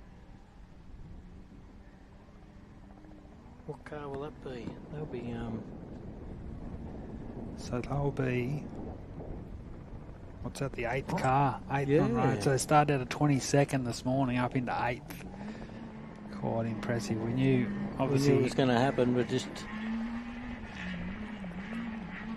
just a quick little Class 10 car, isn't it? He just punches above his weight. I'm surprised. That's what I was saying before. I was surprised on what's up in the top of the field nowadays. You never used to see. Not saying the Class 10's been around forever, but you never used to see anything but ultimates and that up in the top, and trucks in the old Class 4s in the top 10. Whereas now you're seeing the Class 1s and Class 10s for a little 2.5 litre. That's a bloody good effort. So one of our final cars now, just about to start their final 2 laps, the Gills.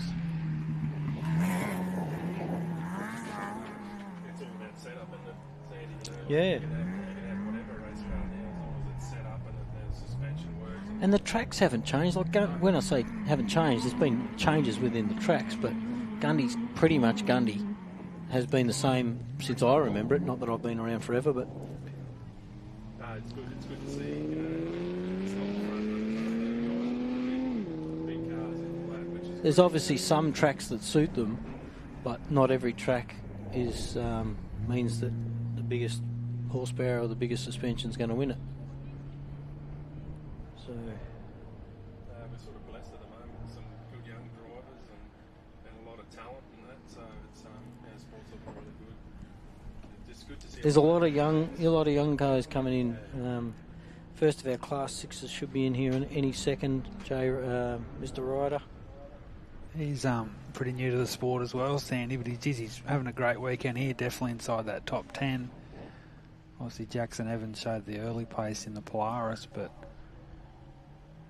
he's doing all the nationals this year and having a great run. Yeah, talking about those young, like as you said, Mick, you've got young Matty Burrows, obviously been around a bit, Sam Bentley, like Lockie Campbell, Greg's son, like they're around that 20, 21, 22, and yeah, they're going to be... There's some good young talent racing Yep. throughout Australia. And when I mean young, I mean anyone Younger than you. But there's a lot of guys, and look, Plato's at 30. Yeah. So there's a lot of good talent, and it's good because the sport now is out there. There's the live stream. Yeah, it's unreal. Yeah, terrific. My wife was watching again yesterday, and she never watched. Yeah, Never, just didn't know yeah. I went until I rang her that night. Yeah, she can sit at home and. There he goes. Mr. Ryder, 627. Hasn't missed a beat so far, has he? been Justin strong. Ryder. Been strong.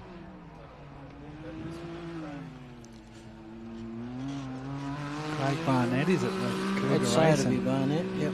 He's going to put the mocker on him, Mick, but you know what it's doing the big races. Last year he competed at 7 big events, including the Don River, Fink, and also the 4 ARB rounds, and the Mac 1000 as Hayden. well. So Hayden's not he far behind him. He finished all, Mick, so that's, as you know, that's a big effort, isn't it? It's a big effort.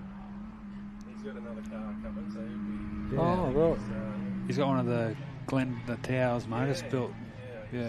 I thought he'd have it by now, but it's very close. Yeah. He was telling me, so. They just love their race, don't they? They just turn up. They're all smiling. Yeah. Pretty central, yeah.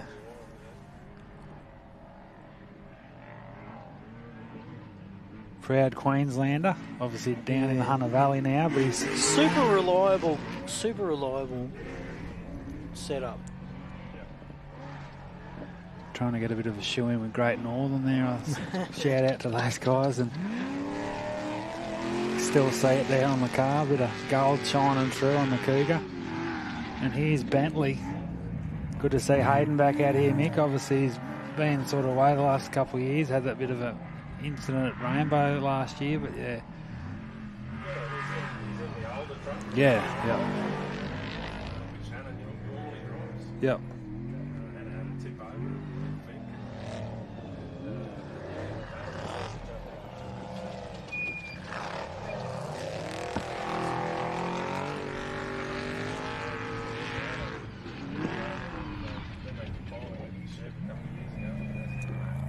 And you're obviously had a bit of a mention there about your new buggy truck coming along. Come on, spill the beans, mate. Yeah, just got a truck on order. Come on.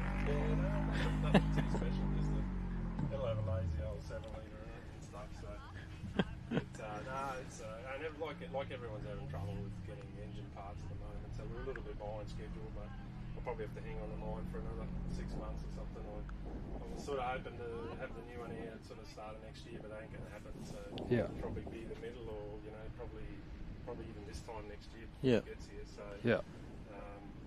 but, you know, it's one of those things you sort of, if I could send the engine over and stuff, because we want to build that here, probably would have got it by the end of the year, but it's just one of those things. I'll just wait a little bit more and frustration, but you know, still got a car to drive anyway.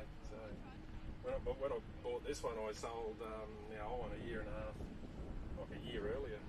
So I sat out. Yeah. And navigated for Joe Melbourne for 6 races, which was fun, but that was a long wait. How do you think I feel up here calling races? I was thinking about that. You guys doing a good job, so keep at it. Thank you. But yeah, no, we'll keep at it, and hopefully we'll land something here next year. Not doing anything too special, it's just a two-wheel drive truck, so you know, just a racer in the one. So it'll be good, it'll be fun, and probably doing something a little bit different without a truck body on it and stuff like that. So it'll be a little bit different. So, yep. But, nice.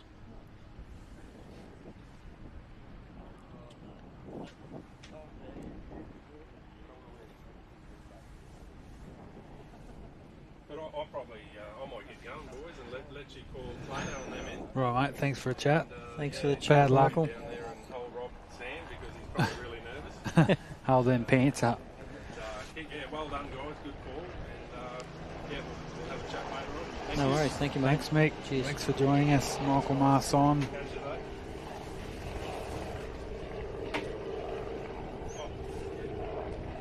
So yeah, we're not. Just there, we're being told.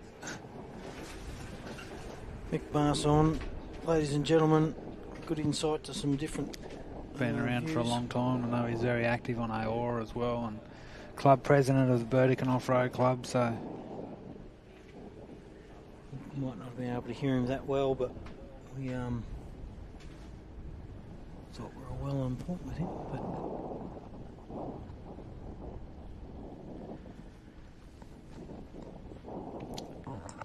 anyway, mate, I'll tell you what. I'm going to tell you what, I reckon that Bo Robinson is really pulling in on Mr. Jason Richards. Obviously all provisional, but I reckon he's, looks like definitely, but it is still Chapman out in front. He's just turned left at the Three Springs Road.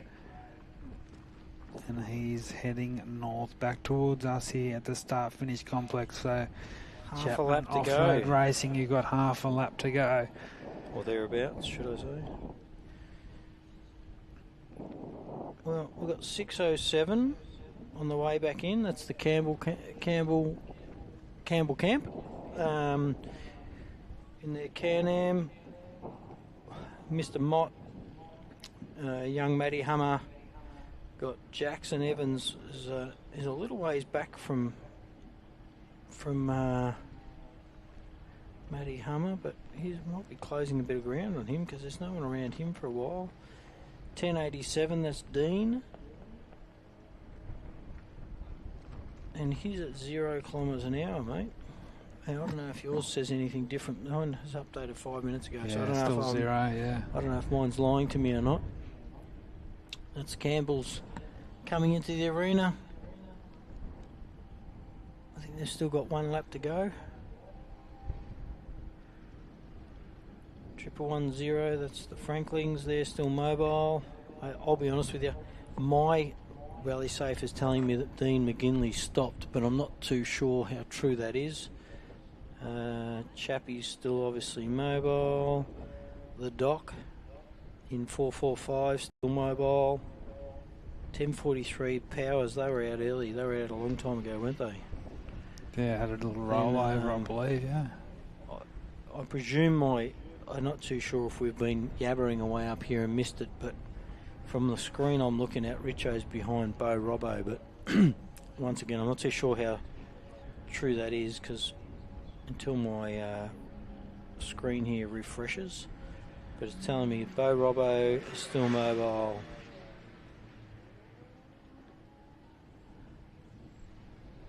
Richo is still mobile right near Bo Robbo, so interesting to see what's going on there. Just one of those ones, yes. Car 80, the ultimate of the lands, still mobile.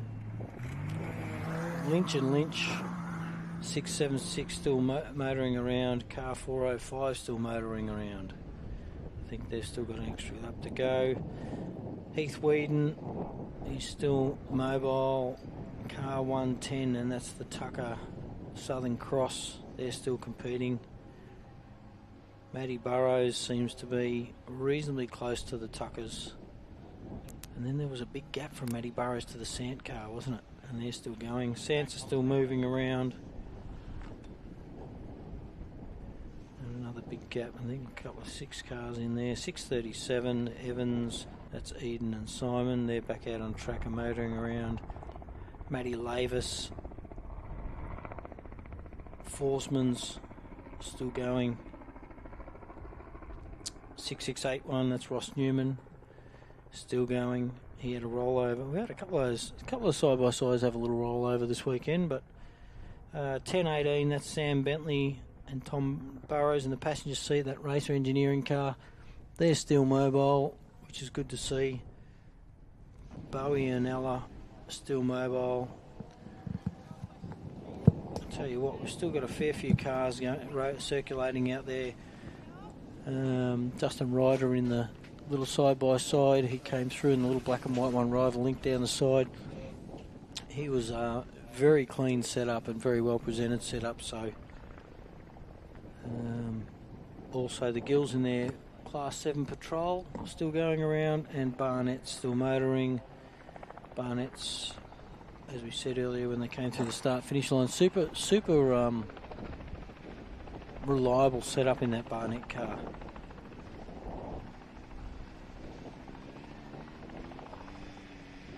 Hayden and Hannah Bentley still going. The Honey Badger is at 0 speed here. 607, the Campbells, we saw them come through just a minute ago.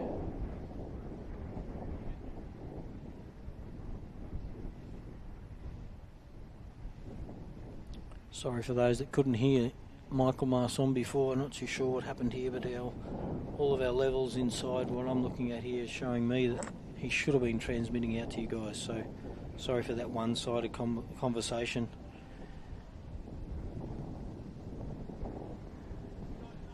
We heard it, unfortunately.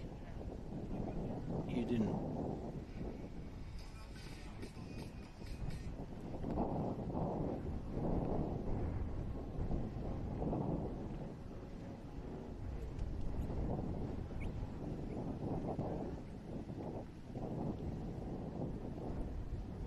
Still quite breezy out here, but I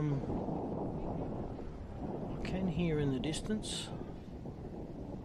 I'm going to say it's the Mott car on its way back in, because it's the only V8 that's within the vicinity.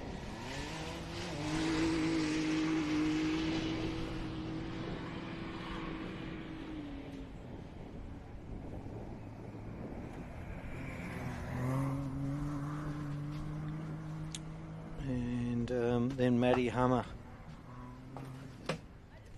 Oh, I forgot about the sweets that were left in our little kit up here for us. Thank you for the crew putting that on for us. They've given us a lovely commentary box this year.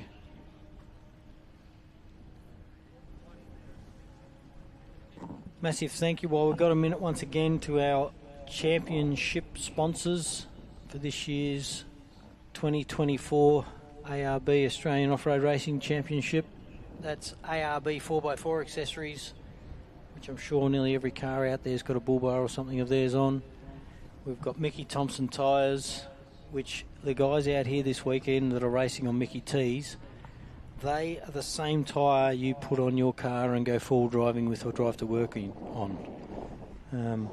There's nothing special about the tyres these guys are racing on, so you can't tell me they don't take the punishment.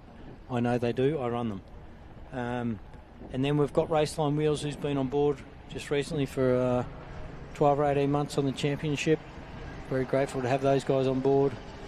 Some amazing wheels come out of there. Three great companies backing the championship for us in 2024. We've already had Rainbow down in Victoria, the north over there. Oh, sorry, northwest or west of Victoria, and then up here in Hillston, New South Wales. Next one up in the Queensland border, Gundy 500 up at Goondiwindi in about 4 weeks' time, and I hope to see you all there. There's going to be a cracker event as well. Be interesting to see if they can turn on the weather like they have this weekend. The weather this weekend's been, in my opinion, probably one of the best for an event we've had in a long time. Perfect conditions. There's Motty, Mr. Mott, car 435 coming in. End of his third lap. Be going on to his last lap. And I can hear Matty Hummer, I think, in the background, I reckon. Well, no, I reckon that noise is Jackson Evans, isn't it? That's a Jackson Evans sound. But I'm pretty sure Matty Hummer's in front of him. Yep, looking at the rally safe, I'd say Matt Hummer is not far behind Mr. Mott, and then followed by Jackson Evans. So we've still got a few out there trying to dial in and see where Chappie is. Chappie's at about... He's halfway up that back straight there. So about a third of the way to go. Yeah, he's got about 20 or 30 Ks to go or something. So Richards and Bo Robinson are right there on each other on our rally safe devices. So Mott and Floyd come through, Sandy, but that's all eyes on our leader, Chapman and Maguire. Unfortunately, yeah, it does look like our 1087 crew of Dean McGinley, Dean DeMarco.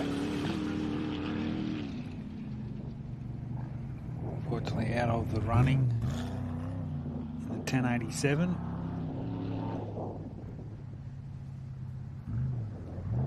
Matty Hummer coming through there in the 633 Raceline Wheels Polaris.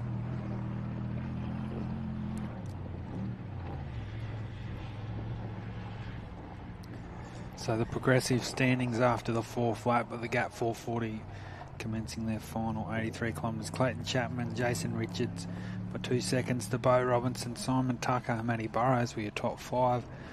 And then Stevie Graham was up in the 6th position provisionally. Wow, what a drive.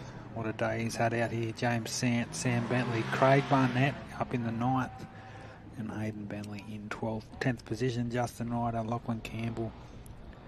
Looks like Darren Mott. And now it'll be Matt Hummer in 15th, 14th position.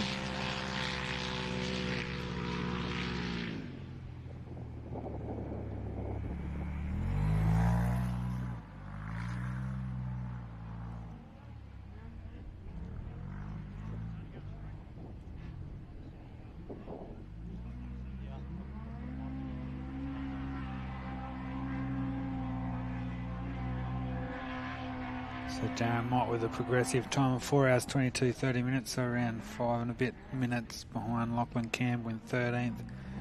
Try and get Matty Hummer's time. He's in 14th position. So a 15th car to complete their 4th lap of the event is the King Chrome Racing, the 6:35 at Jackson Evans, Samuel Raper. So we'll get a time for those guys. So you had those an electrical issue yesterday that held them back, but Pro Polaris is singing the 2-litre machine, and we'll get an update on their progressive standing.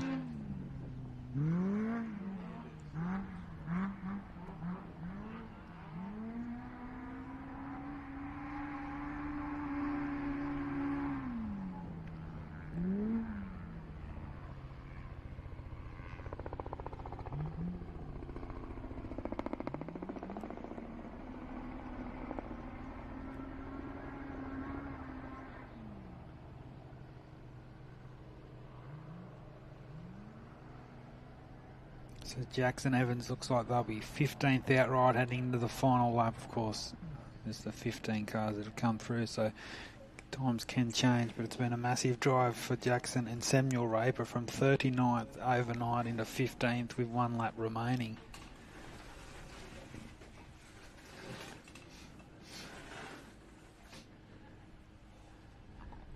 So Sandy, we're really not that far away now. The 15 has just seen he's made the pass on the 445 of John Smith, who's still on his penultimate lap. But our first car on the road, Clayton Chapman, Adam Maguire, are not too far away, hopefully. I mean, I reckon the Robinson and Richards, Robinson and Richards are having their own little battle for the second position. It is hard to get a glimpse of exactly where they are. Of course, it's Simon Tucker. Geez, it's hard to... Yeah, it'll be interesting to see where they come in. I mean, don't forget Bo, at the end of that last lap there, Bo was only 2 seconds down. Yeah. So he's only got to really finish right up his clacker, hasn't he? Yeah, it's a little bit closer. And then I think they'd be good. So Tucker and young Matty Burrows are still moving there. They're in 4th and 5th. I'm just having a look here. Yeah, so they're on their penultimate lap. So Paul Grant and Chris Land are pretty close together. Likewise, Mal Lynch is still there. Dean McGinley, we just said he's had a few issues, obviously, Sandy, so his weekend will be...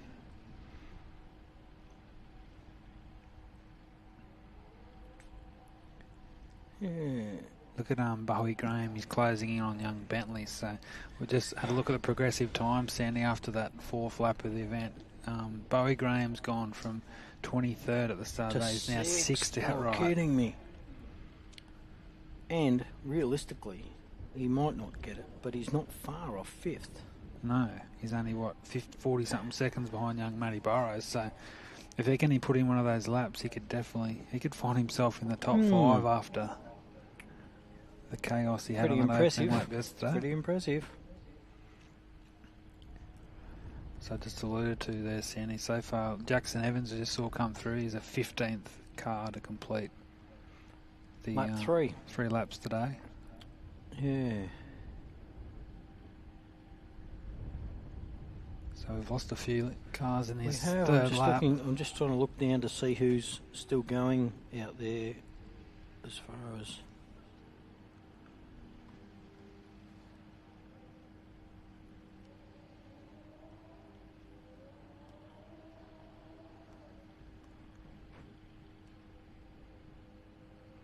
We will get down there in a minute once the first few cross the line and have a chat. But we're not far off seeing Chappie, are we? Like, he's, I'm going to say, 4 or 5 minutes off the finish? Probably not even. Yeah, I don't at the rate he's going. Yeah. And as we saw Eden before, literally 300 or 400 metres from the finish line, have a tip over. It can happen. Been there before ourselves, where we've gotten 411 k's out of a 415k race or something. But so Chappie's strong and he's smart. So Darren Franklin, I reckon, should be the next one through. I don't know. Darren might have lost a little bit of time here, but then hot on his heels, or if not even past his heels, will be the 15. Bo Robinson, a few people saying maybe he's passed Jason Richards down the track. To me, it looks like that could be the case, so we might see the ABR trophy truck second on the road now. An interesting start to Gundy, won't it? I know. Bo's got another race before that at the end of the month in South Australia at Love Day, but Bo Robinson, Shane Hart, looks like they might have made the pass on the Richards crew, but all eyes on our front runner Sandy, and don't want to jump the gun, but he's only got that sort of 5 to 7 kilometres remaining on his weekend here at the Gap, and he's only got one car in front of him, the Franklin entry, the little side by side there, 1110, so that won't be any drama for him to pass. Obviously making a safe pass will be the thing, which can't be too hard.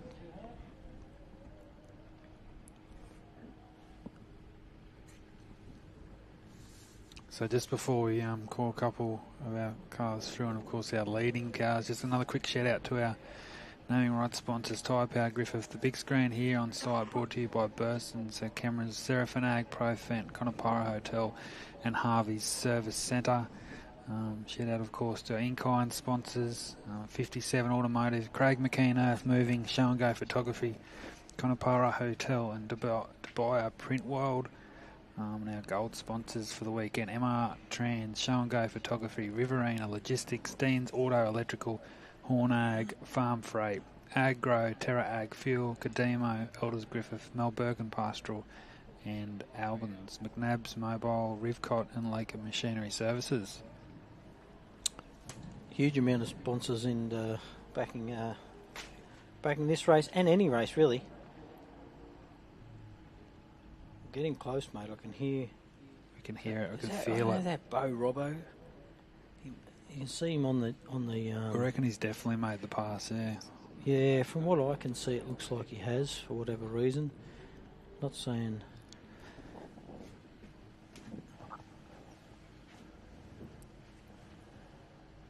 So we're nearly there, Sandy. We're not far away from seeing our first cars come through. We see the ABR crew over on the hay bales.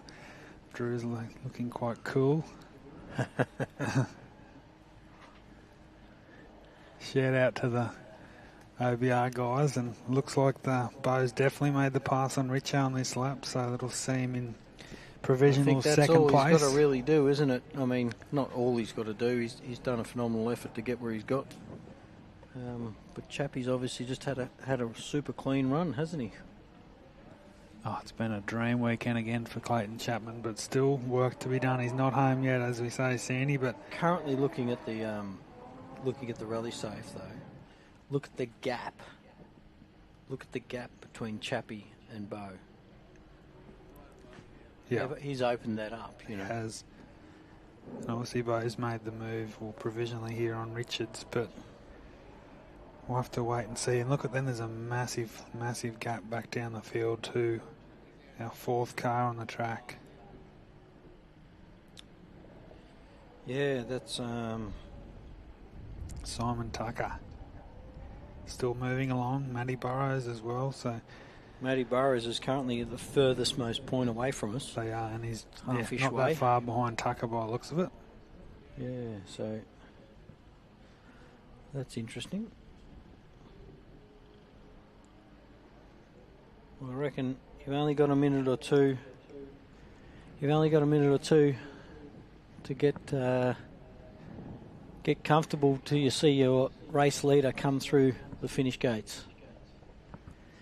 Clayton Chapman leading the Gap 440 out here at Hillston.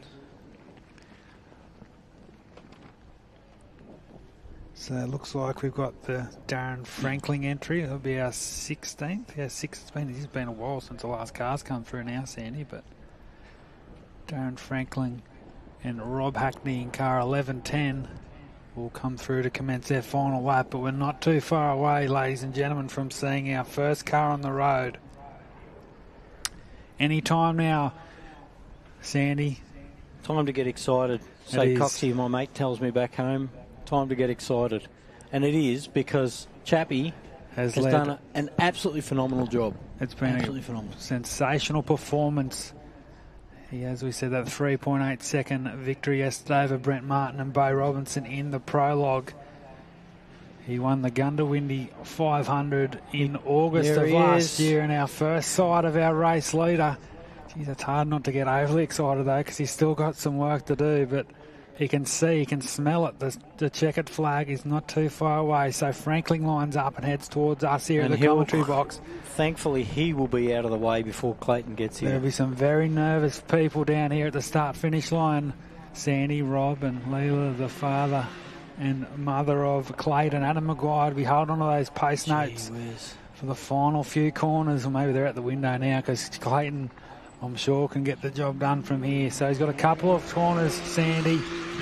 It's been a stellar performance, and from those watching on from home, talk about a dominating victory. A couple of corners to go, and for the second time at national level, He's been around for a long time, and as you said, Chapman's Off-Road Racing, great supporters of the Australian circuit. But the 15, Chapman and Maguire are about to put their name in the Hillston history books, and they're going to be the third winners of the ARB Tyrepower Griffith, the Gap 440. And there'll be a lot of very excited Queenslanders watching on, because there he flag is. for Chappie. Our provisional champions. I'm sure you'll get some That word with is them phenomenal. shortly, Sandy, but that is very, very exciting. The 15, the Queenslanders, thumbs up there from Clayton. Take a bow, and that will give them a second at Rainbow and now first at Hillston. He's up on his game at the moment, hey. Which means if Bo Robinson and Shane Hutt can bring it home in second, we'll be going to the gun to win. Tied equal championship lead. So, and which was exactly the same as Brent Martin and Greg Garton at the same time last year. So, Bo Robinson. There's a fair gap in between Chappie and Bo, but Bo's definitely in front of Richo. So Richo, we started, there was 2 minutes, wasn't there, between those two this morning as well. Richo may have had, don't forget Richo left. He had a miss on the way as he came in. He also had water pump issues as he left on those last two laps. Maybe he just thought, he could have been down a little bit on power. It could have been down a little bit on anything. But and not only that, Bo sees red. Yep. Bo's gets it in his system, and I can hear him. So there, look at that down there on the start line, Sandy. The finish, the 15 has done it. Their second outright victory at national level. They're multiple-time champions in the Queensland AORRA series. But there we go, thumbs up from Chapman. He's done it. He's led from start to go. It's about 5 hours of racing. That is over the course of the 2 days, 4 laps today. But well done. Well done. Yeah, hopefully you see what we can do there, Sandy, if we can catch up with our winners. Very, very happy indeed. So I think this is the John Smith entry, the 445, and then Bo Robinson shouldn't be that far away as well. So here's John Smith and Grant Mannion will be coming through. They'll have 1 lap to go.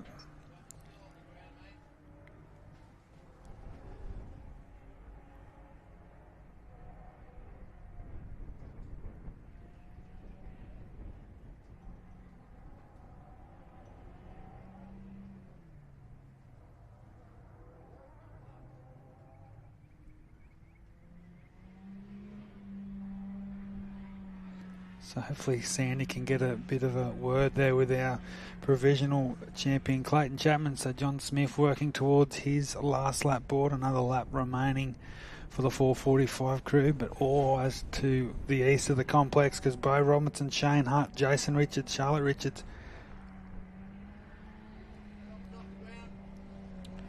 shouldn't be too far away from coming through. So Smith and Mannion still working through there nicely. They've had a nice solid day here at Hillston.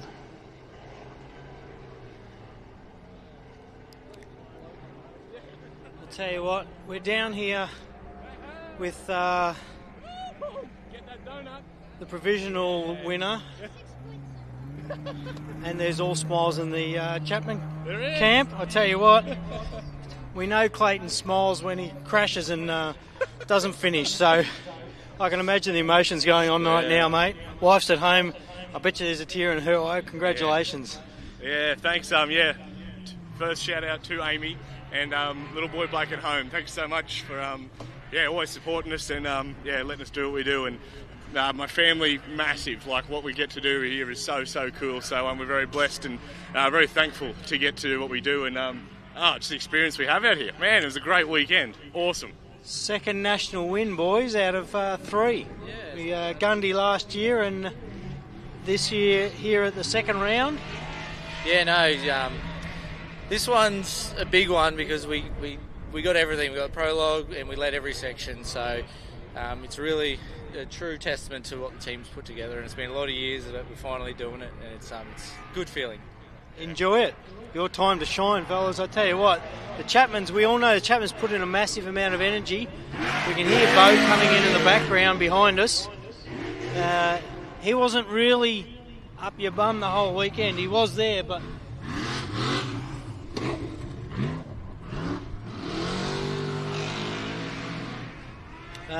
there you go, Bo Robbo over the finish line behind us. I've got a lot of feedback, it's hard to talk. Oh, well, I tell you what, we're going to see you at Gundy, I'm sure, without a doubt. Best track in the country, Gundy 500. Make sure everybody's there. Yeah, that's in about 4 weeks. And once again, congratulations, guys. Phenomenal effort. Really proud of you, and you should be proud of yourselves. You've come a long way to get here over the years. We've had some dramas with different cars throughout it, but this thing is strong. You guys are strong as a team, so well done. Yeah, no, thanks, mate. We're thanks to everybody who supports the sport, just puts in any time and effort. The volunteers, all the organisers for this event, or any event. It's crazy good. So we're very thankful that we get to come out here and do this stuff, and to get this win with everybody supporting us through it all is just so cool. So thanks for all the support through the years, and can't wait for the next one. No worries. Enjoy and engulf it, mate. Awesome. Thanks, boys. They are Chappie and Adam Maguire, first across the line here at the gap, 440 out in Hillston. Bo Robbo, Shane Hutt. Second across the line. They had 2 seconds to make up in that last lap.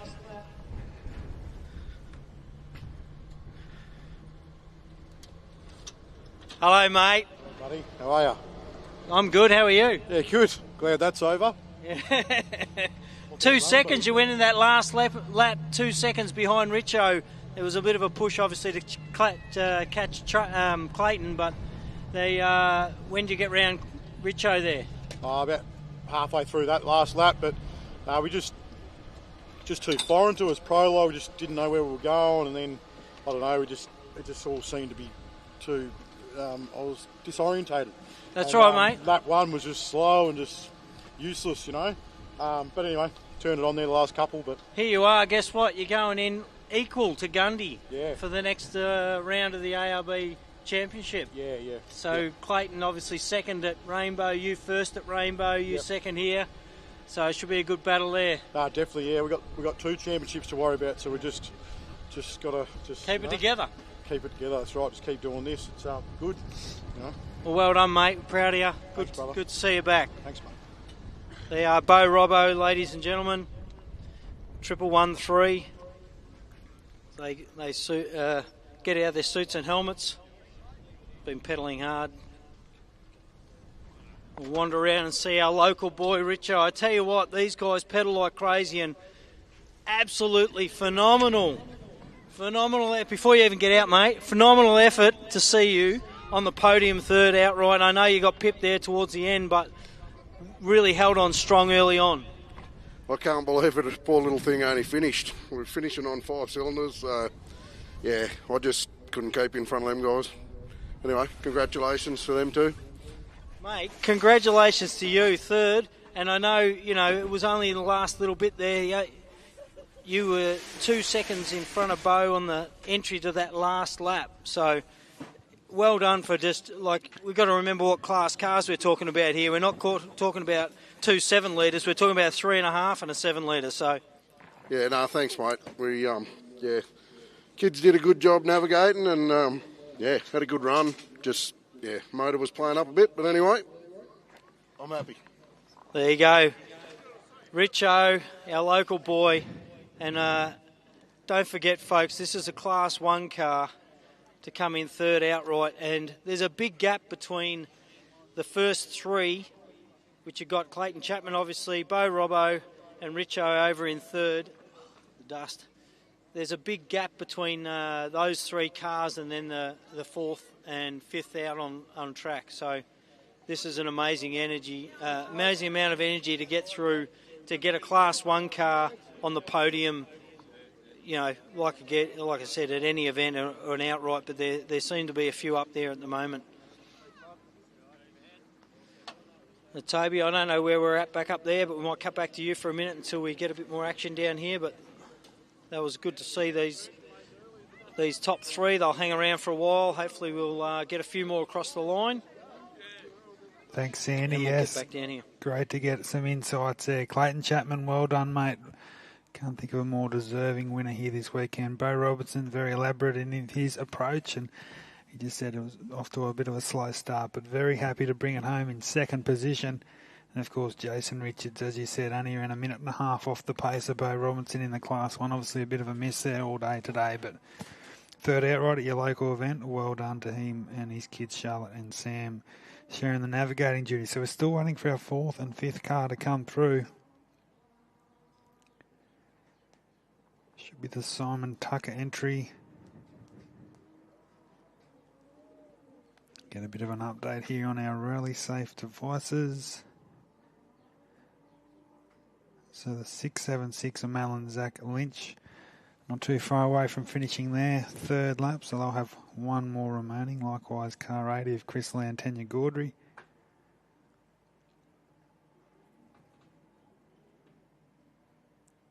The 701 of Heath and Michelle Whedon are still coming in. But there we go. So there's our fourth car on the road. So Simon and Cole Tucker are still moving along very nicely. Coming towards the concluding stages. Car 3, Matty Burrows, Jay Mitchell likewise not too far away. So the fight for fourth and fifth position is definitely on. Paul Grant in the Desert Dynamic Trophy Trucker is coming through as well.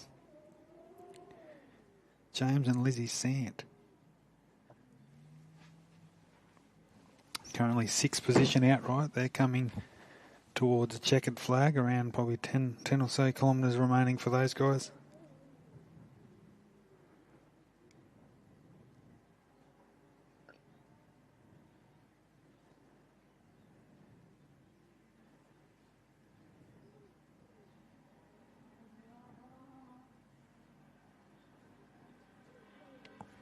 So we have a clear three cars that have been the dominant force here, especially on Sunday at the Gap 440 for 2024, and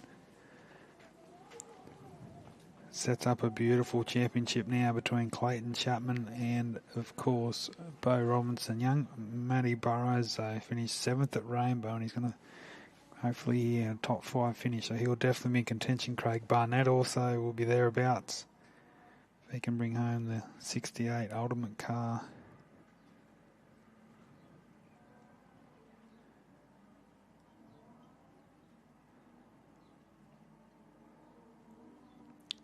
Sam Bentley still moving along nicely. Of course, Dean McGinley unfortunately exited the race on that last lap. Bowie Graham is also he could be a dark horse there for that top 5 position. Brennan Forsman, Lee Whitehand in the mix. Matt Lavis is still on his third lap, so still a lap remaining for those guys. Ross Newman, Eden Evans.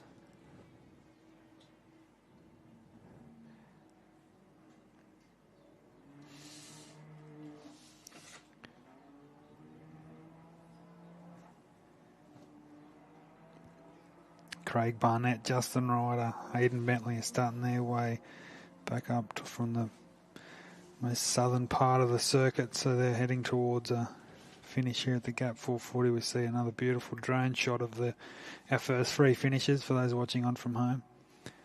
It's been quite a very cool morning into the afternoon here at Hillston at Mac Tocton. Of course, thanks to John and Sherry Mitchell, the Irvine family, once again for supplying us this great piece of land here and over in the back of the complex, for allowing us to host the round 2 of the Australian ARB Championship for 2024.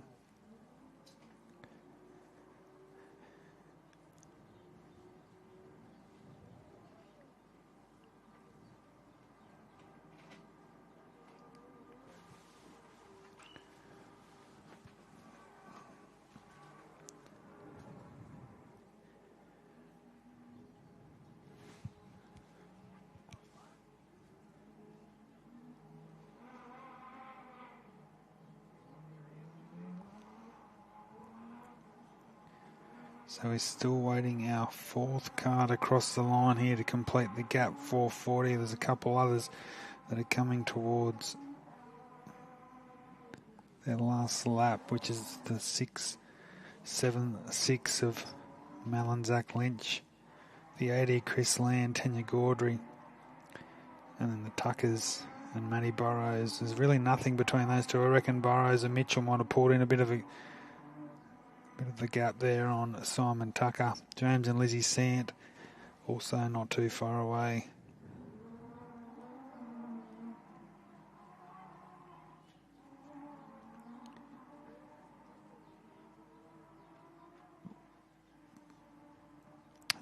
As I said, Heath and Michelle Whedon are still coming in. Young Sam Bentley, Tom Burrows in the 10.18, the first of our Class 10s, but then Bowie Graham's not too far away from him also, so interesting to see where they stand when they cross.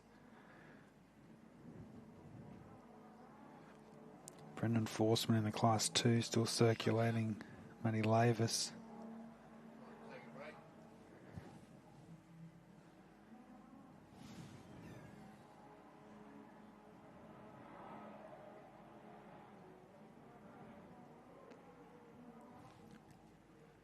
But here is the Lynch Racing Classics, Can-Am Mal and Zach Lynch coming towards the final stages of their third lap today, so they'll still have another 83 kilometres ahead of them. It's the nature of these long course national style events. We'll see us all start together and then cumulative time to the first couple of laps, the compulsory pit service break, and then return to the circuit for the last.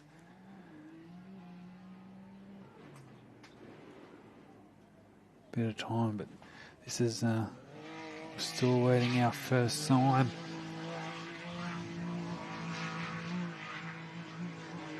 And that's the Chris Land entry we see over to the north of the sort of stadium section as you stand there, and it will be the 80 of Chris Land and Tanya Gaudry. So we've had a chat to Michael Marson before. It's great to see Chris and Tanya out here having fun. And here is the first sign of our fourth place current car, Simon and Cole Tucker from Streaky Bay.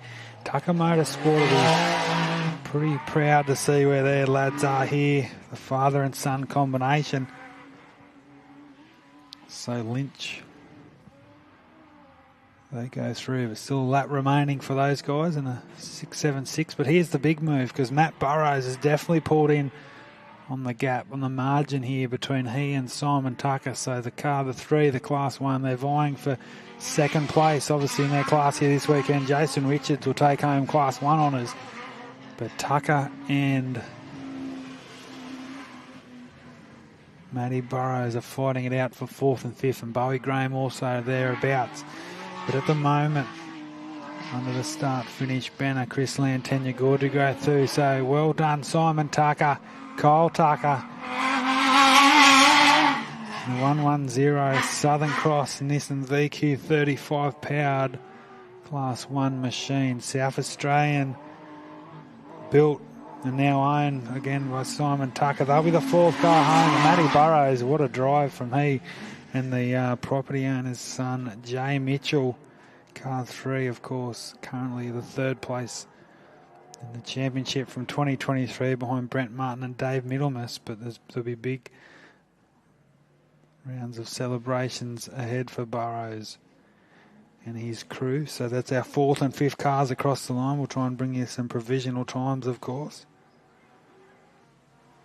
We shouldn't be that far away either from seeing the 11.44 of James and Liz Sant.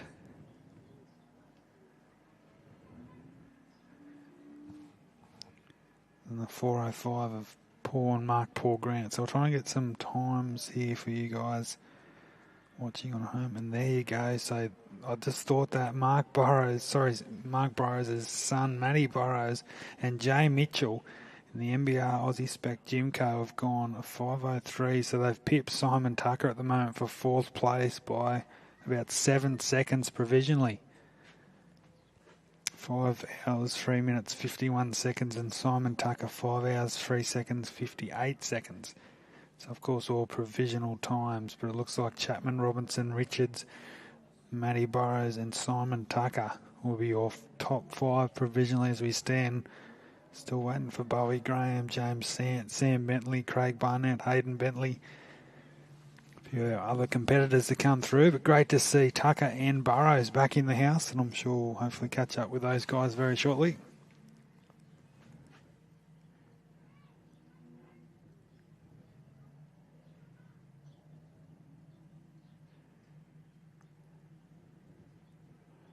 So that's very interesting. Provisionally, it looks like young Matty Burrows has pipped Simon Tucker by 7 seconds for fourth spot. We'll go down to Sandy Bowman. Ultimate car, Class 11, and 3 Class 1s.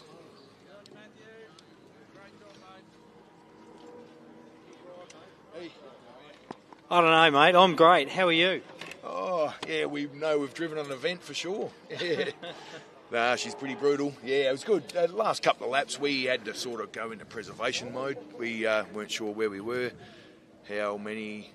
I know Bo, we had no hope of catching him. We might have seen the back of Richo, but obviously not. Yeah, but no, it was good. Yeah, we had a navigator did well, and had a couple of near moments where we could have done this, that, and what we shouldn't have done. But yeah, we got here.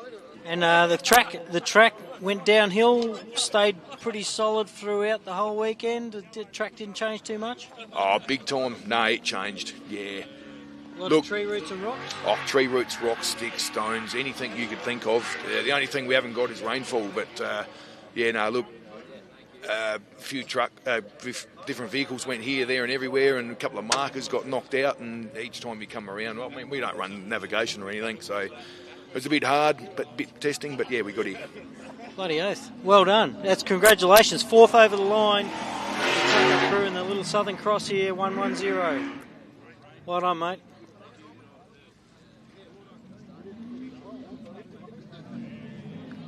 Come around to the Burrows crew. Tell you what, another stellar amount of energy went into this as well, mate. Well done. 5th.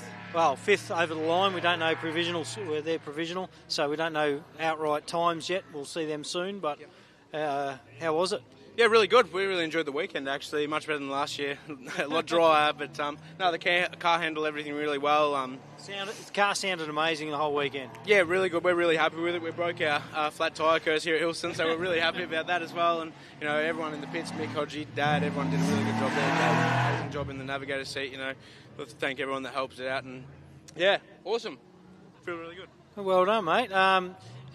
Off to Gundy next? Yeah, going to be the next one. We really enjoyed that last year, so we'll go back there and see if we can do something there good again, I suppose. So yeah, no, it'll be good. And how did you find the track overall? Like, we know last year was a bit of a rain out as such, not too bad. But I called it this year as pretty much perfect racing conditions. A little bit chilly, but the wind was perfect for dust. There was not one bit of dust. Even the cars that followed each other in were still running in clean air. Yeah, no, we had a lot of fun. That's what I'd call the track, a lot of fun. We just sort of took it as it came, and it didn't get too whooped out like it did the last couple of years, and you know, it wasn't wet in too many places, so it was good. And you know, we could follow Simon pretty good. Basically, that whole lap we were trying to get on top of him, but couldn't quite get there. But yeah, no, we had a good time, so it was awesome. All right, there you go. 5th across the line, Matty Burrows, car 3, on the podium from last year. What was it? There you go. Just got told he got up by 7 seconds. So he's actually 4th in the line, beat Tucker there you go. That's not much overall when you're considering you've just raced 440 of Australia's toughest. So, fantastic.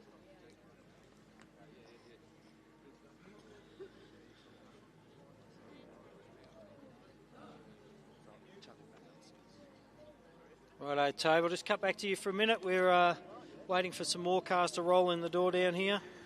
Thanks, mate. Great to see. Great insight there from young Matty Burrows. Simon Tucker, you could really tell a bit of youth and experience there, because young Matty Burrows looks like he could do another 4 laps to me, but Simon Tucker, on the other hand, looks pretty exhausted. You can understand it's a tough challenge out there. 360 kilometres they completed today, and yeah, definitely, by our calculations up here, it looks like that Burrows has pipped him by Yeah, we got 7 seconds for that 4th spot.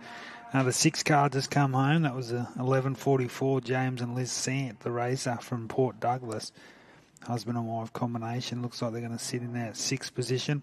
About 2.5 minutes behind the pace of Simon Tucker. So congratulations to those guys. They'll finish 2nd in Class 11 and 6th outright. So made the trip down from North Queensland and they're going to go home with some silverware, which is always nice. And Mark Paul Grant come through in the Oz truck, so they still have a lap remaining. So still lots to unfold out here this afternoon as we approach 1:30 local time here at Hillston. 7:01 of Heath and Michelle Whedon on cue, should be coming through soon in the patrol. 10:18 of young Sam Bentley, Tommy Burrows also not too far away, and then the 10:65 of Bowie and Ella Graham also hot on his heels. So a couple of our Class 10 cars are not too far away. So our first signs here on lap 3 for Heath and Michelle Whedon, our South Australian Class 7 campaigners. GU Patrol coming through nicely, and they've had, as Sandy said a few times, having a nice weekend out there, and they're definitely leading their class. Hopefully Darren and Kayleen Gill will still come through here shortly, but they've still got about probably a third of the lap remaining for lap 3, so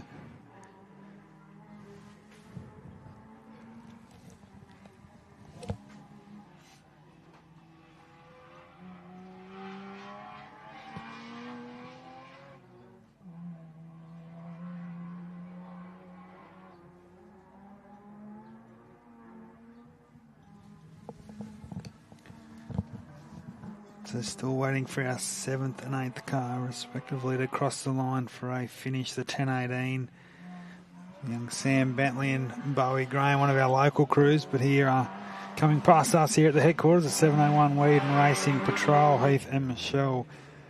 So they still have 1 lap remaining here for the weekend.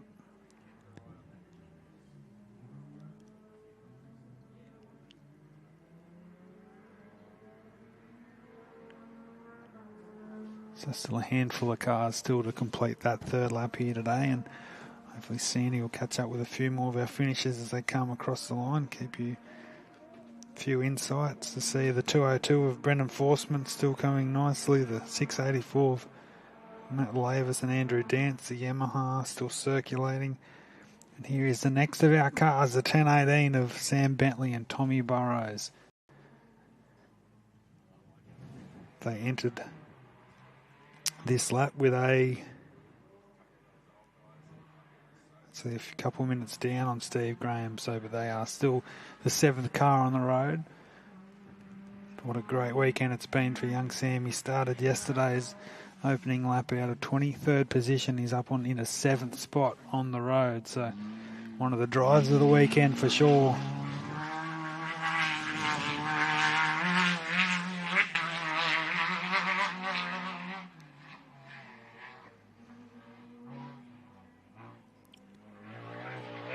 So for the final time here, ladies and gentlemen, for those watching on from home, the 2nd generation racer, the 10:18 Sam Bentley, Tom Rose. Fantastic weekend for these guys. I know Hayden Bentley is still a few cars away, but he'd be looking forward to giving his son a good round of applause here, because it's been a tremendous performance from young Sam. He's home and home, so he's our 7th to finish this weekend. And now the next one through will be the 10:65 of Bowie and Ella Graham, and one of those weekends, what could have been, as you said, lost valuable time yesterday with a few issues, a flat tyre as well, but I reckon they're going to finish around that 6th outright position here today. And from 20, I think they were 23rd off the grid this morning. Tremendous result, and they could still take home, it looks like, provisionally, the Class 10 honours here for the Gap 440. So Bentley home in 5 hours.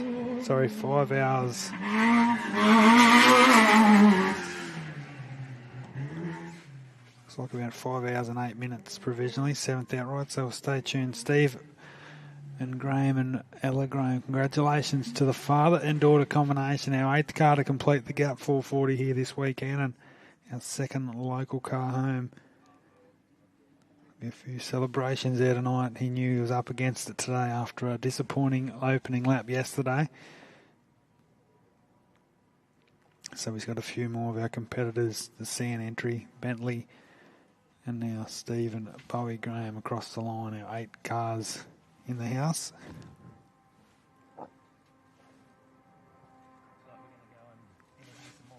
So we'll head back down to Sandy to catch up with a few more of our drivers.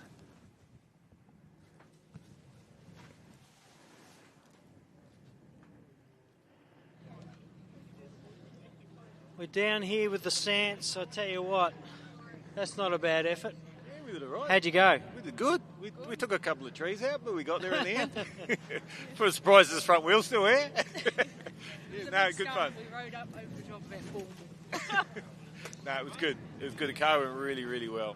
Yeah, really. The car looked fantastic all weekend and it sounded amazing, so no dramas. Hardly put a spanner on it. That's a good weekend. It is. Fantastic weekend. Yeah. Oh, congratulations getting to the end. I know it's any off-road race is a tough race. 440 of New South Wales best. Yeah. And hopefully we'll see you at Gundy. We will do. Yeah, it's not broken, so it will be there. Well, congratulations. Thanks. The team 1144 in the Sant car. There you go. I know Bentleys have come in over behind us. We'll wander around and see those guys. And then we've got Bowie and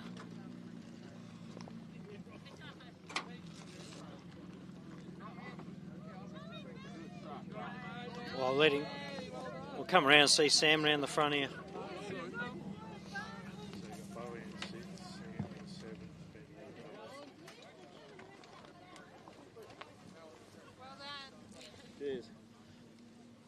I'll let you take your helmet off, mate, but stellar effort for the weekend. Yeah. Hey?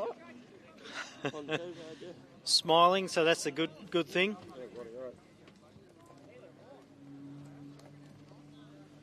As you can see, a lot of gear goes on. Undergarments under all that stuff as well, balaclavas and neck restraints, all that sort of gear.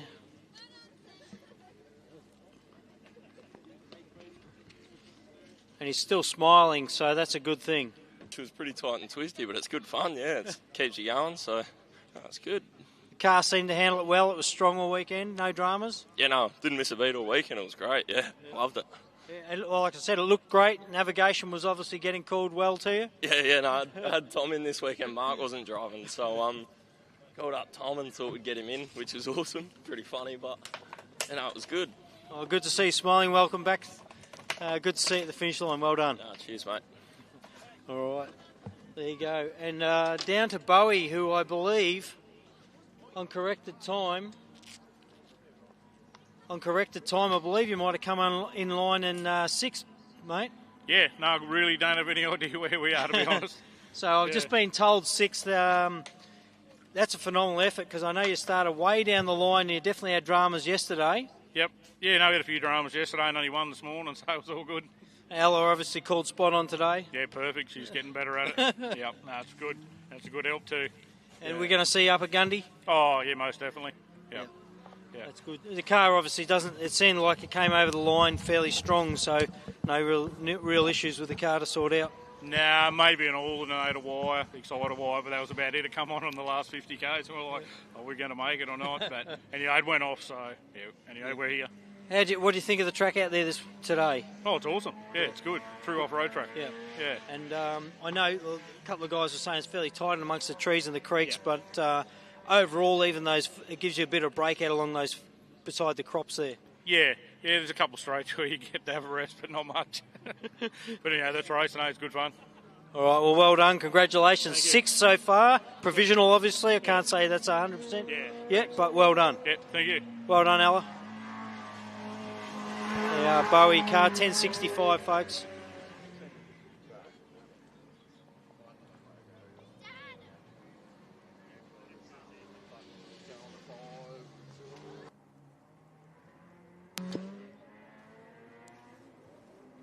Tobes, we might just head back to you for a little while. wait for a few more to come in. They're spread out a little bit further than normal this year. Yep. The first 3 cars we know came in fairly tight together, but then there was a few minutes gap, and I'm tipping the last few as I see a couple going out for their last lap now, so they've probably still got another hour or so left before they come in. Yeah, so the Forceman, the Class 2 entry just going through, Lee Whitehand in the navigator's seat, so that obviously stopped a little bit there in that opening lap this morning, but they're moving along very nicely, so still a lap remaining for the 202, and it looks like our next competitor through the line looks like it's going to be the 684, Matt Lavis and Andrew Dance, so they'll still have a lap remaining also. I reckon our next car through should be the little Class 6 Can-Am of Justin Ryder, Levi Hamilton and Stephen Tees, our Queensland Class 6 competitors. And I'll definitely, hopefully on cue, be our first of our Class 6 cars across the line here. And I think we've had, as Sandy alluded to, we've had our 8 cars home here. Stephen Bowie Graham in the 1065, provisionally 6th outright, pushing James Sant in the 7th, and Sam Bentley a few minutes behind Sant in 8th. So we're still here waiting our 9th vehicle to finish the gap 440, and here is Justin Ryder. So he had a 2nd in class and a 13th outright finish at the ARB Big Desert 480 at Rainbow at the start of the season. He's got his nearby home event, the Gundy 500, coming up in a month or so's time.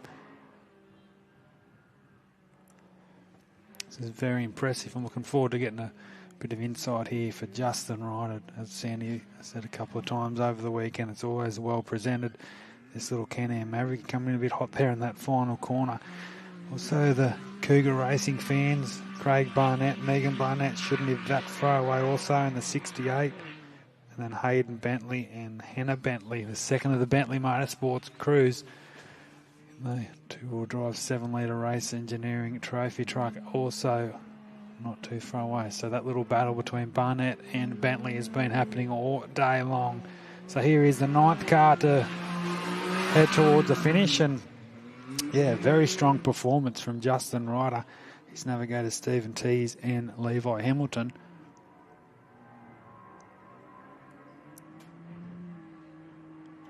And that's a nice finish. So a 9th place finish there, obviously across the line. But there's a few here that are going to have to say a bit about that, because Craig Barnett, Cougar Racing's 68 Ultimate, and here's Hayden Bentley. So you can definitely see Bentley's pulled in a bit on Cougar Racing's Barnett here on this final lap.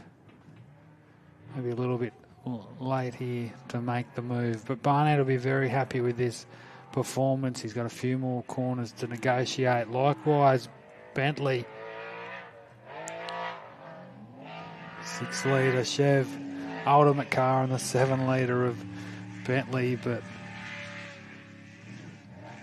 Barnett will just be looking to capitalise on this strong. Another top 10 result, and this will be his finest moment here at the Gap 440. Bentley still looking strong as ever, throwing it in there to that big right-hander. Likewise, Bentley. So a couple of fast finishes here, the 68 and the 11-18. Congratulations to the New South Wales team of Cougar Racing and Hayden and Hannah Bentley, the father and daughter combination. You can tell from the opening lap yesterday to how he sort of come through there into our visions. Hayden Bentley, the confidence has sort of grown over the last couple of hours, and yeah, a strong finish for Hayden and Hannah Bentley. He'll be pretty happy with that, I'm sure. And first race back in 18 months or so, and maybe see those guys at the Gundawindi 500 in a month's time.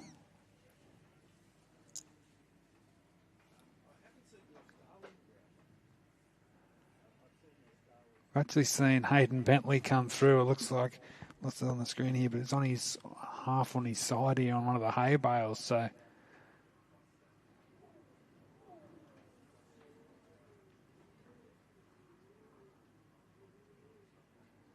hasn't completely put it on its side, but we'll keep an eye on that.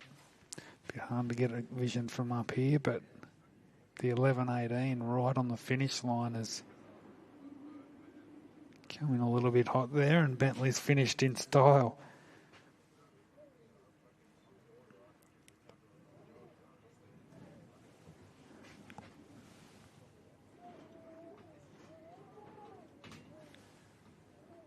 So as we wait for some officials to help Hayden and Hannah Bentley there to the ground, we'll get a time for the first of our Class 6 competitors, Justin Ryder.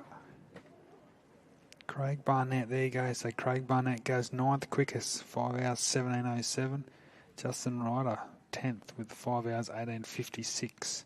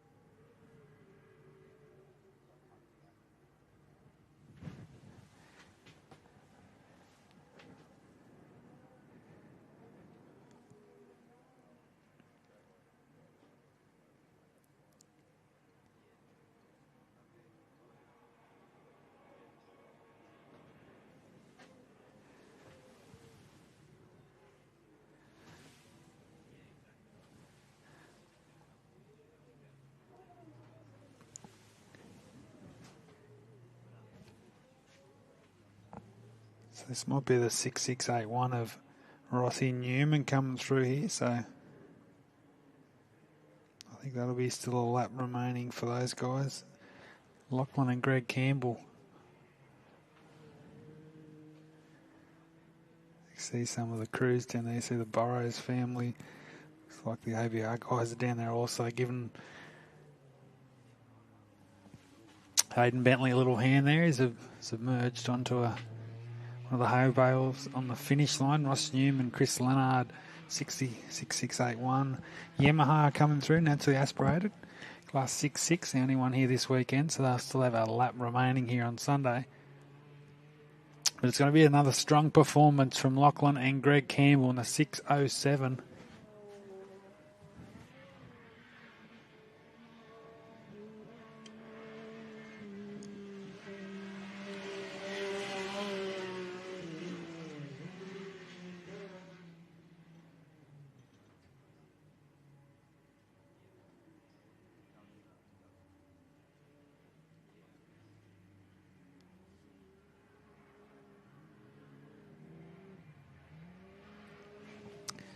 So well done to GRC Motorsport, Can-Am Maverick competitors, the 6:07. So that'll be a second in-class finish for Lachlan Campbell. He was third at the opening round at Rainbow. So more points towards their championship. Of course, the New South Wales outright championship winner from last year. So what's that? That's around 11 cars I think we've come home so far.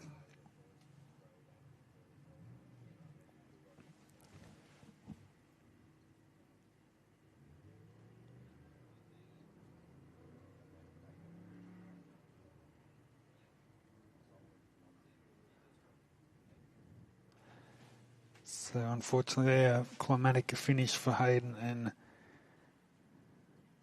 a Bentley. So they've just finished their fourth and final lap of today. Lachlan Campbell was our 12th car to finish full 5 laps of the gap 440. Justin Ryde went, as I said, 10th quickest, 5 hours 18:56 seconds. Lachlan Campbell 6 hours 5 minutes and 2 seconds. We're just waiting for Hayden Bentley's time to come up for us here.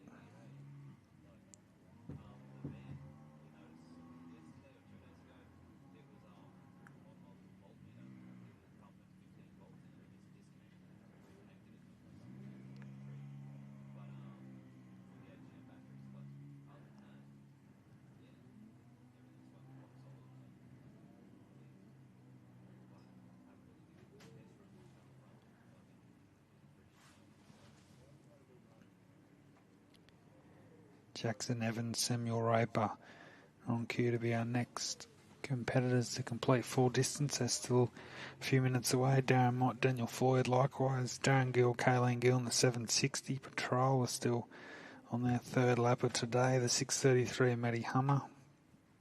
Closing in on a finish, the 609 of Jeremy Horn. Also got some work to do with another lap and a bit remaining.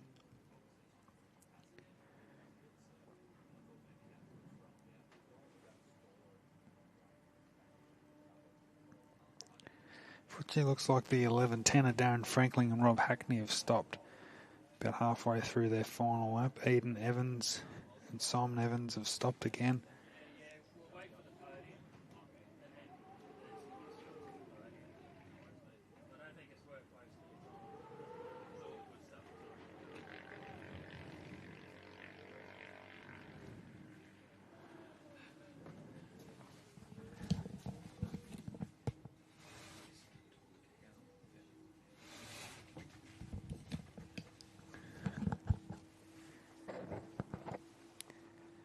So we still have a few cars on their penultimate lap here. Ross Newman, of course, we just saw go through before. Can hear the Polaris just to the northern side of Parkers Road head back for the final time, the 6:35.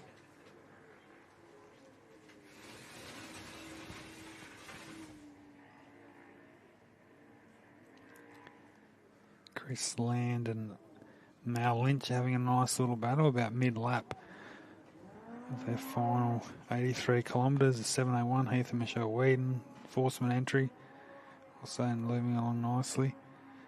Doc Smith. Fortunately, the couple of the local Griffith members and main honchos of this event, the 1087 of Dean McGinley and the 1043 of Carl Power, unfortunately retired on that third lap here this afternoon.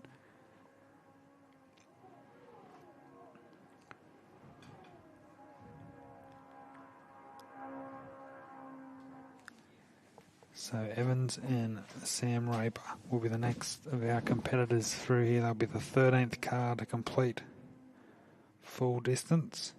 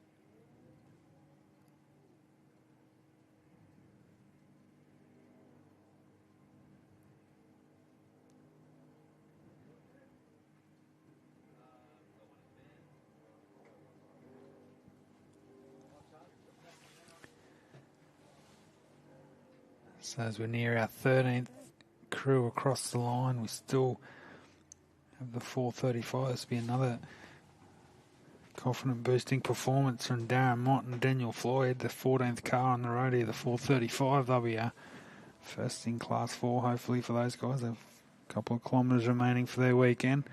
And the 760 and the 609 also coming through to start their final lap of the Gap 440.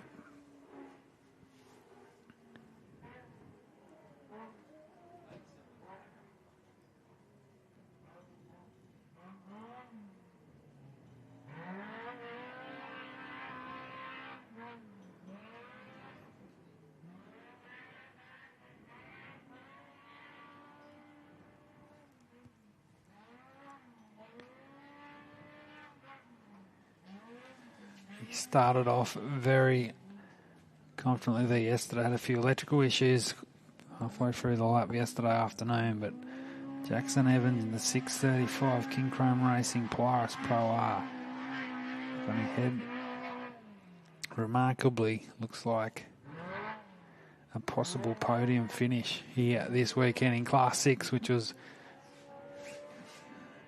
exceptional considering they lost nearly half an hour of time there yesterday afternoon. But the 6:35 will be our 13th car to complete full distance. Always holding it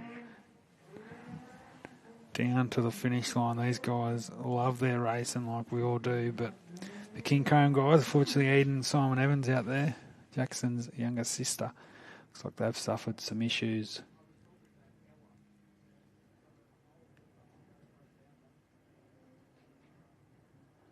On the way, but there we go. So that is our 13th vehicle across the line.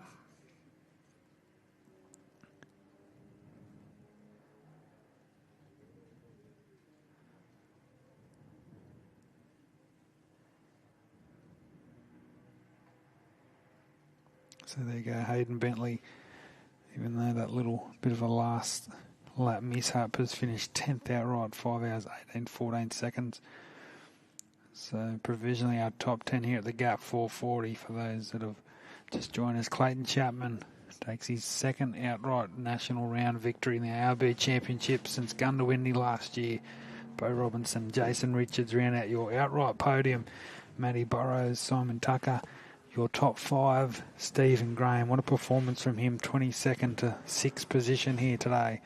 James Sant, Sam Bentley, Craig Barnett and Hayden Bentley, your top 10. Justin Ryder, Lachlan Campbell, Jackson Evans, your 11th to 13th position. And now Darren Mott is the next contender to bring it towards a finish here for the weekend.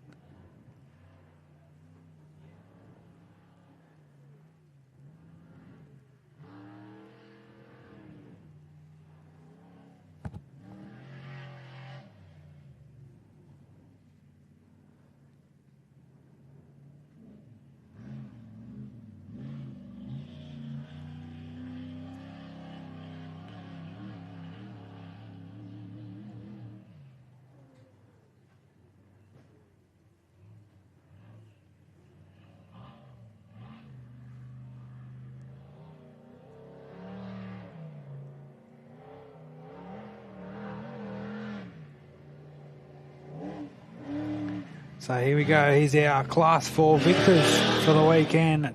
Darren Mott and Daniel Floyd, the Sea Lake representatives.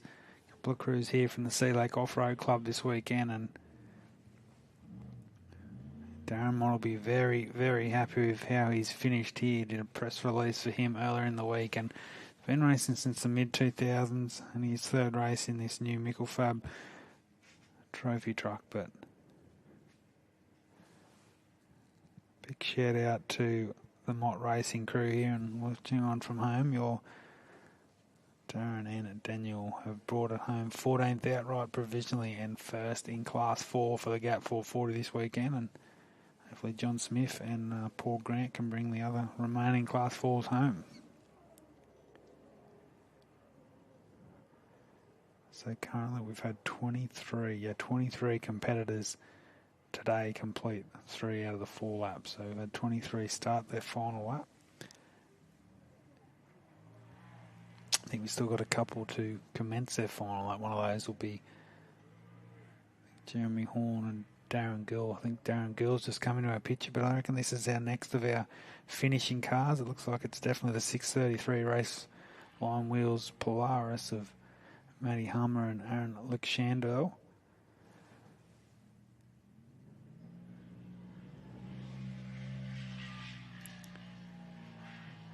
So Jackson Evans, there you go, 5 hours 29, so he was in the 13th outright position. We'll just wait for Darren Mott where he pops in. So this will be our 15th car to complete full competitive distance here for 2024. They won the class here last year. They won't take the top honours this weekend, but Matt Hummer, well done to you, one of our Victorian crews, and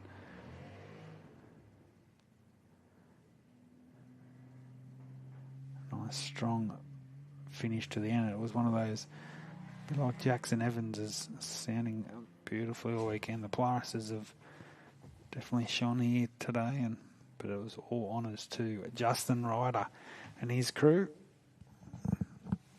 who took the Class 6 honours, and now Darren and Kayleen Gill, another one of our Geelong-based family crews in the 760 GU Patrol. We heard Sandy talk a lot about these guys this weekend.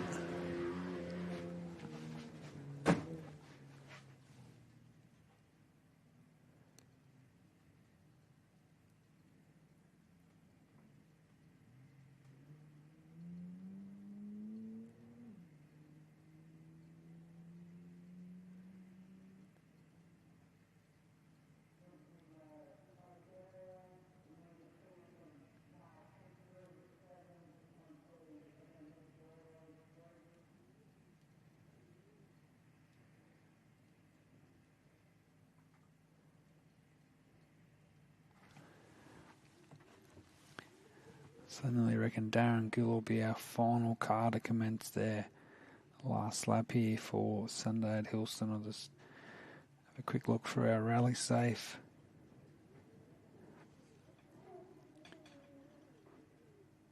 Oh, the 609 still looks like they're moving. The Jeremy Horn, the local Can-Am Class 6 competitors are still heading towards their last lap board, and they should nearly be the next car through. And then there's a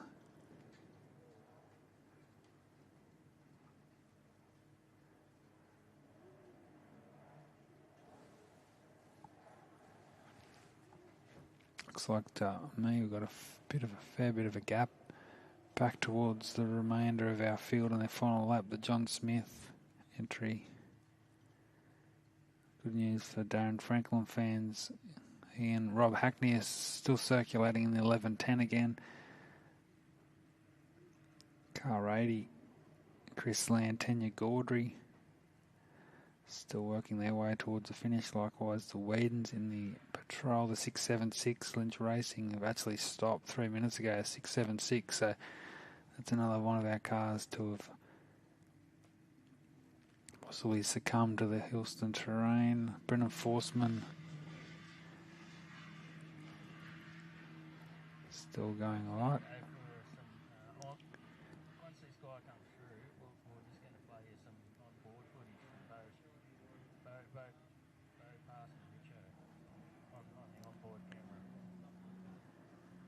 So as we just see the local, geez, I tell you what, he's having a red hot crack here, the 609 Jeremy Horn, so he goes through, so he still has, by my records, another lap to go. I think we're going to be showing a bit of footage very shortly of Bo Robinson making the move on Jason Richards, so keep your eyes to the big screen, and of course those watching on from home. Be a great little insight of what happened out on the track on the final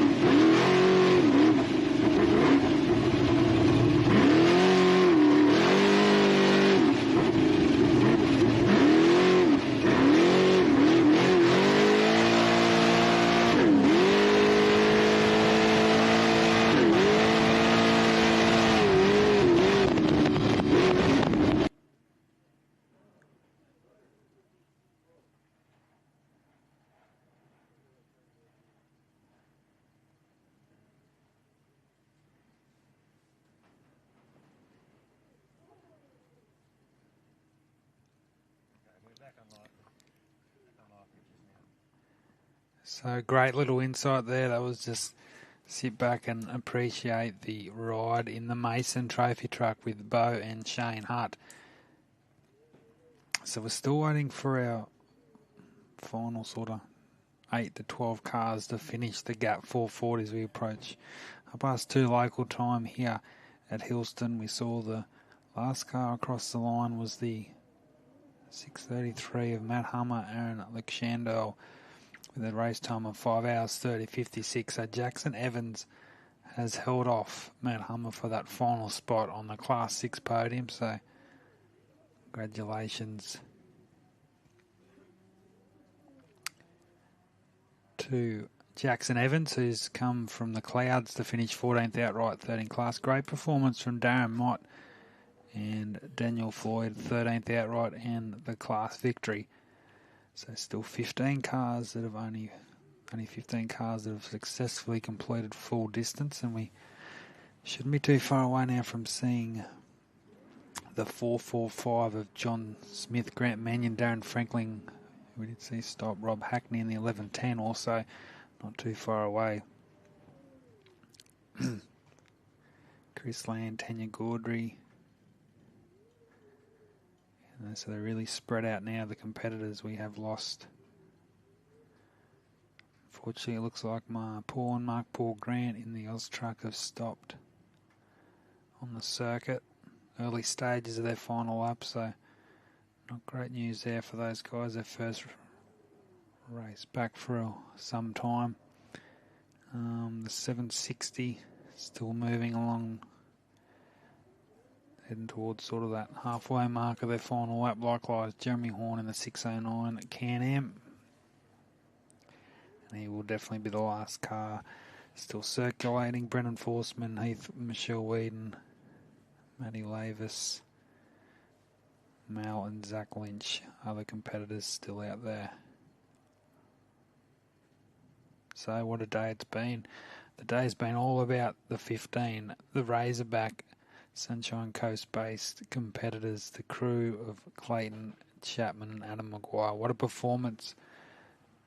I just read a comment on Facebook, a dominating performance here at Hillston. Very rare in the off-road arena that you can win the prologue and hold it from the start to the finish. But Chapman's done just that here at Hillston this weekend. So another congratulations. I'm sure we'll see some podium celebrations coming to us soon here on the track. But the next car through should be the 445, so we'll see them very shortly.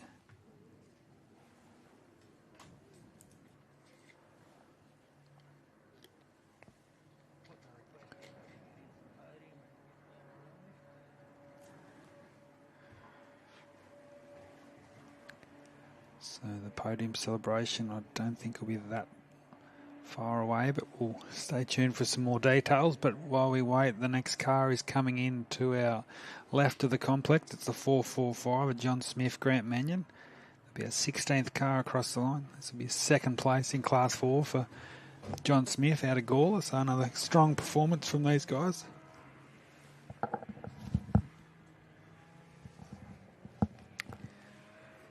On one of those crews like Sandy has alluded to, that just turn up to these races, smiles on the dials, and just get out there and have a lot of fun. So the 445 will finish second in Class 4 behind that of Darren Mott. Paul Green will take home third. Unfortunately, stopped on the track at the moment, so won't be full completion. But yeah, thanks again to the Griffith Off-Road Club for hosting us here this weekend.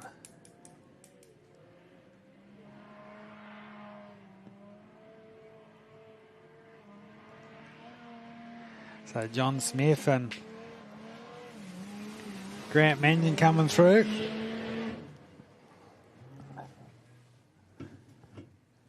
So a nice finish for those guys.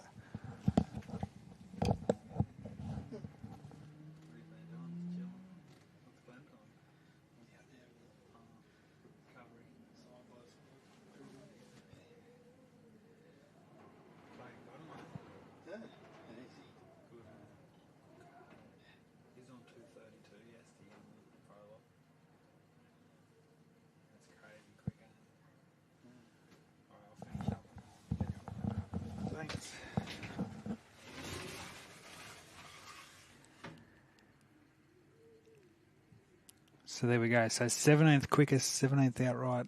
Sorry, 16th outright for John Smith and Grant Mannion, second in class. So congratulations to those guys. Around 5:45 elapsed time. So Darren Franklin, Rob Hackney will be the 17th car to come through.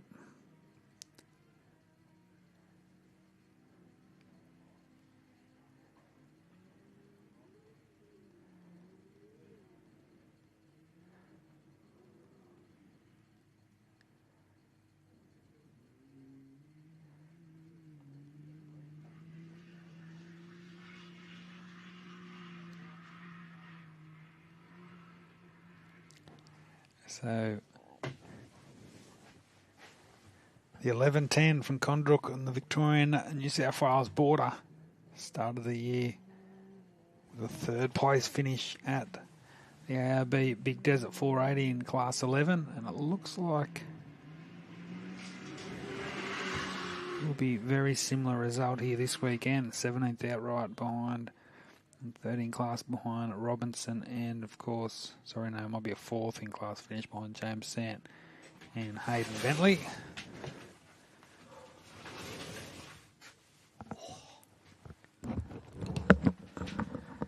Join back up here with Sandy Bowman, mate. How'd you go down there? How's the conditions? I haven't been doing nothing, mate. I know what I have been doing is freezing. Still cool down there? Yeah, a little bit fresh.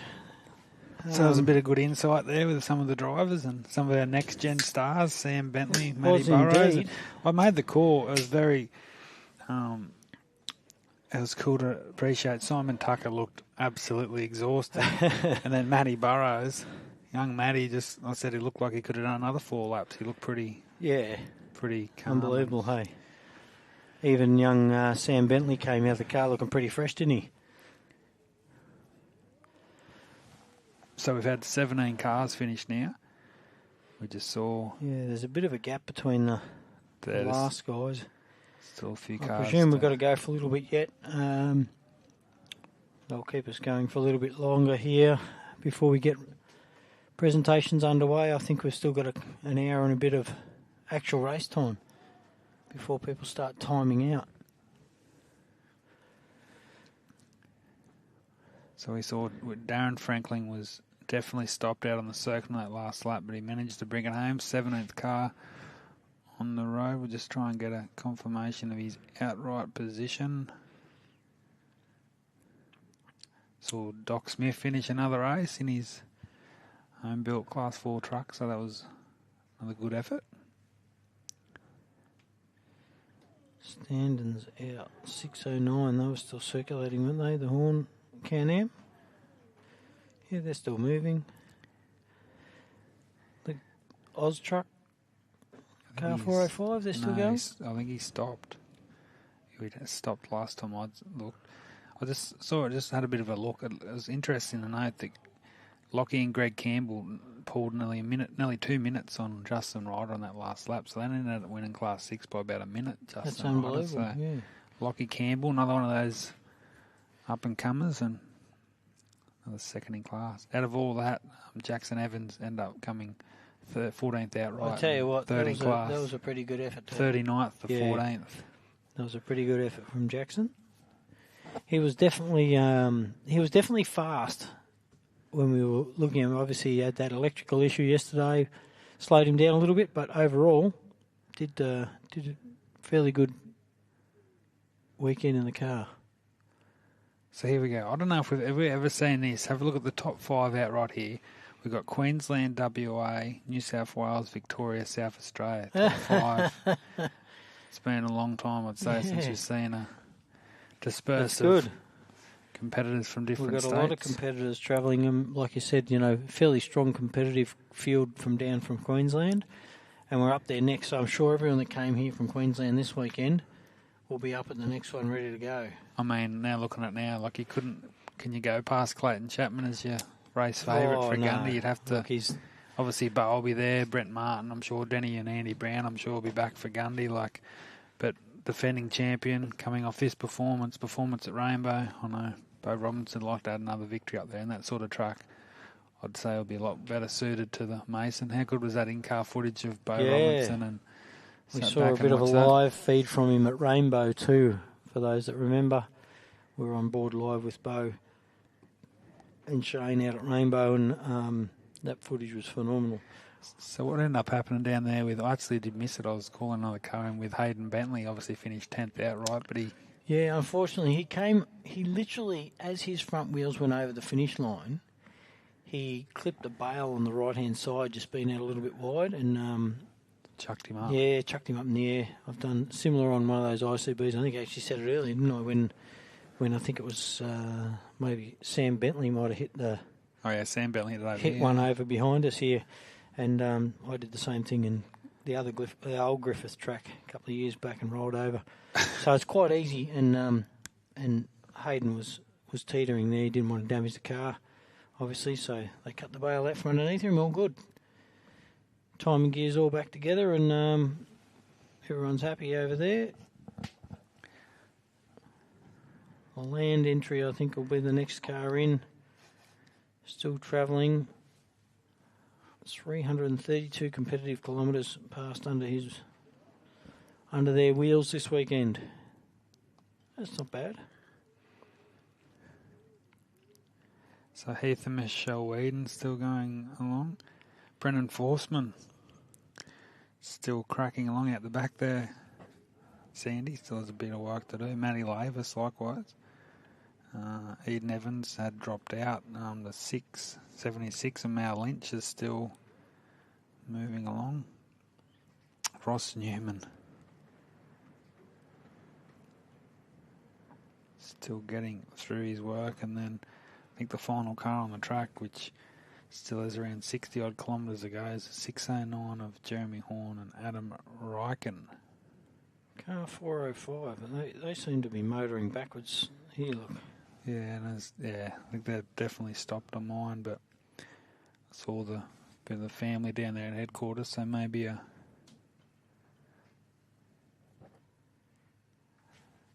last lap.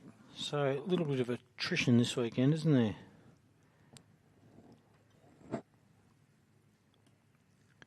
Retirements. Dale Standen, car 23, Mick Masson. Saw out with an engine, 32.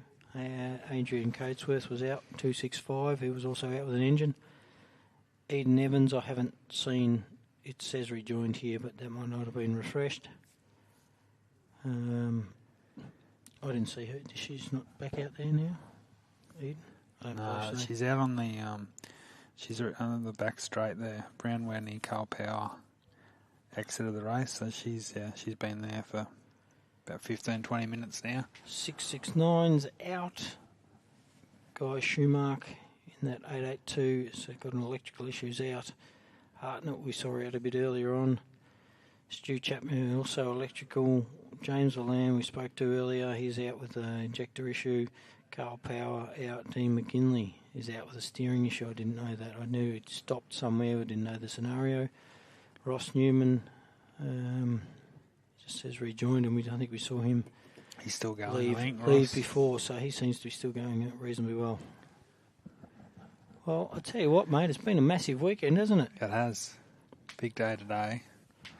The Cougar racing again, great performance. Another finish. That's about 9 or 10 national events in a row, which is like pretty much unheard of. Obviously, you look around that top 4 or 5 when you got those competitors from that sort of 5th position to 10, 12, and they're finishing all these races. It sort of goes a bit unnoticed sometimes, but when you stand back and have a look at his actual record the last couple of years, there's not many in Australia that have completed and achieved what he's done in no, not at all. These events.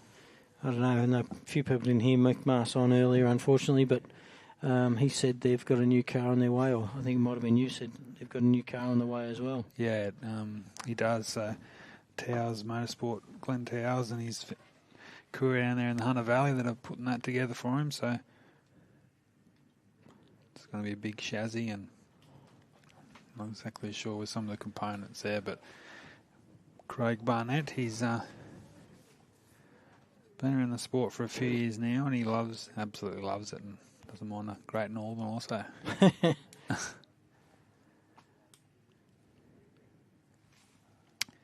So car 80, as you said, should be the next one through. Unfortunately, we didn't see Aaron Nicol today, did we? He didn't come up to the... No, I can hear him in the distance, so Because it's so close, isn't it? So you see this little bit here, but literally the track's just on the other side of the They come in Parker towards the Road. trees behind us, or beside us.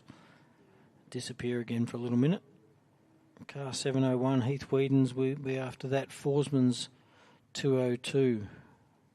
So what have we got? Still Basically motoring. 3, 4. Matty Lavis still motoring. 5. Dee McGinley, we heard, was out. Steering issue. I reckon we've got 8 cars still on the track. Can-Am of the Lynches. 676 is still motoring. 1043, their powers have been out for a little while now. 6681, which is Mr. Newman, he's still going around. 760 is the Guild Patrol entry. They're looking to get a finish, aren't they? They're still going. They're a bit beyond halfway around the track, I suppose. Actually, I'll tell you, they're at 292 Ks. I can't do the maths at this time of the weekend. Too late. They look like they're a fair way, 2/3 of the way around. Horns, Can-Am. That should be the final cards, 609. Yeah, that's what I can tell too, because we've got 23 was stand-ins there are definitely out, and so we've just sort of worked out that the Poor Grant's out as well. yeah the Grants 405 trucks out, which unfortunate they were looking reasonably good this weekend as well. So yeah, we've probably got what do you say, 5 or 6 left? I reckon 8. 8 still 7, moving. 8, yeah. We're about to get Chris Land and Tanya Gaudry coming through here, so that's pretty impressive for Chris. They finished, I think, 22nd or 23rd at Rainbow, and they're going to finish, provisionally about 18th out right here, so... That'll mean, where do we have start? We had about 44 start. I think it was 44 yesterday. Friday night. And we'll have about 23 so about or half 4. the field. That's pretty not too bad. I'm actually surprised. Look, this morning, even after the second lap, it was kind of looking a bit more promising than that for finishing numbers. I knew we had a few bigger issues. This last lap and a half's been a little bit more testing. brutal, hasn't it?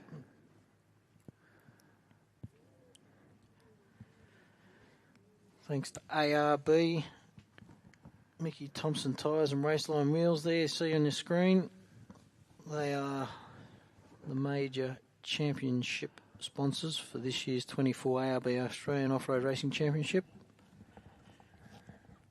Out here at Hillston. The ARB Tyrepower Griffith, The Gap 440. Clayton Chapman. Top spot. I reckon this is nearly a bigger victory than his Gundy one. Obviously, it was unfortunately cut short last year due to that grass fire that was over in that paddock. But to me, this feels like a more complete performance. I think Adam Maguire alluded to when you were talking to him. He said that this one a bit more special because of that. Led it from the start to the finish, and they were dominating the whole way. Hey? Yeah, so it does make a little difference. So. And they're at the top of their game. They've been, well, when I say they're at the top of the game, they've pretty much been at the top of the game for a long time, but they've had a few letdowns here and there, which we all do. But so Chris Land coming over, Sandy, our next car coming through. I'll be very He's out there on his own, isn't he? When you look at how long's it been the gap between him and the last car? Oh, Darren Franklin come through a good 15 minutes, I'd say. And he's still. He's probably still got another 10 or so minutes off his as well. Yeah, so.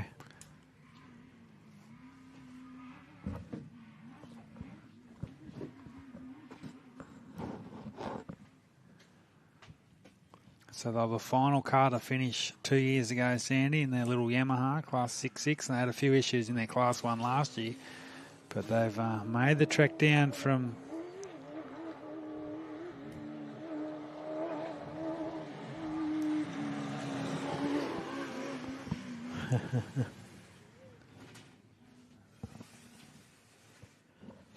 There you go. Crossing the lands, Chris Land, car 80, crossing the finish line. That'll be 18th outright. It's always... So what are they getting class there? That'd be 1...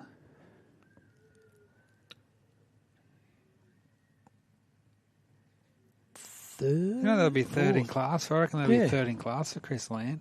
So I reckon it'll be obviously Clayton and then back to Craig Barnett in second. And Yes, true. Yes, and then I reckon Chris Land in third. How good's that? Chris Land, well deserved. I think he finished fifth in class at Rainbow. So he's, had a couple of good, strong results. How's that with a couple of Class 6s up there as well? Where the placings have ended up this weekend. I think, I said it down there at the start line earlier, where the those couple of those Class 1s and the Class 10s up in the top 10, you just dead set. You wouldn't see it 10 years ago. Yeah. So it's and They'd maybe be nearly coming in now, wouldn't they? and maybe a track like this shows the driver's skill Yeah. rather than the car suspension and horsepower a bit more. Definitely.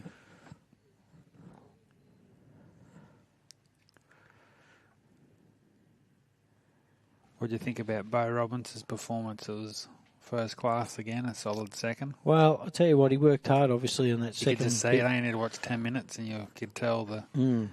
And he said it was super tight out there for him. Yeah. So even getting around, when you're following the crops, I think I said that yesterday morning about following the crops around even on the pre-run. I'm like, oh, this is tight, just doing 60k now, and when they're doing 150, Yeah. it's that's going to be super tight in a bigger car to get around it and follow the crops. And I think from what I've been told, the crops were well looked after this weekend by the races. Thank you very much. Good.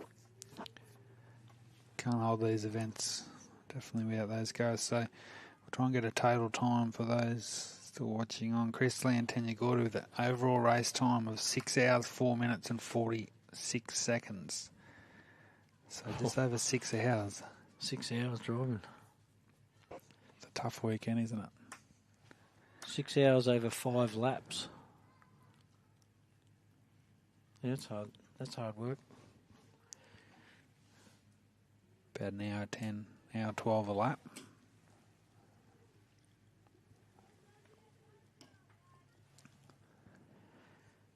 Well, we've got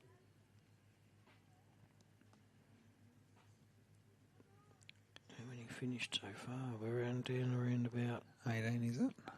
18, 19. Chris Land's at 18. It's 6 hours. Shout out to all our stewards and rally safe officials here this weekend that have done a great job, Sandy. Obviously. Yeah. Once again, it comes from every angle, doesn't it? There's a lot of moving helicopters parts. been out here this weekend, taking people up in the air to follow cars around. There's been everything from the people down there cooking food, and there's just so many aspects to running an event. Obviously, the local town was a buzz last night. The Bolo's always a good place to be. Nothing better than a bit of Chinese from the local Bolo.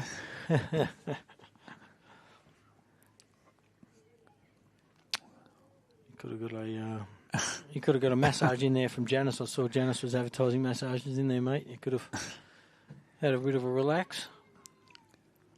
But 6 cars left. I'll tell you what, we've still got half an hour solid of racing, haven't we? We've got car 760. Is that what you said was last on the track? I reckon it's 609, the locals. Oh, 609, yeah, you're right. They're right up in the centre again, about to... This, it doesn't looks tight and technical on this from our little approach here, doesn't it, where they are? So they've still got another 40-odd Ks left, I think, the 609. I'm not too sure what time out is. Not too sure when they max out on time.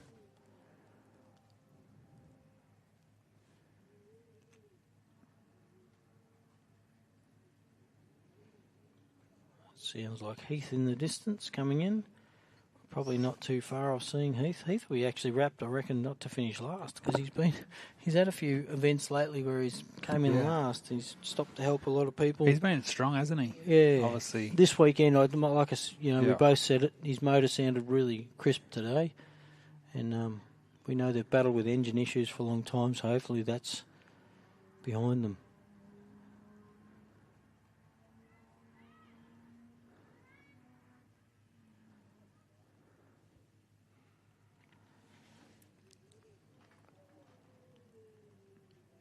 Yeah, he's literally coming back into our view. So this will be... I don't think he finished it. He had issues at Rainbow, didn't he, Heath? Yeah. I don't think he finished. Don't think he finished full distance. He was the only Class 7 there this year, so... I'm sure we might see Heath and Michelle up at Gundy. He's got a lot to do with that little... He's got a lot to do with that little race out of Barongal. Oh, yeah. Yeah. What's that, just north of Mount Gambier? That was only last year, first race. Yeah. Which they hope to do again this year, by the sound of it. Still looks quite cold out there, Sandy. Yeah, well, look, I had both hoodies on. The bald spot, the bald head doesn't stay warm too easily. So... Much emotion down there with the Chapmans. They look. I tell you, the Chapmans were ecstatic, Yeah. mate, ecstatic, and there was a few teams there wrapped to see their finish and their positions. So, you know, some that are even Richo, he seemed to be pretty happy. Richo looked he was a little. didn't he? He was a little disappointed on the engine Yeah. issues, you know, on that last lap because. He sort of had that all day, didn't he? Come past. He said Bo overtook him. As soon as Bo overtook him, the car came good again. Yeah. And off he went. It did drop out again, but, you know, he's like, oh, I just gave up that spot. And you're sort of just waiting for that to turn worse in some parts as well. He came over the line with 5 cylinders, but anyway. I'll tell you what, if you give him third spot, first in class behind Chapman and Robinson at the start of the weekend, you'd... Yeah, that wasn't a pick for me, not even one little bit. No, I liked him all week. I just thought maybe if a couple of those top guys did fall out, I thought he'd be right there, and he sort of was. Chapman and Robinson just a bit too good this weekend, but as you said, it's a big difference driving a car like Clayton's to Richo's, but the track does suit it and a bit of local knowledge, and it was a bit of shame about Carl Power and Dean McGinley because they were right up there as well. Yeah, Dean was fairly fast all weekend too, wasn't he? Here comes Heath in over on our left, mate. There he is. 165k an hour I just spotted him at. So still pushing along nicely. First of our Class 7, Sandy. That's good. I think our Class 7 was doing about 180 top speed, and I'm tipping Heath would be very close to that with the same. Yeah. We had a 4.8 as well. Same setup. We were running a wholesale automatics transmission, but Heath's running a 5-speed. I reckon Heath will be pretty happy with this. Yeah, finishing solid, so... It's a long haul up to Gundawindi, but I'm sure they're planning to defend the 701, so they'll head up there. He's got the window down. Gee whiz. Oh, crikey. You still miss it? Better give me a wave out of the window here, mate. So our 19th car to complete full distance as he hops his way towards his final couple of corners. Congratulations to Heath and Michelle Whedon. Gee whiz, isn't that an effort? The car still looks pretty crisp, Looks doesn't it? nice, doesn't it? It still doesn't look like it's got many suspension issues, and obviously sounds strong still. The engine was sounding sweet as it came past us just then. After 440 kilometres, folks. Geez, that's a sensational effort. I was puffing after the pre-run, so these guys must be worn out, that's for sure.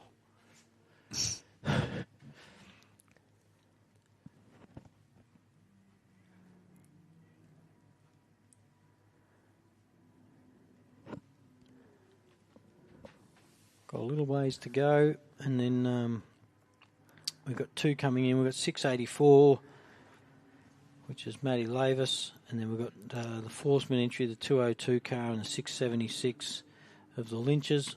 They're all on their way in, probably in the next 5 or 10 minutes. And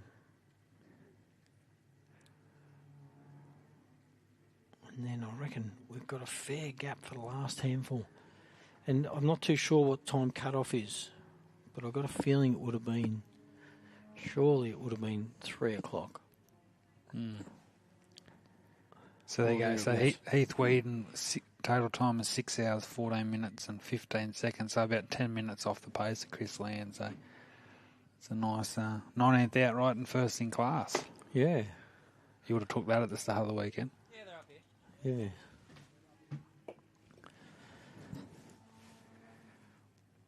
So, as you said, still waiting for, was it the 676? We've got 3 on their way back in, mate. They've got Matty Lavis, should be the next car in. And then the Forceman entry. Yeah. Hello, is it okay if you guys ask the crowd to all cheer for car 609 when he approaches? He's the last vehicle. Oh, yeah. He's a local from Hillston. Thank you.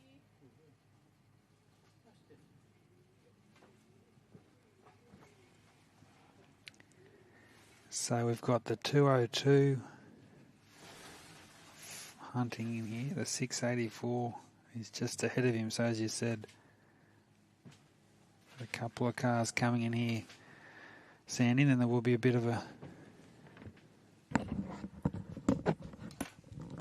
Tell you what else we've got here, mate. Oh, Cakes. Cakes and beers. Bit parched up here.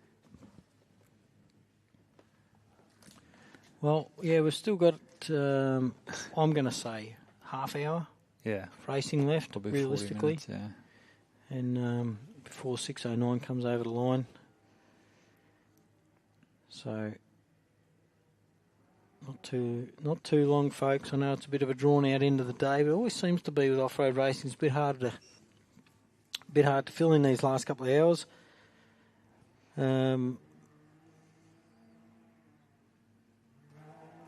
But we've had a fairly quality field, haven't we? Yeah, it's been a very quality lineup this weekend. It promised a lot heading into the weekend, and a lot of people did tip Clayton Chapman. He was definitely one of those that I would have thought would have been right up there.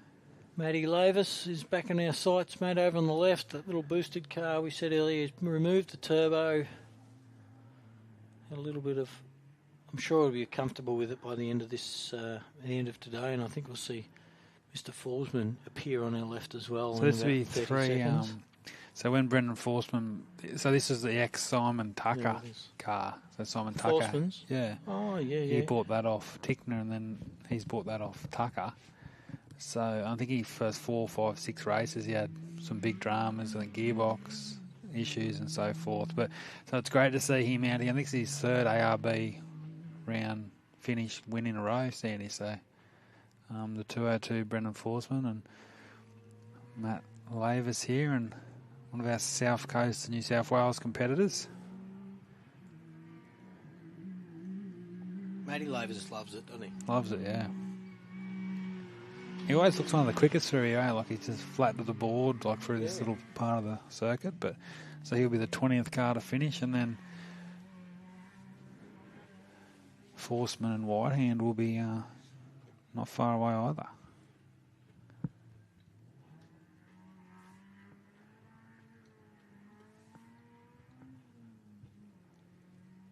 And Lynch is also about to turn onto that last straight into the area, into the arena. There he is, class 202, Forsman. About to come across the finish line. He'll be very happy with that one. He'll be pumped, I reckon. A winning class is always good. Yep. Top 25 result.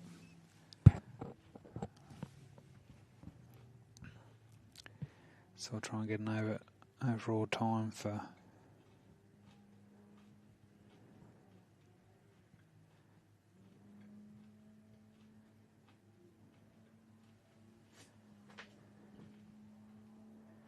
So Matt Lavis goes 20th quickest for 6 hours, 17 minutes, 48 seconds. So about 2.5 minutes behind Heath Whedon. So it's our 20th position. And Brennan Forsman and Lee Whitehand still awaiting a time for those guys. I reckon it might be a fraction off that of... So this is the next of our Class 6s. The Lynch combination. Still waiting that official time for Forsman and Whitehand.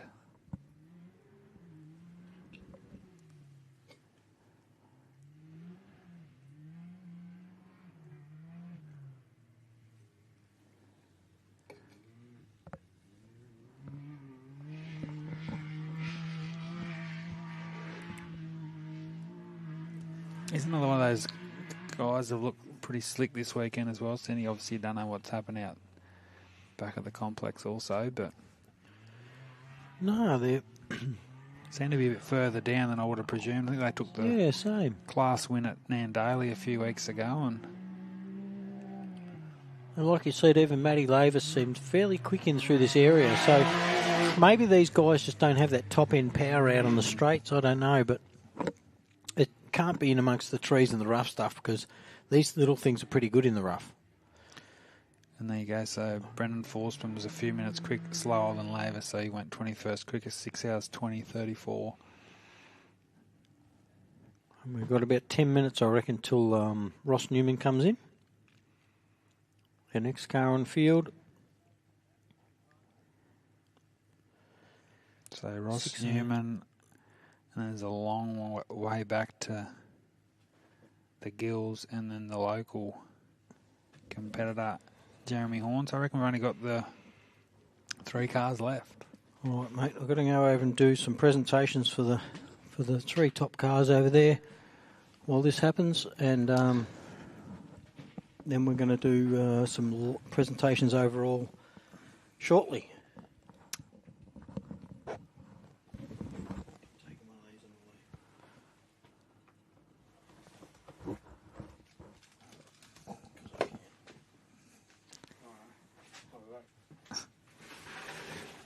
So we'll wait for these final few cars to come in. Of course, the last car on the circuit, fingers crossed that Jeremy Horn and Adam Ryken can make it back here in the 6:09.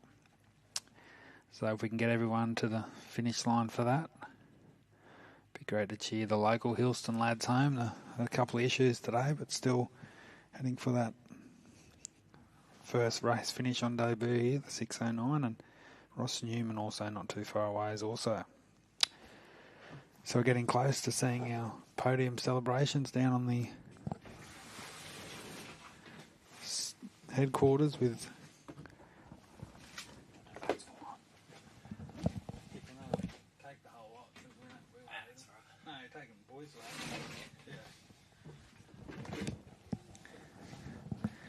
So of course another memorable weekend for the 15 of Clayton Chapman and Adam Maguire, and I mean everyone thought that Gunda Windy was a moment. I think this could be take the cake for Clayton and Adam in terms of career highlights, but we'll have to ask that the man himself. But congratulations once again. Bo Robson, Shane Hunt will be on the die, and then of course third position is the locals, Jason Richards and Charlotte and Sam sharing the navigating duties.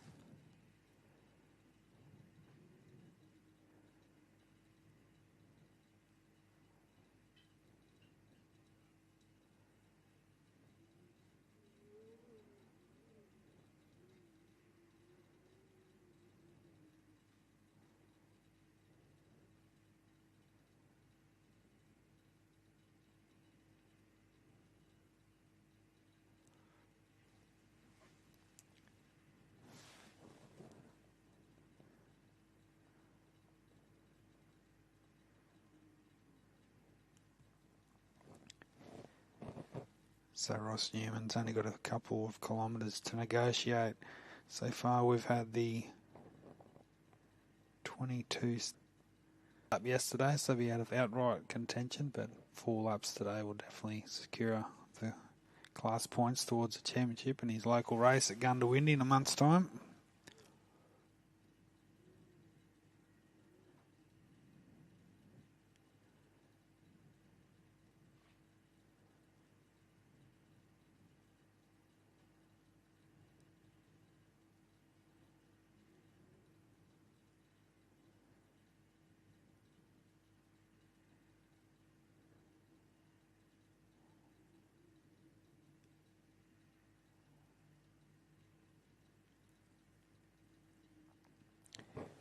Once again, a big shout out to our Griffith Offroad Club, of course, Tyrepower Griffith as well, ARB, Raceline Wheels, and of course Mickey Thompson Tyres for all they do for this ARB Australian Championship that's at its halfway mark.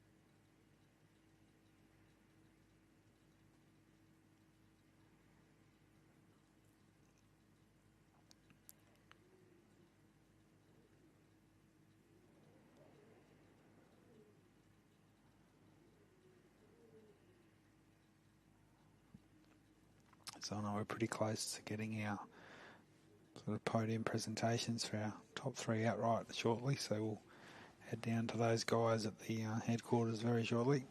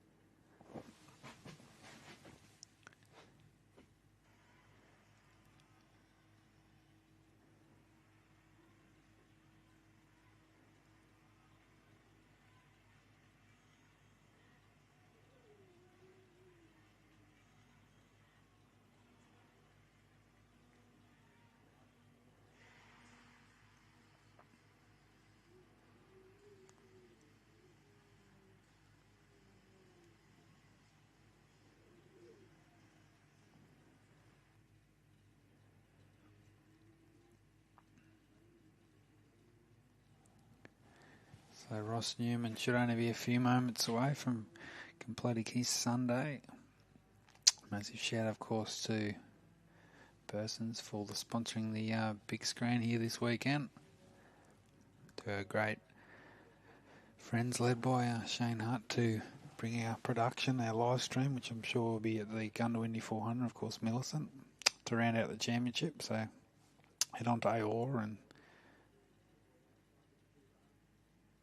check out all the latest news info. Of course, the merchandise store as well. You can get all your ARB Australian Championship merchandise, shirts, caps, all the way down to children's sizes, so check that out. All the latest point scores for the Queensland and AORRA and Australian ARB Championship as well.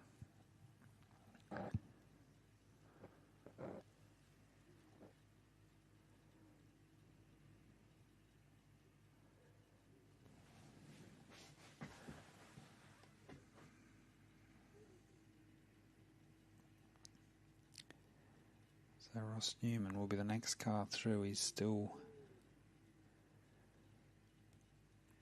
a couple of kilometres to go, and then we're still waiting for 760 and the 609 to complete their event this weekend.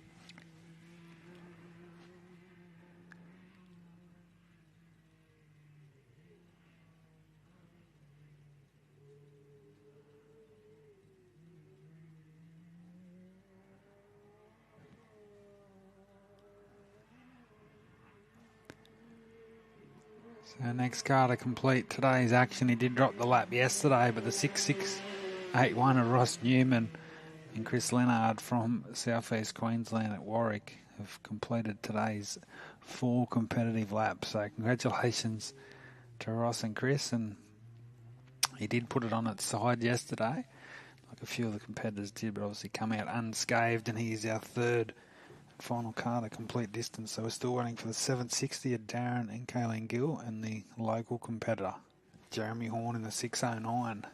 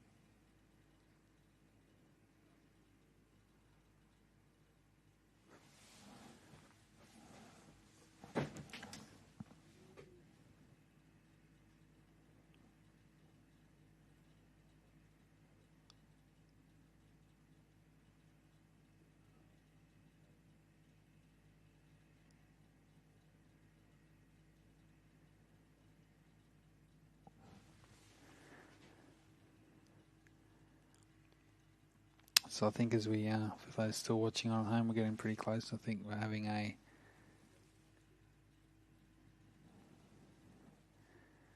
top 3 podium celebrations.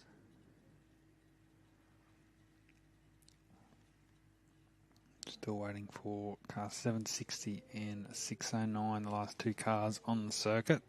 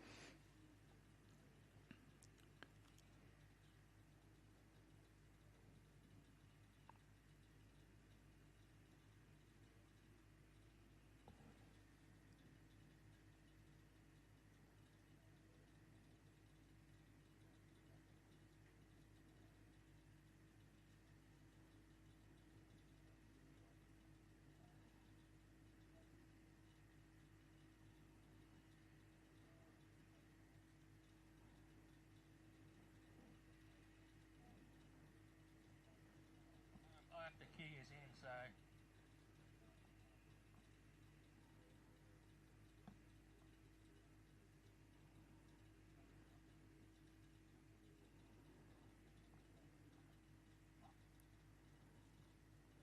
Okay, I think we're going to do the podium.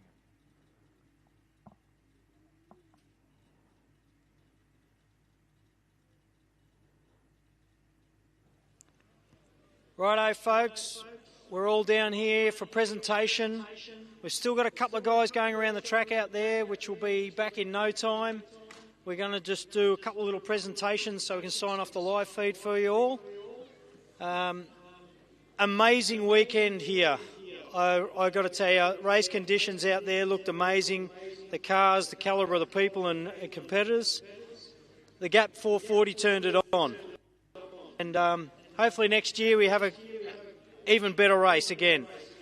So without any further delay, let's get up for the Raceline Prologue winner, which is Clayton Chapman and Adam Maguire.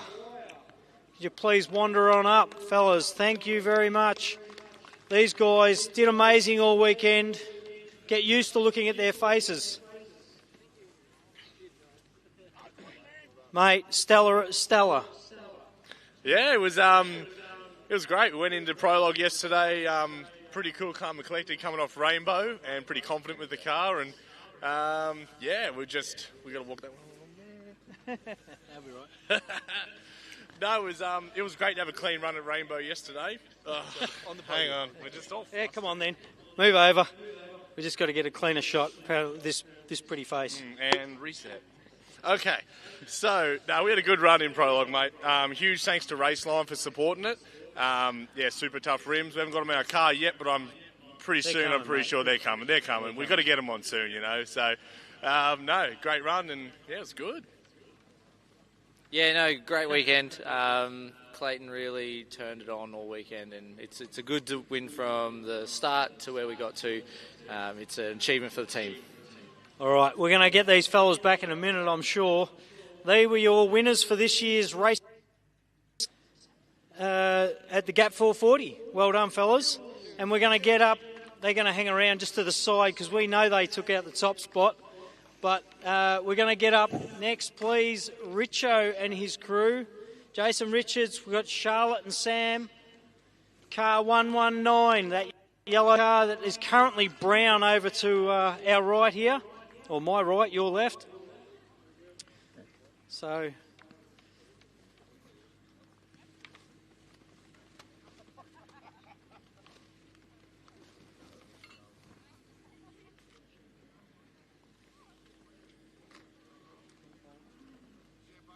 yeah.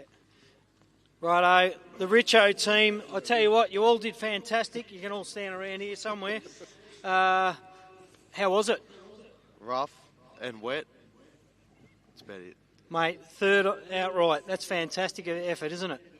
Yeah, probably only the race I finished with Dad so far. That's good.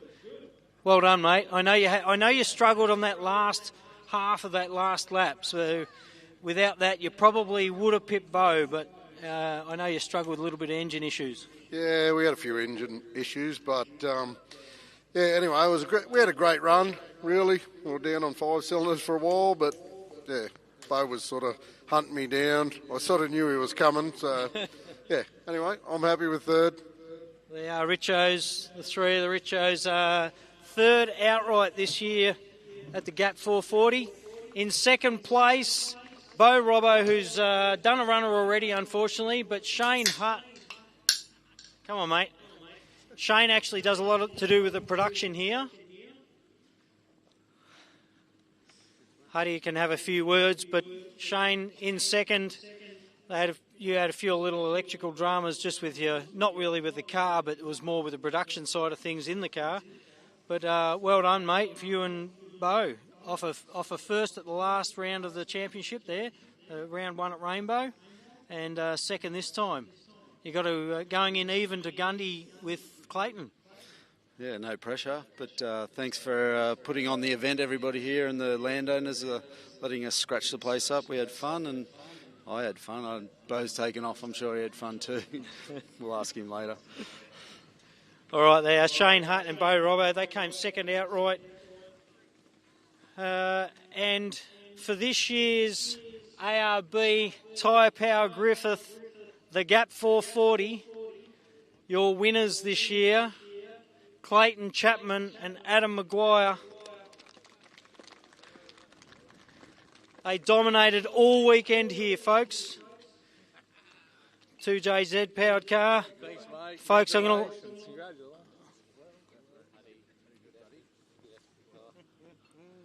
I know you got a word to say, mate. I'll give you the mic.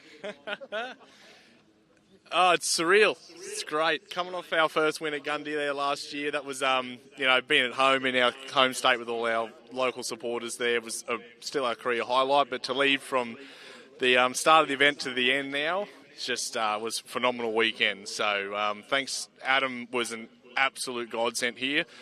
His notes, his timing, our teamwork in the car just made us get around that track safe as houses at the speeds we were doing. So, mate, I cannot thank you enough for what you do in the car, mate. Just our car, the Razorback, running the Mickey Thompson tyres, and the Link ECU, we just flawless all weekend.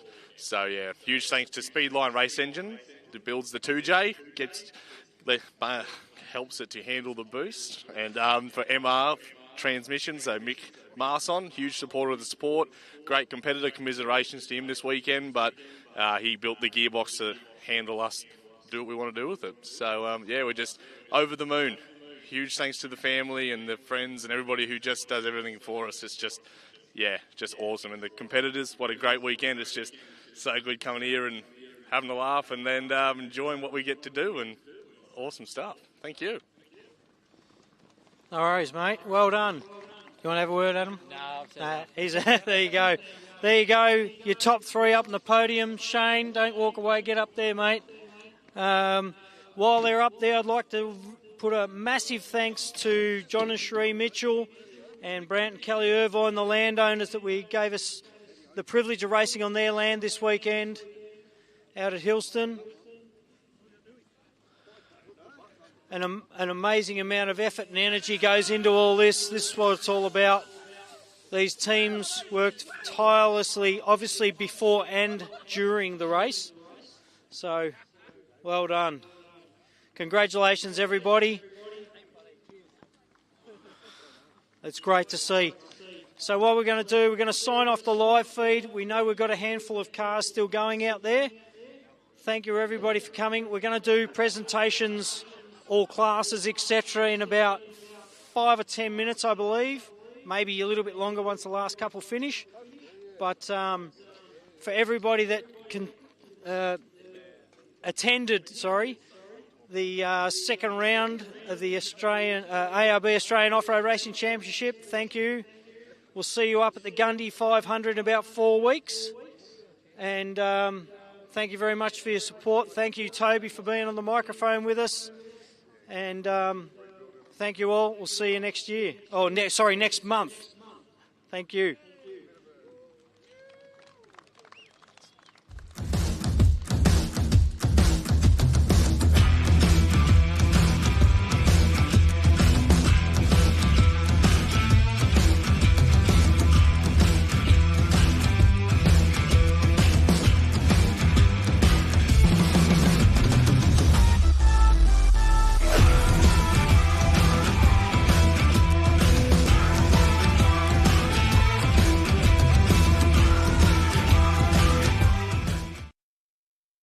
The power of Australia's biggest independent tyre network at Tyrepower Griffith. Now teamed with GCS 4x4 for the best deals on car and four-wheel drive tyres. We're open Monday to Saturday for safety checks, windscreens, batteries, suspension, wheels, puncture repairs, and all your ARB 4x4 and camping accessories. Tyrepower Griffith has you covered. Visit tyrepower.com.au or go to 2 Favell Street, Griffith. Tyrepower, 100% Australian owned and operated since 1977. When you're out in the sticks, you want top gear for the job. GCS 4x4 delivers. Norweld trays that can handle the load. Rock-solid trig-point service bodies. Premium Norweld canopies that give you every option. Fridges, drawers, storage, ladders. All Aussie made and as good as it gets. GCS 4x4 can build the vehicle you need, all set up to take the rough stuff. For on the job or just for fun. GCS 4x4, your ARB stockists. For Vel Street, Griffith.